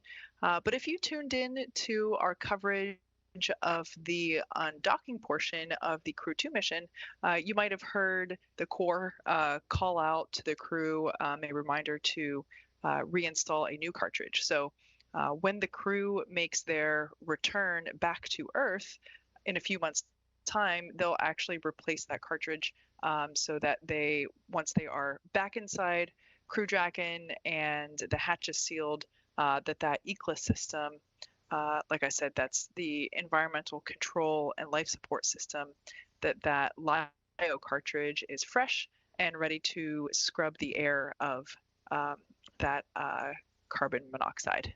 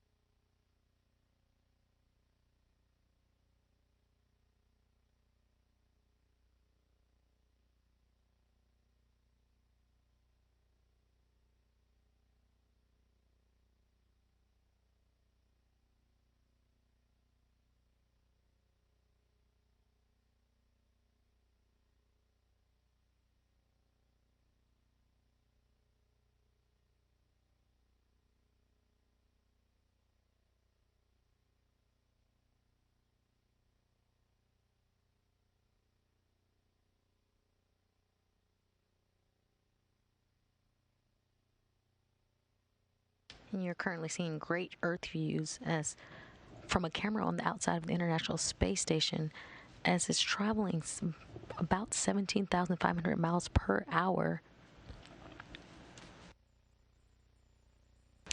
off the coast of Africa.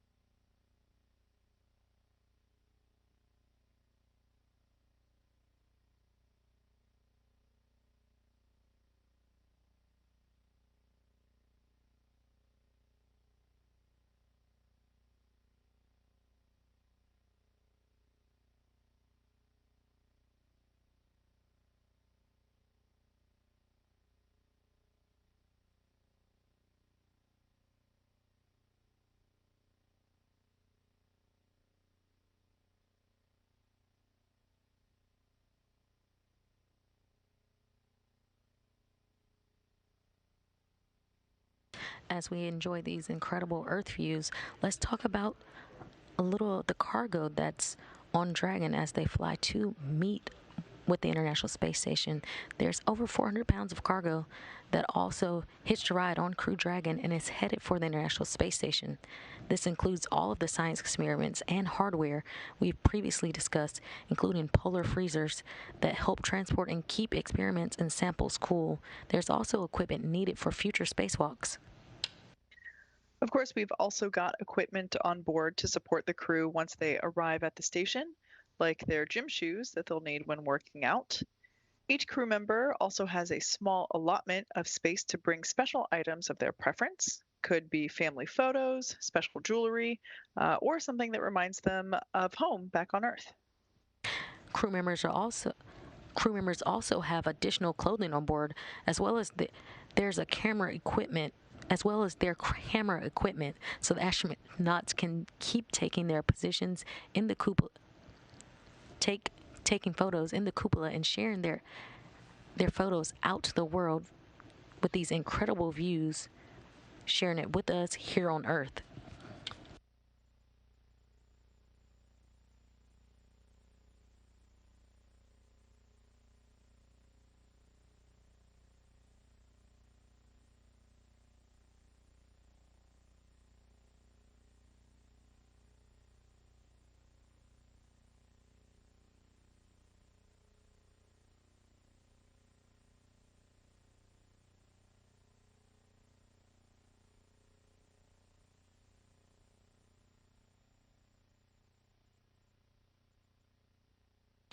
Over the last nearly 21 years, crews aboard the space station have completed over 3,000 scientific and educational experiments, and Crew-3 is prepared to add to that growing number.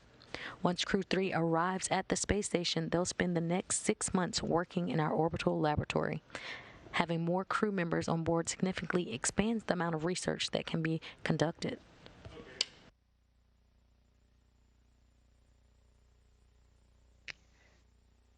Not only will the crew be contributing to hundreds of experiments, they'll also be bringing some home with them when they return to Earth.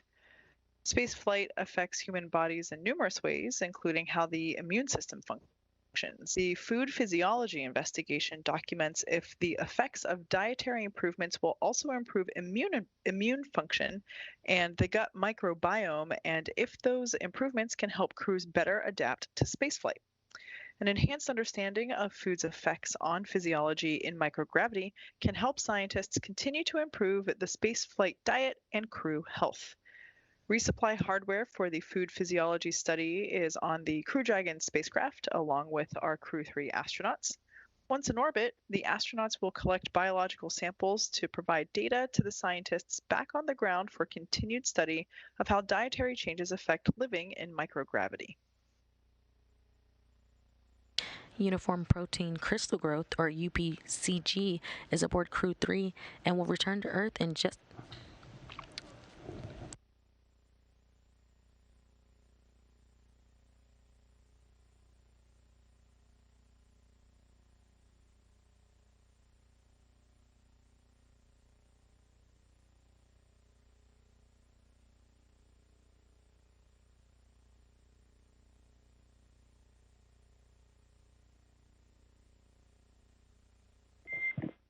Dragon SpaceX for upcoming boost burn.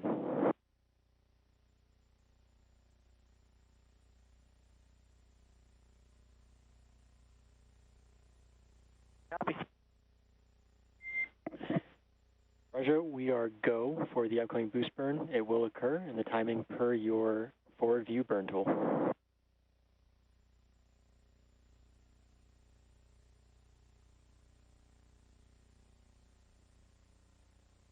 Copies, we are go for the upcoming boost burn, and it'll be on the timeline. We see it about a little under 14 minutes from now on the forward view. It's a good readback, Raja.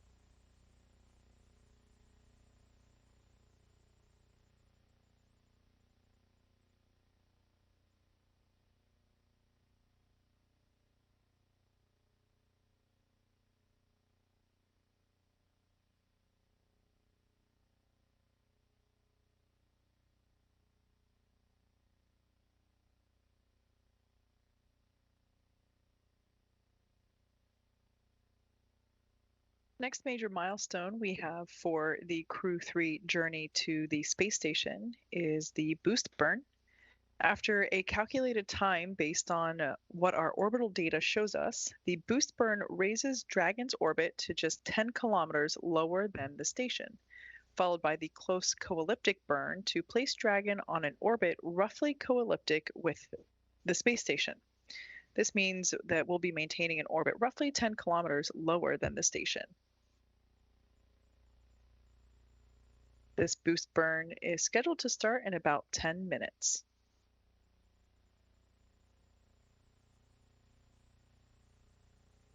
It will last 4.5 minutes. After this burn, our crew will be in an orbit that, at Dragon's apogee, or its highest point, will be 10 kilometers lower than the station. We'll have just 3 major burns left before we get into integrated operations and Dragon's final approach to station.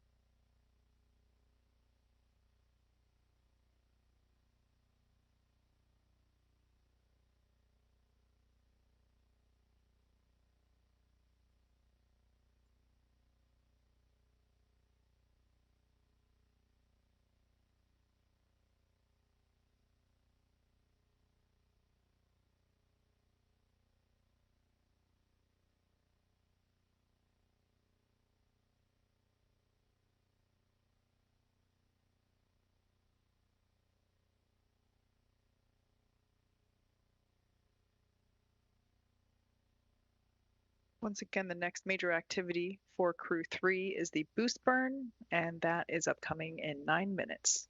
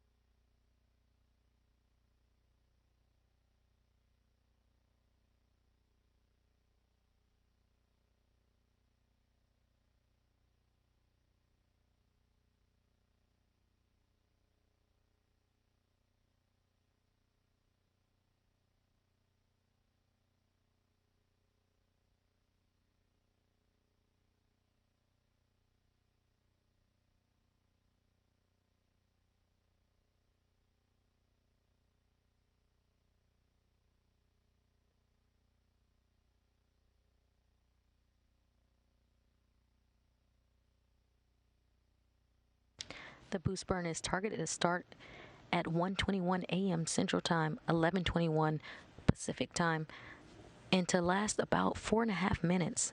After this burn, our crew will be in an orbit that, at Dragon's apogee or highest point, will be 10 kilometers lower than the station.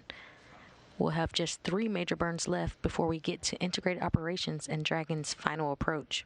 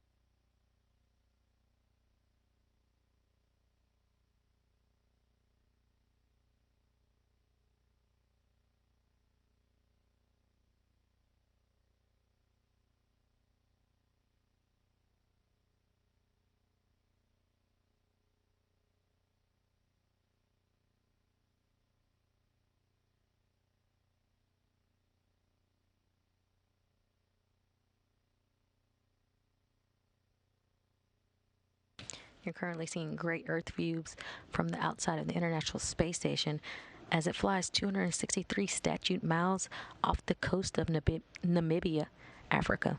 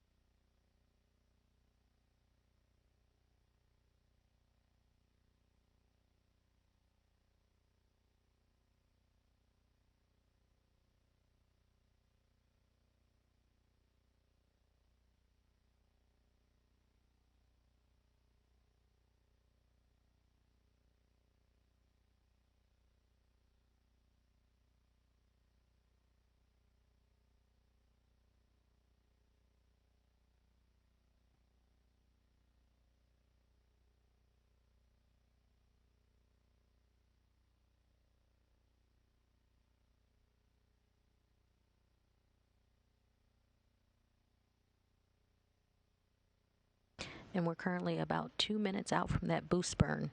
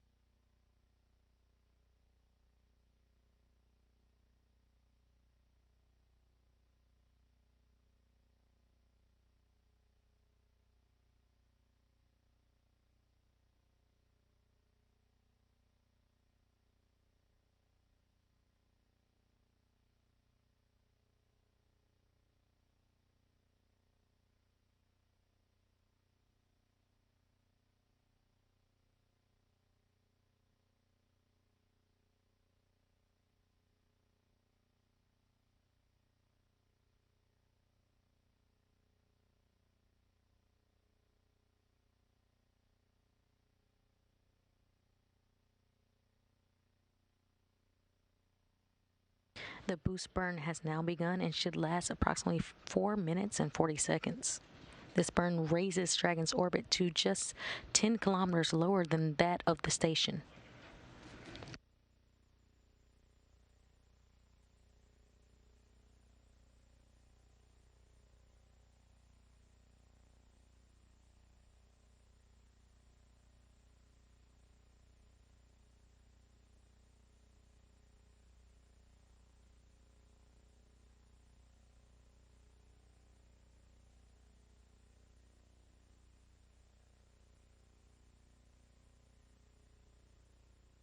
Once again, this burn should last about 4 minutes.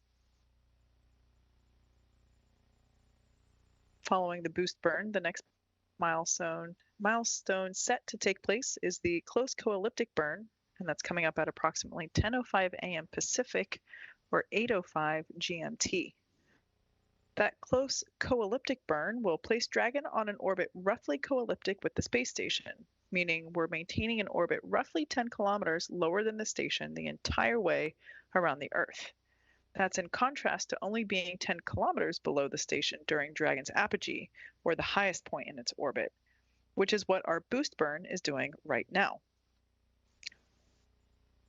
The close burn will be a long firing of Dragon's Draco Thrusters, with the burn expected to last 10 minutes.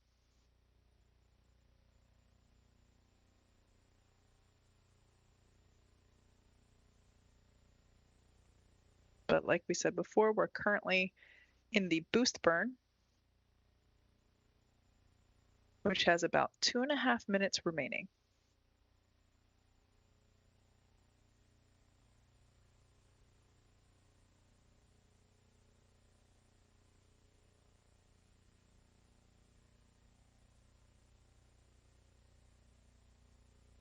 This burn is raising Dragon's orbit to just 10 kilometers lower than the station.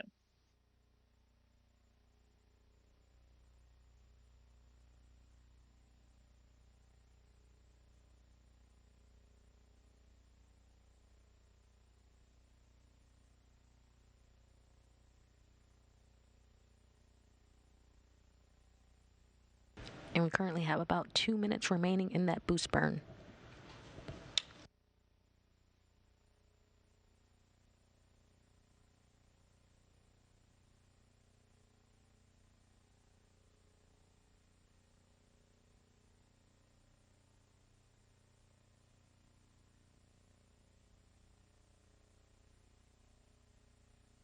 This boost burn is utilizing the Draco Thrusters that are located on the forward bulkhead, which is the very top portion of Dragon around the service section.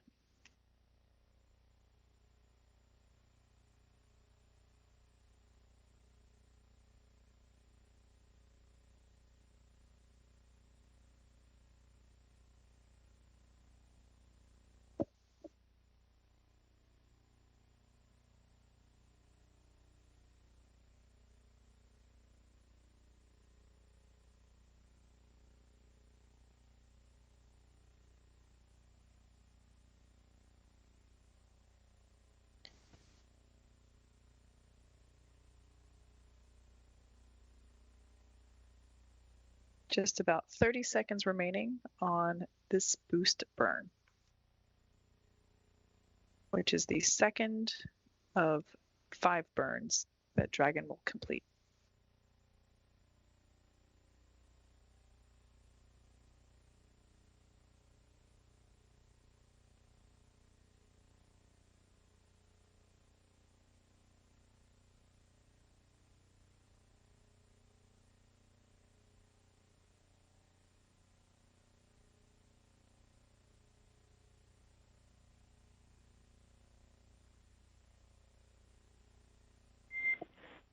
Dragon SpaceX boost burn is complete. Nominal burn.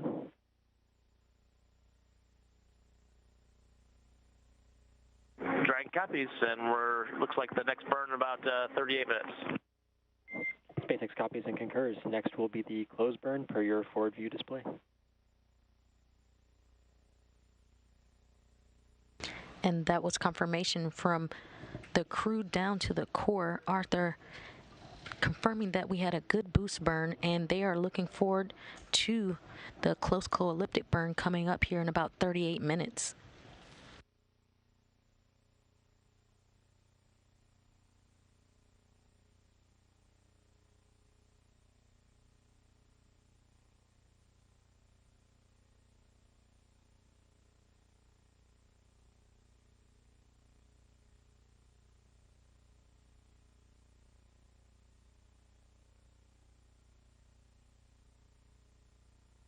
That close co-elliptic burn is coming up at approximately 12:05 a.m. Pacific or 8:05 GMT. And like we said before, this will place Dragon on an orbit roughly co-elliptic with the space station, meaning it'll be maintaining an orbit roughly 10 kilometers lower than the station.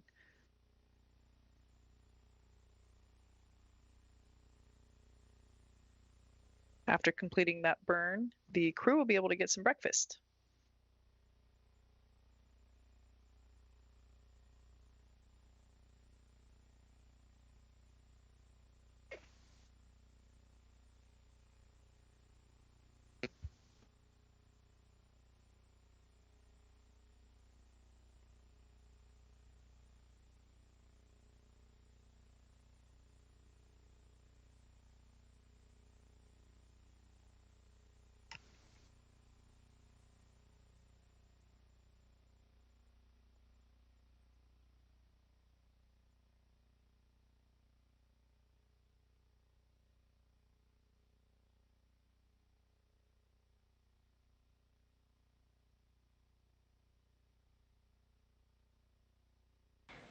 And as Kate mentioned breakfast, we also want to discuss that the crew is eating breakfast because they are on Greenwich Mean Time. That is the time that is used on the International Space Station, and that is the time they've adjusted to meet their crew in space.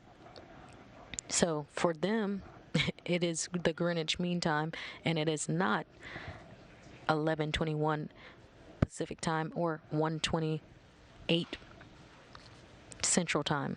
They are on the Greenwich Mean Time right now, and they will be eating breakfast right after that close burn at 12:05 a.m. Pacific Time or 2:05 a.m. Central Time.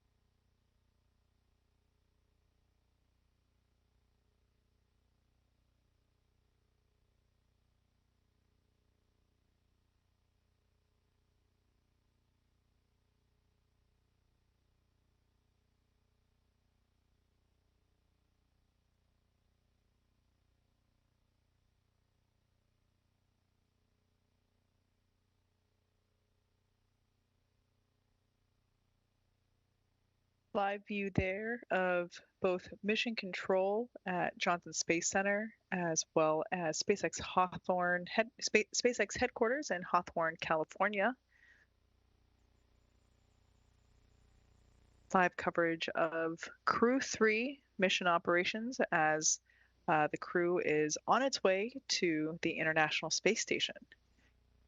Immediately after Dragon separated from Falcon 9 earlier this evening, it began what we call the activation and rendezvous phase of the mission. During this phase, Dragon is configured for on-orbit operations. The phase begins after separation of Dragon from Falcon 9 and ends with the completion of the final co-elliptic burn.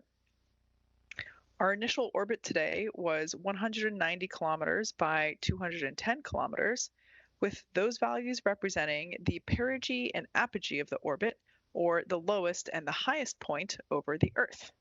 That means that the orbit actually isn't a perfect circle, but more like a very slight ellipse.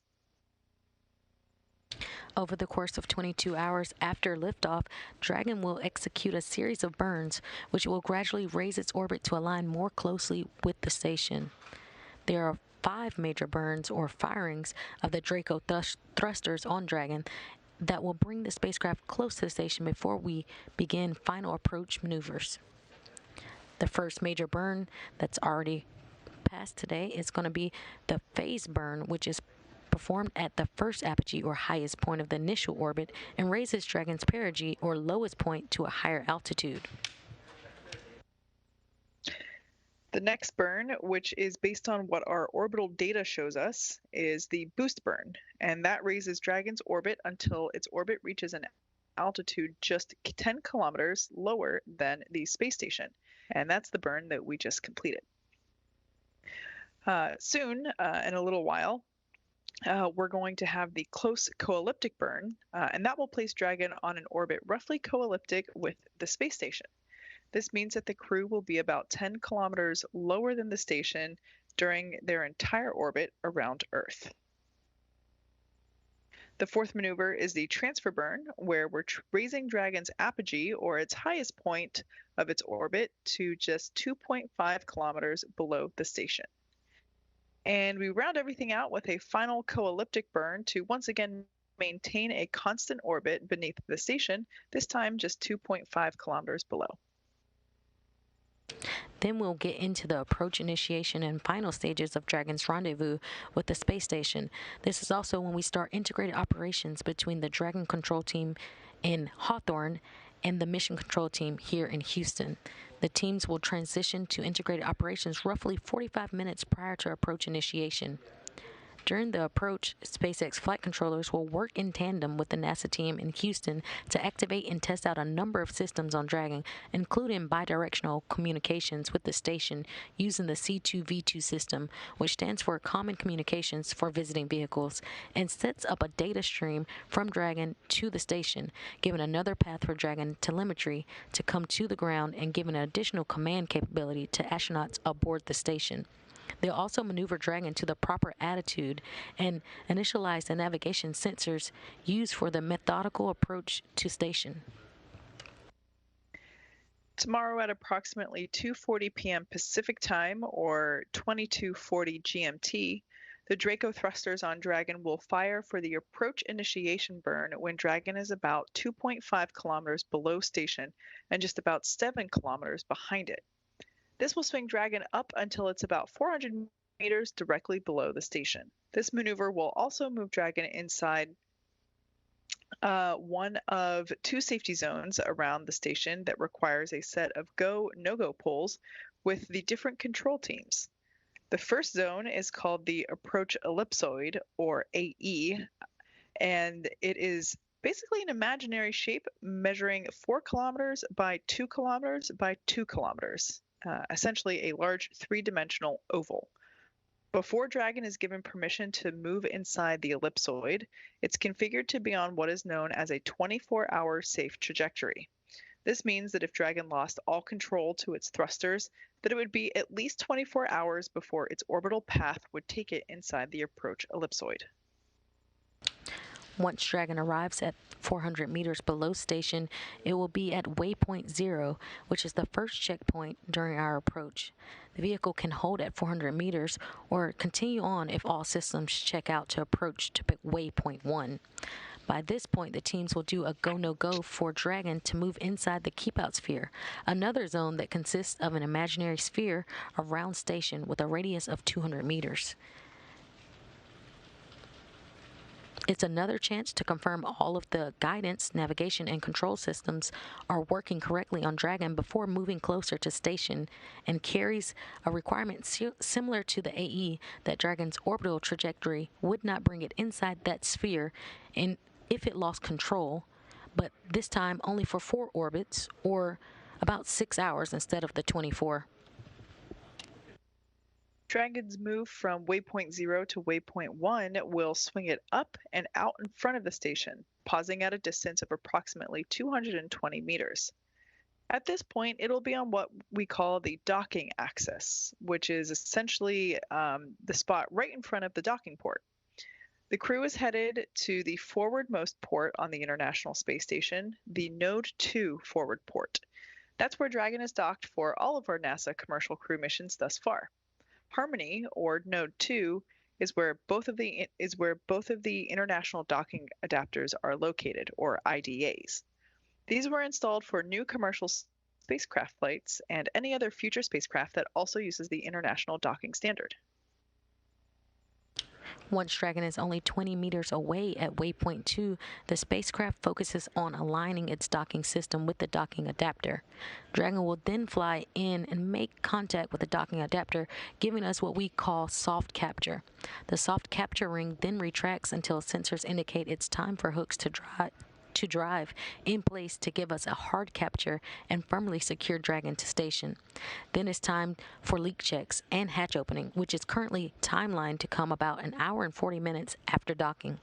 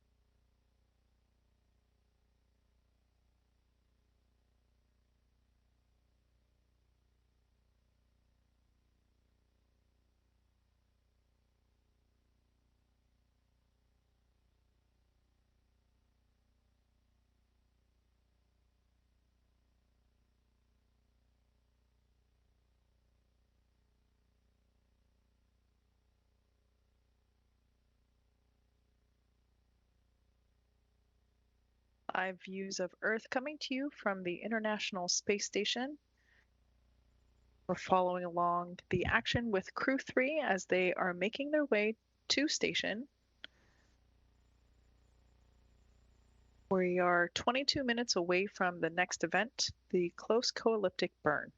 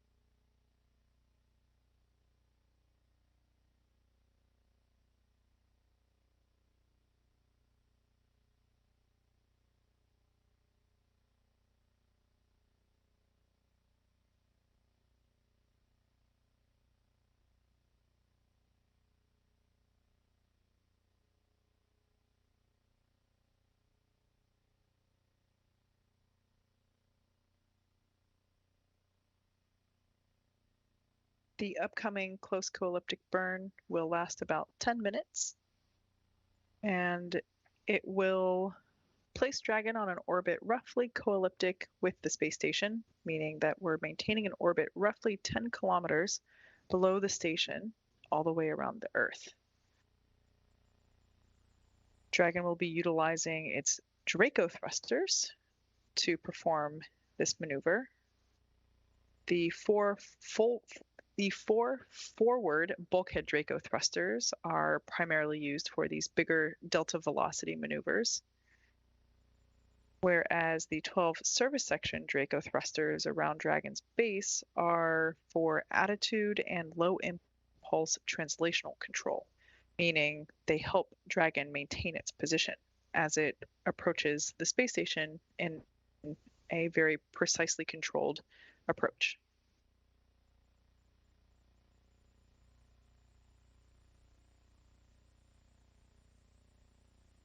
And we're about 19 minutes away from that close co-elliptic burn, which is the third of 5 major burns that Dragon will perform tonight.